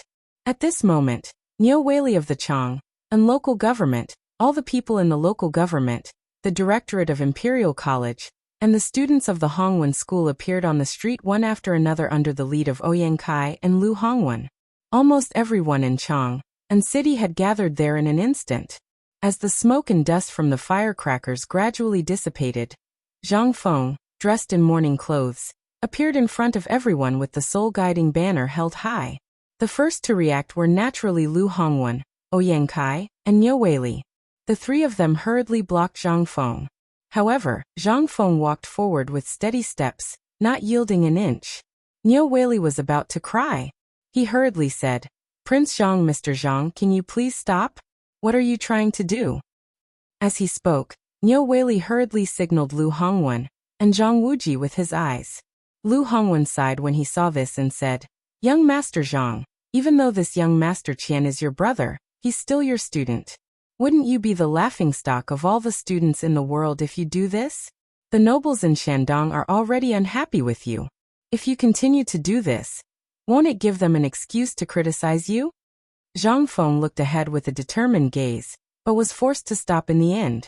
Looking at the anxious and worried faces of the three, Zhang Feng said faintly, "The one lying in the coffin is indeed my student, but he is also my brother. My brother died in vain. As his brother, if I don't uphold justice for him and send him off, how will the world view me, Zhang Feng? How will the more than 3,000 students of White Deer College view me, Zhang Feng? If I don't stand up for them, who in the world will dare to send their sons to my college? If this goes on, won't our academy be trampled on by others?" This, in an instant. The three of them changed their expressions. Zhang Feng's words were very reasonable. However, there were laws in this country and rules in every family. Although the emperor had given him the power of life and death, it was still within the range of Shao Mountain. This was Chang'an City. If you really do something out of line, then wouldn't you be giving the court officials a reason to criticize you? Under the earnest persuasion of the three, Zhang Feng still chose to move forward. Zhang Feng shook his head slightly and said, "Everyone has a bottom line. I, Zhang Feng, have a very simple bottom line. I won't cause trouble, but don't provoke me either. I'm not a good person, but I'm definitely not a bad person. Whoever dares to touch my bottom line and provoke my people, no matter who's backing him, I, Zhang Feng, will make him pay a heavier price than now. Get out of the way. This has nothing to do with you." As he spoke, Zhang Feng moved forward again. Only Niu Weili and the others were left looking at him in shock. What did Zhang Feng mean? Could it be that Zhang Feng wanted to? At the thought of Zhang Feng's words, the three of them couldn't help but feel their souls leaving their bodies. Did Zhang Feng mean that he wanted the four families to be bathed in blood today? F***CK. Did this guy want to poke a hole in the sky? The three of them looked at each other in shock and then said almost at the same time, "Quick, let's go to the Qian mansion." Although they didn't know the identity of Wei Zheng and the others for the time being, Zhang Feng was their brother, and they would definitely go to the Qian mansion to wait for him. Otherwise, why would the imperial guards arrest the people in these mansions first? Why would they arrest Kong Yingda? Wasn't it because they were afraid that Zhang Feng would start a killing spree at this time? Where was this place? This was Chang'an City, under the feet of the emperor. Once Zhang Feng really dared to start a killing spree, it would definitely alarm the emperor. Even if the emperor wanted to protect him, what would the ministers in the court think? Wouldn't he be impeached to death? Thinking of this, the three of them became more and more anxious. When everyone came to their senses, they instantly lost their composure and hurried to the Qian mansion. At this time, after hearing the slow sound of firecrackers, the people in the Qian mansion all got up and instinctively ran out of the door. The moment Qian Tong and Old Man Qian heard this sound, they couldn't help but tremble. The motionless Old Man Qian also slowly stood up at this time. She slowly walked towards the door, as if she was looking forward to it, but also worried at the same time. At this time, the housekeeper of the Qian mansion came from outside the door with a sad face. As soon as he entered the door, he shouted sadly, "Everyone get ready to welcome the young master back." Buzz. This sound instantly made Tang and Mrs. Qian lose their balance and fall to the ground. Son. Mrs. Qian was the first one who couldn't help but shout at the top of her lungs.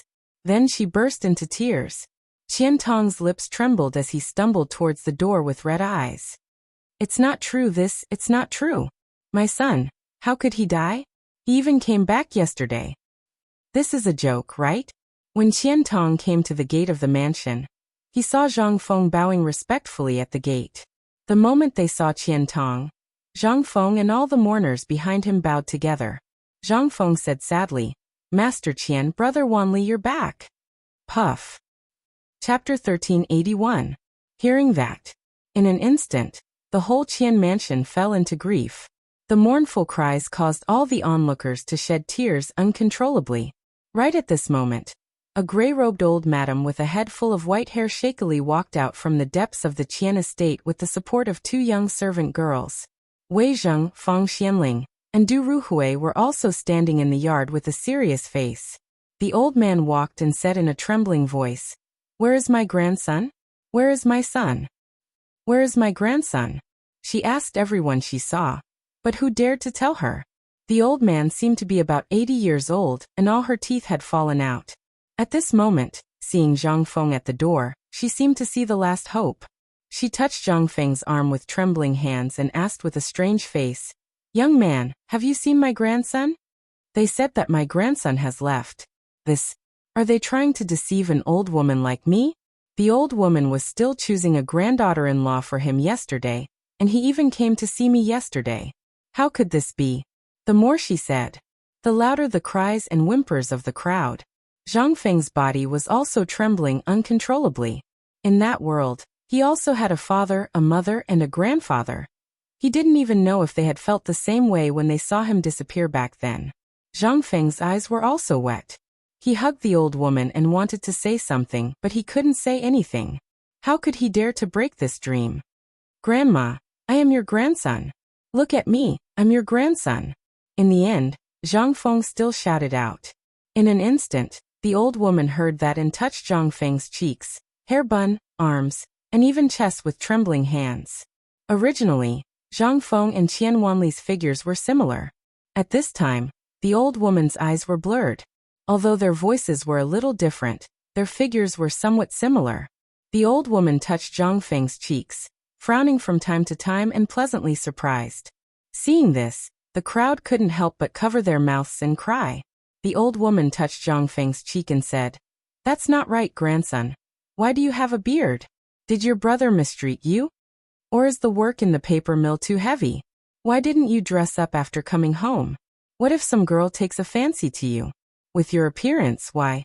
Don't be like your father. I get angry every time I see him. Come. Granny will comb your hair. Let me tell you, yesterday, Granny personally picked a girl for you. That family. Mother. He is not your grandson, he is.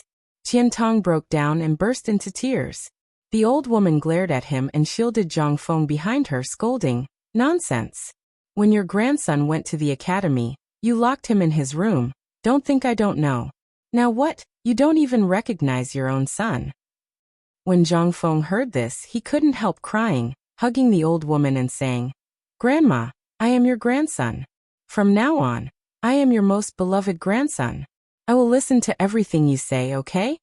When the old woman heard this, her eyes instantly narrowed into crescents and she rubbed Zhang Feng's cheek affectionately. My grandson is the best. Come, do we have guests? Why are they all dressed so white? Come, Tang. These may be my precious grandson's classmates. Why don't you quickly entertain them? Wait until I dress my grandson up nicely. And then, Grandma, grandson still has important things to do today. Sir Dean, the 4 great scholars, and the divine Dr. Old Sun are all coming to our house. Can you go back first and wait for grandson to personally entertain them? When the old woman heard this, her face instantly changed. Ah. Which Zhang Feng are you talking about? That brother of yours. There is also Divine Dr. Sun. Divine Dr. Sun is a very good person. When Grandma was young, she saw him with her own eyes. Right, the 4 great scholars. Grandma. Zhang Feng held back his tears and interrupted the old woman. Seeing this, Qian Tong's housekeeper hurriedly said, "Old man, please go back to the inner room. If old son sees you, he will not be happy." The old woman heard this and hurriedly used her crutches to urge the maidservants to return, not forgetting to order more firecrackers as she walked. This was a time for them to hold their heads high and bring glory to their ancestors. However, at this time, this would only increase the sadness of everyone in Qian Mansion. After sending the old woman away, Zhang Feng came to Zhang Feng and respectfully said, "Master Qian, it is Zhang Feng's fault for not taking care of Wanli. Please forgive me." This sentence completely shattered Qian Tong's last hope. At this time he looked at Zhang Feng and asked, "How did he die?" Long before Zhang Feng came, 3 people had come with secret orders from the Ministry of Works, the general meaning of which was to give him an idle job. But if he knew that this job was exchanged for with his son's life, he would rather not have it. He refused, because he still had a glimmer of hope. He hoped that in the end, all of this was a lie from his son. Although he had never seen Zhang Feng before, for him to appear here at this time, his identity was self-evident. This also meant that his son was really gone. In an instant, Qian Tong collapsed and burst into tears. After crying for a while, Qian Tong grabbed Zhang Feng's hand and asked, "President Zhang, where is Jia Wanli? Where is he?" When Zhang Feng heard this, he waved his hand and said, "Let Brother Wanli's coffin return to the mansion." Chapter 1382. At this time, almost half of the people in Chang and city came to the Qian Mansion. With the Qian Mansion as the center, the whole Chang and city, from here to the East City, was densely packed with people. They didn't come to pay homage to Qian Wanli's death. They weren't that kind.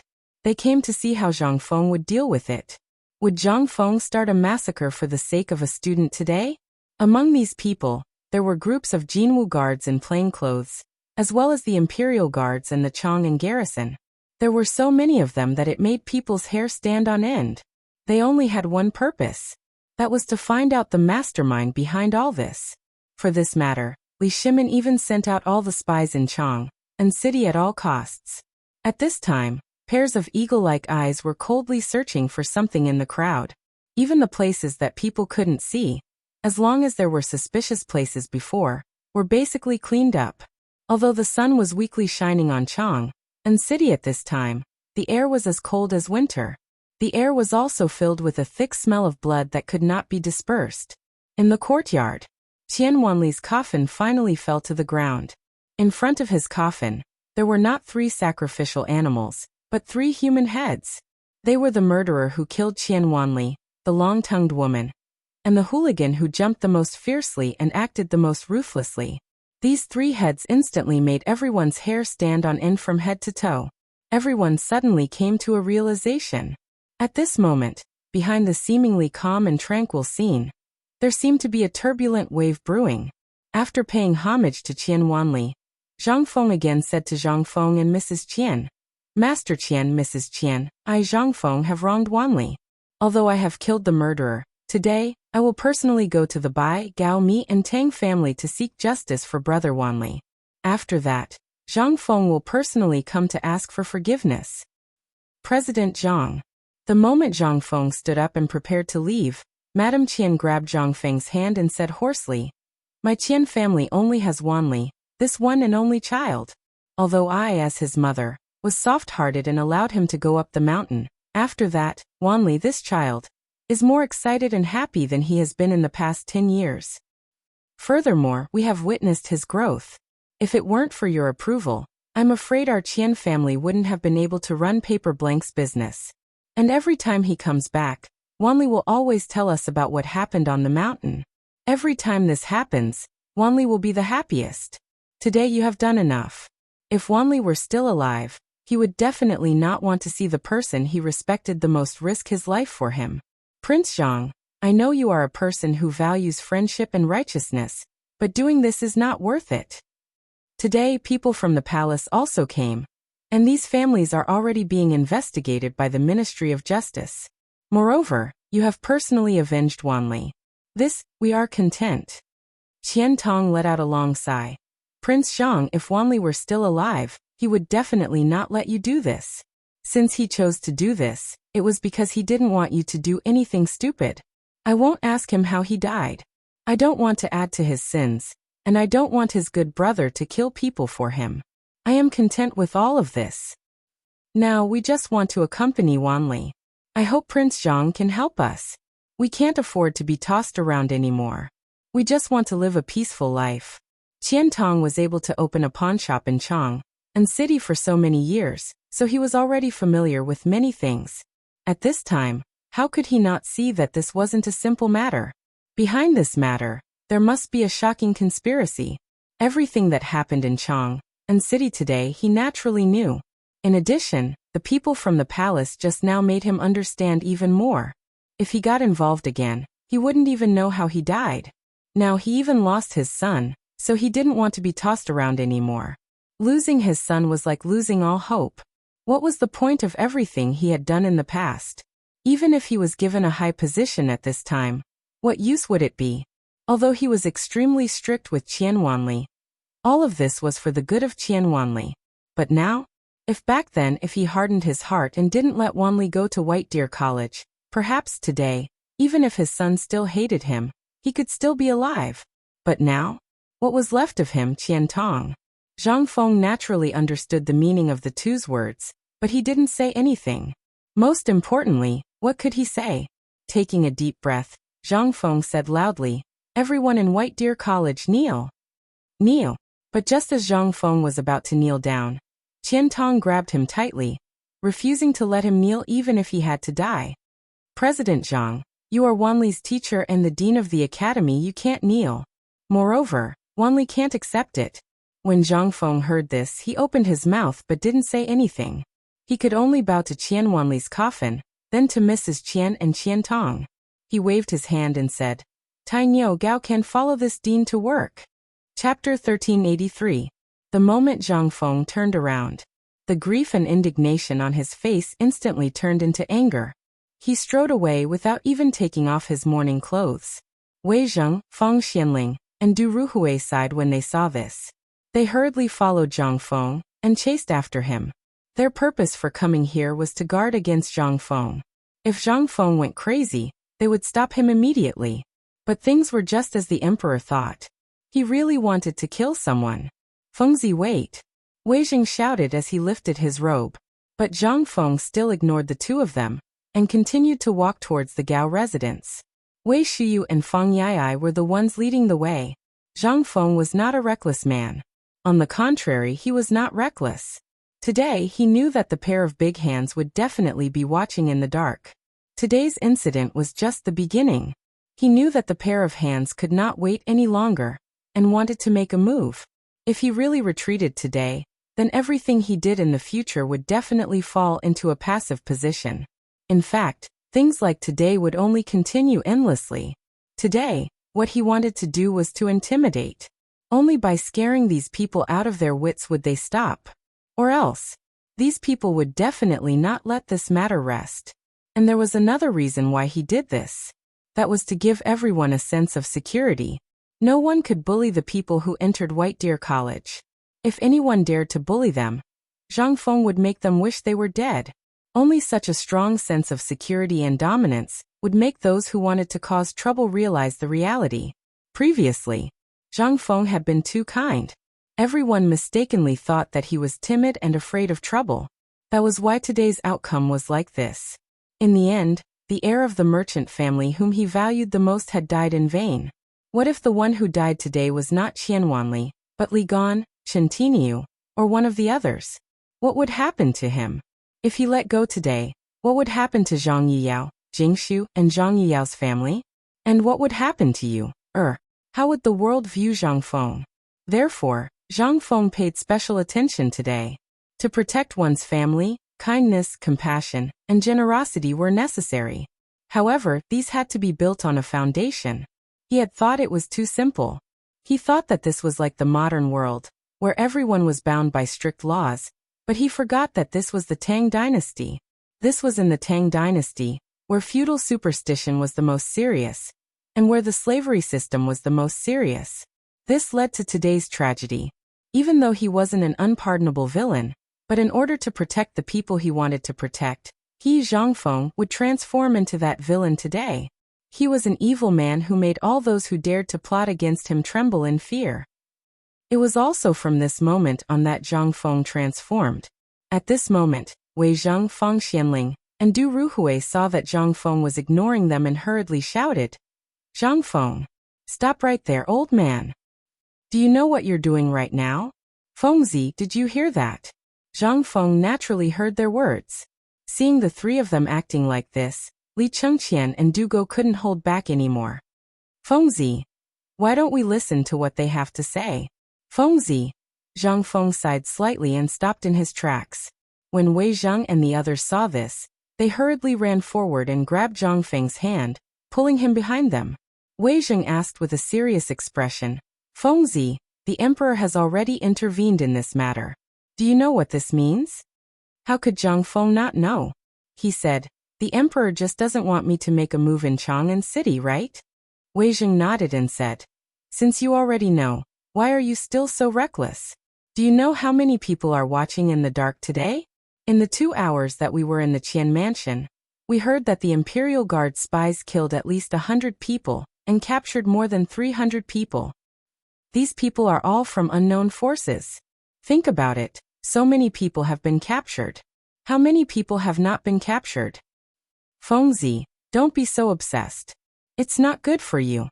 Zhang Feng nodded and took out the Mitsubishi bayonet from his arms. He said, "You're all right.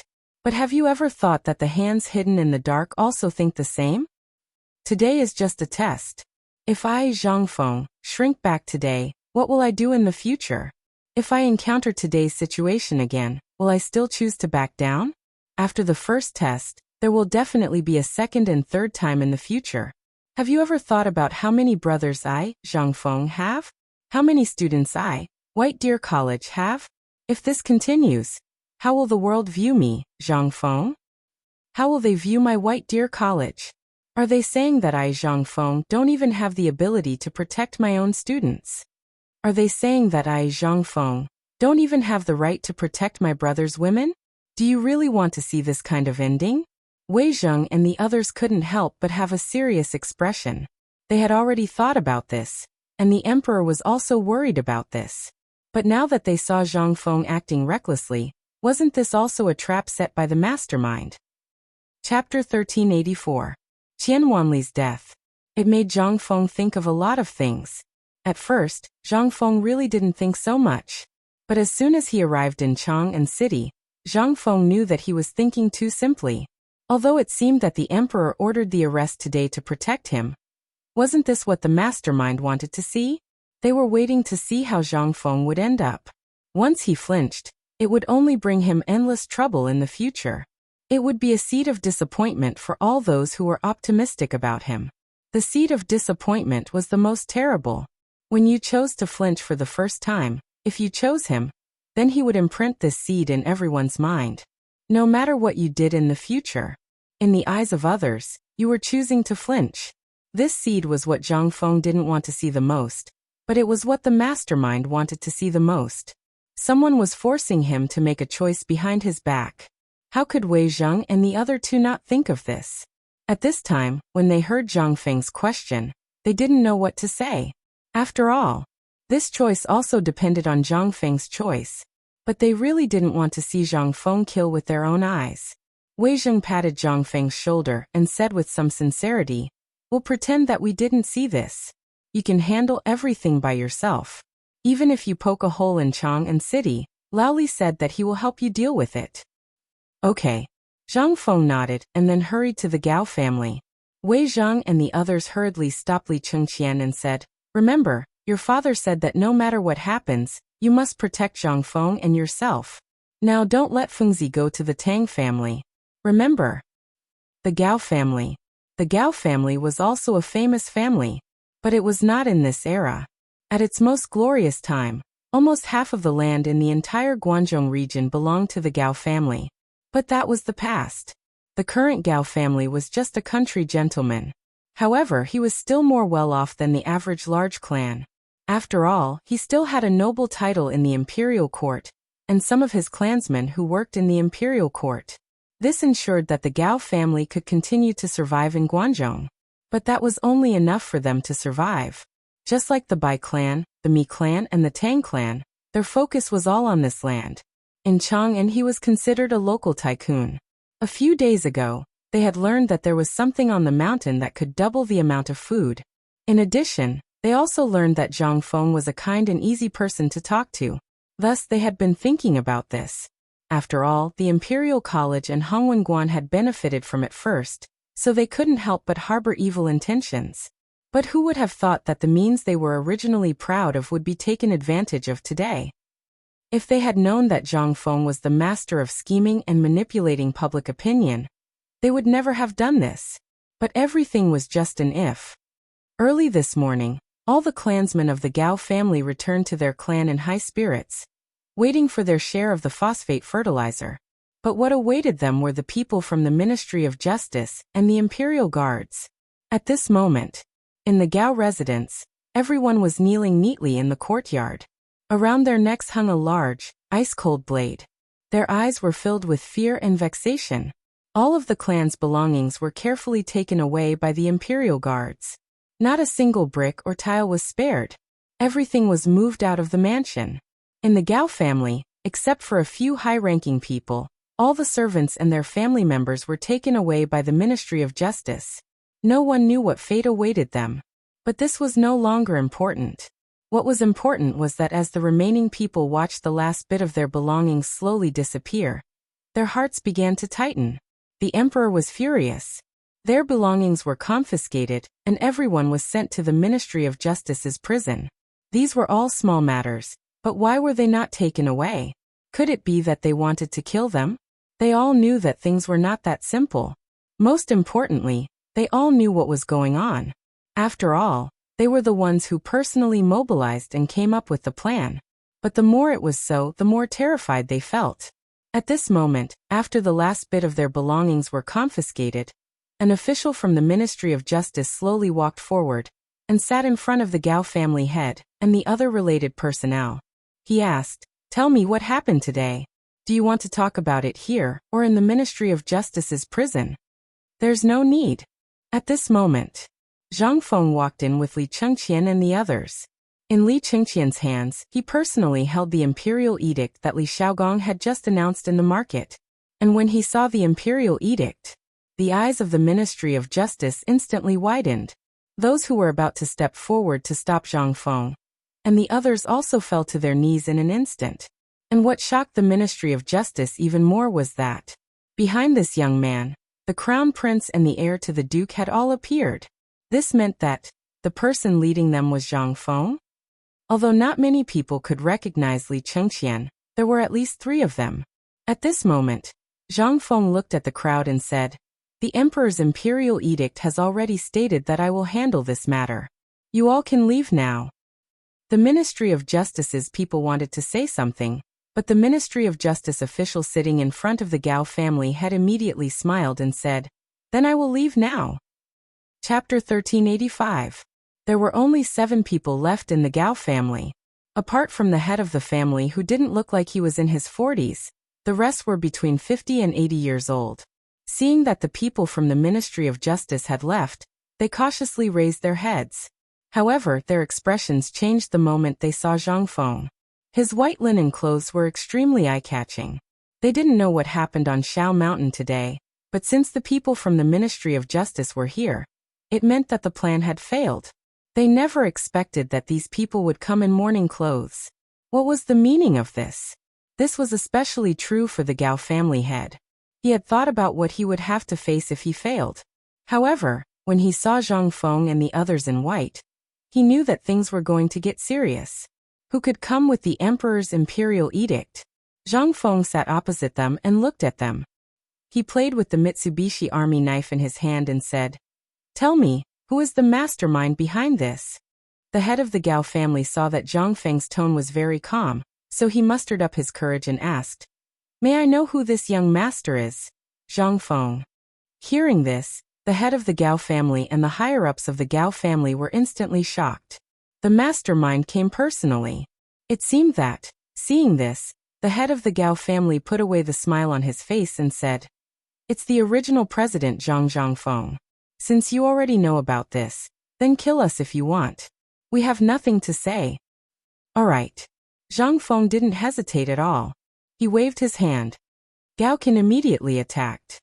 He took the Modeo from the Imperial Guard and cleanly cut off the head of the person next to the head of the Gao family. In an instant, as the head fell, a mist of blood gushed out like rain. The head of the Gao family was so frightened that his face changed drastically. Zhang Feng, what are you trying to do? We were wrong in this matter, but His Majesty also knows about this matter, and has already handed it over to the Ministry of Justice to investigate. You dare to kill people in broad daylight? Do you have any respect for the law? This is an imperial edict. Do you want to see it for yourself? His Majesty said that this matter is for me to handle. All the power of life and death is temporarily in my hands. I, Zhang Fengyu, am not an unreasonable person. Your people indiscriminately killed my brothers and injured tens of my people in Ji Mountain Square and my, Zhang Fengyu's people.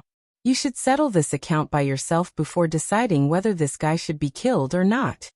While speaking, Li Chengqian opened the imperial edict in his hand and placed it in front of Patriarch Gao and the others. Take a good look. This is the Emperor's imperial edict. If you tell me the truth about the mastermind behind this, perhaps your Gao clan won't be wiped out today. If you dare to lie, he will be your example. This was also the first time Li Chengqian had seen someone killed with his own eyes. At this moment, his face was frighteningly pale. At this moment, seeing that Zhang Feng seemed to really want to kill someone to establish his prestige, he hurriedly said. The remaining people of the Gao clan were also instantly terrified. Patriarch Gao's forehead was dripping with bean-like cold sweat. Looking at Zhang Feng's calm eyes, he said, Prince Zhang, all of this is the Tang clan. Yes, it's the Tang clan.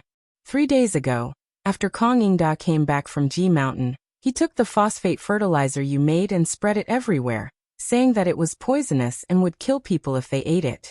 Then Dr. Sun Simiao personally went down the mountain and confirmed that it was not poisonous and could really increase the food supply. Patriarch Gao was really scared. She explained everything clearly without missing a single word. She even excluded the Gao family from the story. But no one was a fool. Zhang Feng was even less of a fool. At this time, after he finished, Zhang Feng asked, So your Gao clan was also forced by the Tang clan? Yes. All of this was forced by them. Otherwise, how could we have the guts to do such a despicable thing? Moreover, the Tang family also said that if we were to participate, we only need to stand behind them. When the time comes, they will definitely share the phosphate fertilizer with us. But if we didn't agree, they would join forces with the Mi clan and the Bai clan to destroy our Gao clan. And they also said that it was all ordered by Kong Yingda, so we... Hearing this, Zhang Feng stared into Patriarch Gao's eyes and said, But why did I hear that all of this was led by the Gao clan and the Tang clan? And do you think that I, Zhang Feng, don't know anything? Your Gao clan has always been related to the Zheng clan in Xinjiang, and has always been the Zheng clan's pawn. This time, is the Zheng clan behind this matter? Hearing this, Patriarch Gao's face changed instantly. He hurriedly knelt on the ground and said, Prince Zhang, all of this was really done by the Tang clan. And they have the Wang clan behind them. The Wang clan has a grudge with Prince Zhang before, and this time, the Wang clan personally came with the Tang clan. That's why I foolishly agreed to this matter. Young master, please investigate this matter thoroughly. At this moment, all the dignity and arrogance that he usually had were all bullshit. In a matter of life and death, Patriarch Gao still chose to live an ignoble life. And he was also secretly shocked. How did Zhang Feng know all of this? After all, the relationship between the Gao clan and the Zheng clan in Xinjiang was basically unknown. They had always been in contact with each other through letters, and if there was nothing serious, they would not contact each other. Recently, he was sure that he had not contacted the Zheng clan. Such a secretive matter, even the people at the bottom of the Gao clan did not know, so how did Zhang Feng know? Seeing this, Zhang Feng sighed. Stubborn. Tai Niu, I'll let you interrogate them. This house, if you want it, you can keep it. If you don't want it, burn it and let it be buried with Brother Wanli. Chapter 1386. Zhang Feng didn't know any of this. Even in the old and new Tang dynasty books, there were very few records of these four families. He had unintentionally read a novel about the Tang dynasty written by a lousy author. That was why he took it out to test this person out of curiosity. But he didn't expect it to be true. Was the Gao family really a pawn of the Zheng family in Xinjiang? Then, could it be that the Bai and Mi families were related to these noble families? Now he had confirmed too. The Gao family seemed to be in the dark. As for the Tang family, they were the biggest suspects.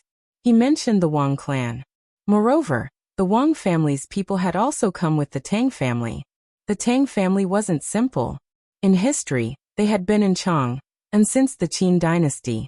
It wasn't until the Wei, Jin, and northern and southern dynasties that the Tang family started to decline. When Yang Jian came to power, the Tang family had no chance of recovery. Until now. It seemed that the Tang family wasn't simple. Li Chengqian saw that Zhang Feng was silent and couldn't help but ask, Fengzi, do you think this incident was really done by the Wang clan's people? If that's the case, the mastermind is also the Wang clan's people? Zhang Feng shook his head and looked tiredly at the worried and fearful people in front of him. He said, It's a little impossible. The Wang clan alone can't do this.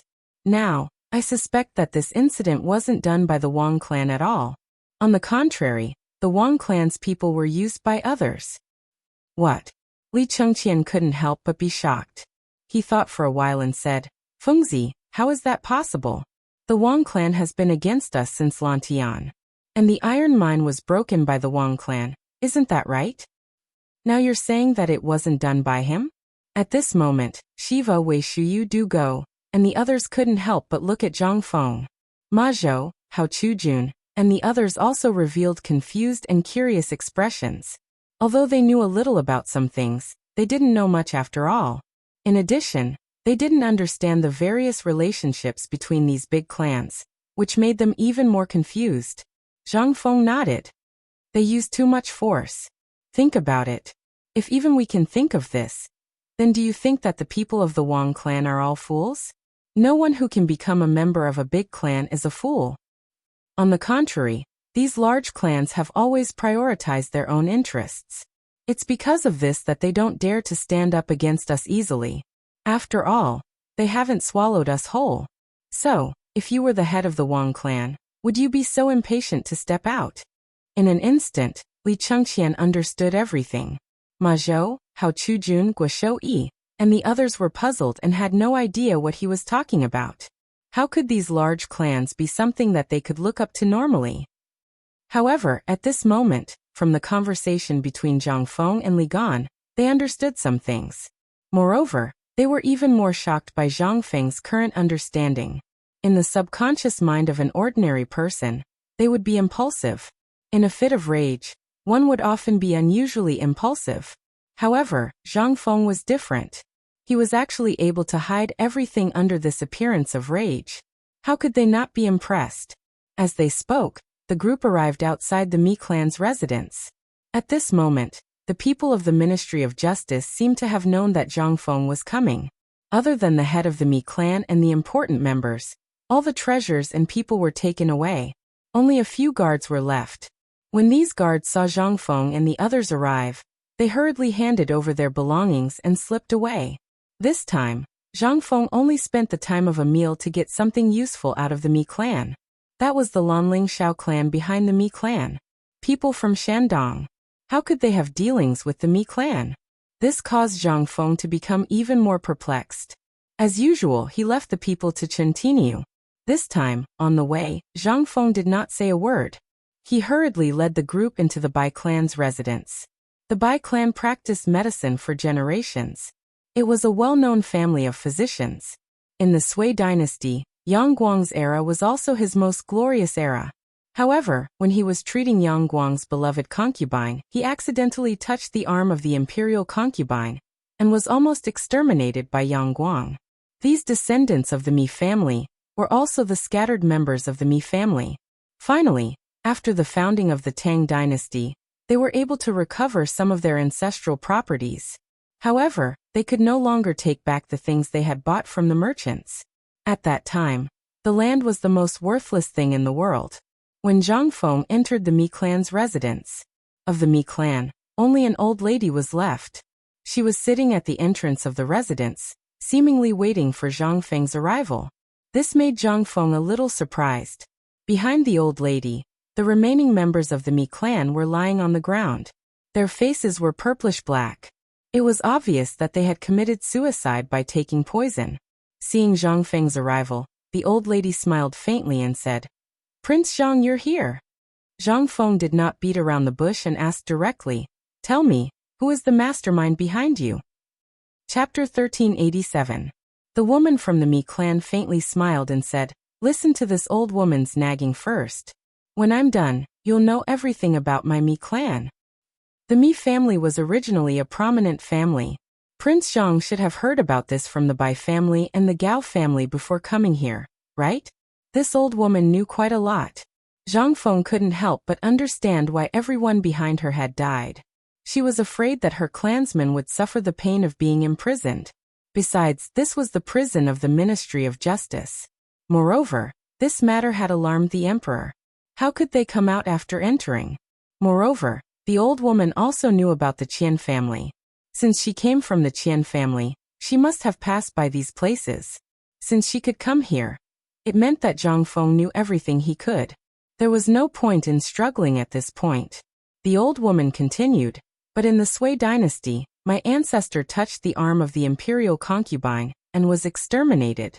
We were only able to return to our ancestral home from the bitter cold when the retired emperor ascended the throne and pardoned the world. But the glory of the past was long gone. So the Mi family had no choice but to find a big tree." Prince Zhang, do you know why the Mi family can continue to exist in Chang'an?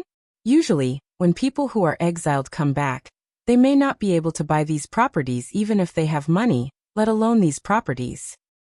Zhang Feng was not in the mood to guess.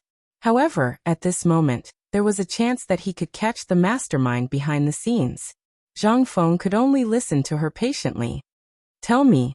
The old woman chuckled and said, "Back in Liangzhou, which was also the border of the Tang dynasty, the Mi family inadvertently saved a businessman. This businessman lived in Zhaojun." At this point, the old woman stopped talking. Li Chengqian was shocked and said, "You mean the Li family of Zhaojun?" The old woman nodded. "Yes. If it weren't for them, we wouldn't have any hope of returning to Chang'an. But it's also because of this that we're connected to Zhaojun. But this matter really has nothing to do with us. My Mi family didn't want to get involved with anyone or any force. After all, there's a precedent. But when my Mi family came back, we owed a lot of favors, and this Tang family took the biggest share. So this time, it's also the people of the Tang family who asked us to come forward with the favor." Zhang Feng didn't know how much of this was true and how much was false. But since things had come to this point, all the spearheads pointed to the Tang family and the Wang clan. Zhang Feng no longer hesitated and got up to leave. But the old lady asked in surprise, "Prince Zhang, this is—" Zhang Feng didn't say anything. Instead, he hurried out. His intuition was right. Moreover, she was just an old woman. What did he have to fear? As soon as he went out, Li Chengqian hurriedly grabbed Zhang Feng. "Fengzi, do you know who that old woman is?" "I don't know, and I don't want to know now. I just want to go to the Tang family." Li Chengqian grabbed Zhang Feng and said solemnly, "Do you know the name of Granny Miji?" Zhang Feng was stunned for a moment. He had heard of Granny Miji and Granny Miji, but what did they have to do with this old woman? Seeing this, Li Chengqian said, "The Mi family was originally close to becoming the 9th clan, but later on, they offended Yang Guang, which led to this. But do you really think what she said was true? The Li family only agreed to help them because I accidentally saved a Li family member?" Zhang Feng frowned slightly. "Are you saying that the old woman is lying?" Li Chengqian nodded. However, Wei Shiyu continued, "She is Granny Miji." When they were in Liangzhou, the Mi family was gathering their connections and preparing to return to Chang'an. They also wanted to restore their former glory. The mastermind behind all this was Granny Miji. Don't underestimate this old woman. She almost alerted the emperor. During the Wei River Alliance, Granny Miji brought hundreds of kilograms of poison and offered it to the emperor. She was prepared to poison the Turks. However, the emperor didn't have the heart to do so, so he didn't choose such a vicious plan. At the same time, the emperor ordered people to suppress the Mi family after the incident. Think about it. A family that can produce such a huge amount of poison. How can the emperor not be afraid? How can the history of Zhao Jun not be afraid? That was also why the Li family of Zhao County chose to help him. However, the price was that all the Mi family's properties in Liangzhou would belong to the Li family of Zhao County. Do you know what the Li family of Zhao County found when they took over? Half of the entire Liangzhou basically belonged to the Mi family. Zhang Feng couldn't help but be secretly shocked. He didn't expect that such a benevolent old woman would be so ruthless. At this moment, he finally understood why Li Chengqian and the others' expressions changed when Granny Miji was mentioned. However, what did this have to do with him? After hearing this, Zhang Feng only uttered an "oh," and then headed for the Tang family again. He was blocked by Li Chengqian again. Feng Zi, although she is just an old woman, think about it. How terrifying is someone who can even abandon her own family at a critical moment? Everything today is caused by you. If you don't completely destroy her hope today, in the future. Zhang Feng was also annoyed. He waved his hand and said, "If you want to go, go. I'll leave this matter to you. The rest of you, quickly follow me to the Tang family." Chapter 1388. The Tang family. It was a family with the same name as the Tang dynasty. It was impossible to say that he had nothing to do with the royal family. In the past, Tang Jian had been very high profile, and he had always been proud of this. Therefore in Chang'an City, most people did not dare to offend him. But this was also the reason why the Tang family was so arrogant. The land of Shirley Slope and the land under Mount Longsho all belonged to the Tang family. What kind of place was Mount Longsho? It was the imperial plantation. It was the place of the emperor. This gave the Tang family another reason to be arrogant. Usually, as long as it was not a big deal, even the county government would not want to have anything to do with the Tang family. They were afraid that the Tang family would settle accounts with them in the future. But today, the Tang family, who used to be so arrogant and domineering, had set off a huge wave in Chang'an City. The emperor had personally issued a decree to confiscate all the Tang family's belongings and put all the members of the Tang family in jail. At first, no one knew what was going on. Moreover, the people from the Tang family had a group of hired thugs and even injured dozens of bailiffs. In the end, when the imperial guards and the Ministry of Justice appeared, the Tang family finally behaved themselves. But that was only obedience. They did not admit to their crimes. It was not until Zhang Feng led the funeral procession into Chang'an City that what happened in the marketplace of Shao Mountain caused an uproar among the people. The Tang family was so bold that they dared to send a group of hooligans and gossips from Chang'an City and the surrounding areas to make trouble for White Deer College. Where was White Deer College? It was a sacred institution that was appointed by the emperor to be on the same level as the imperial college. Moreover, it was founded by Zhang Feng, the youngest Confucian scholar in the Tang dynasty and history. Zhang Feng's status in the hearts of the people of Chang'an City was no different from that of a god. But the Tang family actually dared to attack Zhang Feng? Moreover, he had violently forced Zhang Feng to hand over the phosphate fertilizer formula in his hands. He had even beaten to death the son of Chang'an's manager Qian, who was also the direct disciple of Dean Zhang Feng. In an instant, everyone in Chang'an City was furious. What is this? They were simply a bunch of bandits. As for the people from the Ministry of Justice, they grew even more furious. With a single order, they joined forces with the common people who had been oppressed by the Tang family and smashed the Tang family's estate into smithereens. Even the Tang family's businesses in Chang'an were completely destroyed by the angry common people. Faced with so many commoners and officials from the Ministry of Justice, the people from the Tang family were still unwilling to leave the matter at that. They continued to evade the important matters and dwell on the trivial matters, as they questioned the Ministry of Justice on how to punish the commoners. Meanwhile, at the entrance of the Tang family's residence, the patriarch of the Qian family, Tang Hao, sat boldly at the entrance of the residence, drinking tea while looking at the angry commoners. He said to the officials from the Ministry of Justice, "Old man has said that you can enter the Tang family's residence today, but if you don't hand over this group of unruly commoners to the old man will definitely accuse the Ministry of Justice of corruption and conniving with the murderer." The person who came to the Tang family's residence this time was the second in command of the Ministry of Justice, Feng Ang. He was well aware of these matters, as well as the relationship between the emperor and Zhang Feng, coupled with what had happened in Shao Mountain, as well as the high-profile style of the Tang family. Feng Ang could not help but feel extremely angry. Tang Hao, do you know that everything that the Tang family has done on Shao Mountain today has already infuriated the emperor? We will act according to the law. If you continue to be obsessed and obstruct us, it won't be us who will come later. It will be the imperial guards, the emperor's personal guards. Do you want to be executed by the emperor on the spot, or plead guilty? Plead guilty? Tang Hao laughed. The Tang family has always been above board. How can we plead guilty just because you say so? You said that you were acting according to the imperial edict. Fine, I won't make things difficult for you. First, tell me, how are you going to deal with these rioters? If you deal with these rioters first, we'll talk about our business. Feng Ang gritted his teeth and said, the people of the Chang and local government will investigate these people. Ha. Tang Hao laughed out loud.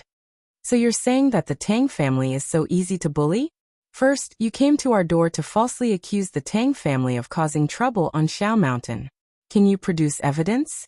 If you can, that old man will definitely plead guilty, even if the emperor comes in person today. If you don't have evidence, I, Tang Hao, will definitely not allow you to frame me unjustly. Moreover, the Tang family is a contributor to the founding of the country.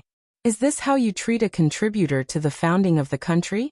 Feng Ang was so angry that his face turned red and he could not say anything. At this moment, Niu Jinda and Yu Qigong's voices slowly appeared at the gate of the Tang family's residence. Tang Hao, your mouth is still as foul as before. Hearing that, in an instant, Feng Ang hurriedly bowed to them. However, he was stopped by Yu Qigong and Niu Jinda's attire. Tang Hao looked at the two of them in surprise. He had a feeling of déjà vu, but he could not tell if he knew them or not. At this moment, Yu Qigong said coldly, your Tang family's young master is now in the military camp and has confessed everything. Why are you still standing here? Do you really want to see your Tang family go to ruin? And let me tell you, those people you found have all confessed. I advise you to plead guilty quickly. At this moment, Niu Jijia and General Qing Yaojin are personally escorting the interrogation results and the situation here back to the palace. If you persist in going about things the wrong way, do you know the consequences? Tang Hao got up in horror and looked at the two of them in horror. Who are you? Why do you know so much? Chapter 1389. Tang Hao was the head of the Tang family. When the people from the Ministry of Justice arrived, he had thought of many things. But he never expected that his unfilial son would confess everything.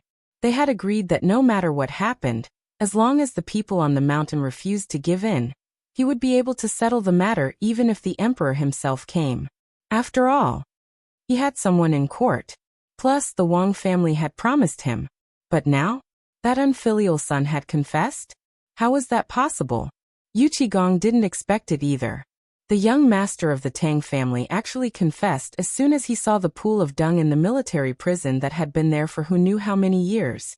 He thought that the brat was so arrogant that he would have to go through torture before he would confess. So Yu Qigong rushed down as fast as he could. His goal was to make Tang Hao confess before Zhang Feng arrived at the Tang residence. Otherwise, once Zhang Feng arrived, there would be no turning back. Before he arrived, the spy had already informed him of Zhang Feng's every move. At this moment, Zhang Feng's eyes were bloodshot. On the one hand, he wanted to avenge Qian Wanli, but on the other hand he wanted to establish his authority. This brat urgently needed to establish his authority, so that White Deer College's prestige could rise to another level. It was understandable why Zhang Feng would be so impulsive. Moreover, if Zhang Feng really dared to kill the Tang family, the Wang family would be furious. This was also the reason why the emperor was so concerned about this matter. Tang Hao was also one of Huang's horses. When he saw that Yu Qigong didn't say anything, he panicked even more.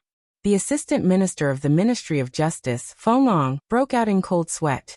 Now that Yu Qigong was here, things would be difficult. Moreover, Yu Qigong was in disguise. Did that mean that Zhang Feng was coming? When he thought of this, Fenglong hurriedly stepped forward to block Yu Qigong's path. Lord Yu, why have you come? Yu Qigong pushed Fenglong to the side and looked at Tang Hao. You don't need to know who Lao Tzu is. When you don't die tonight, you will know who Lao Tzu is. But when that time comes, you won't be able to die even if you want to. That's why I'm here. I'm here for the sake of your Tang family. I don't want your Tang family to be wiped out. Hee. Tang Hao smiled faintly. Then shouldn't old man thank you?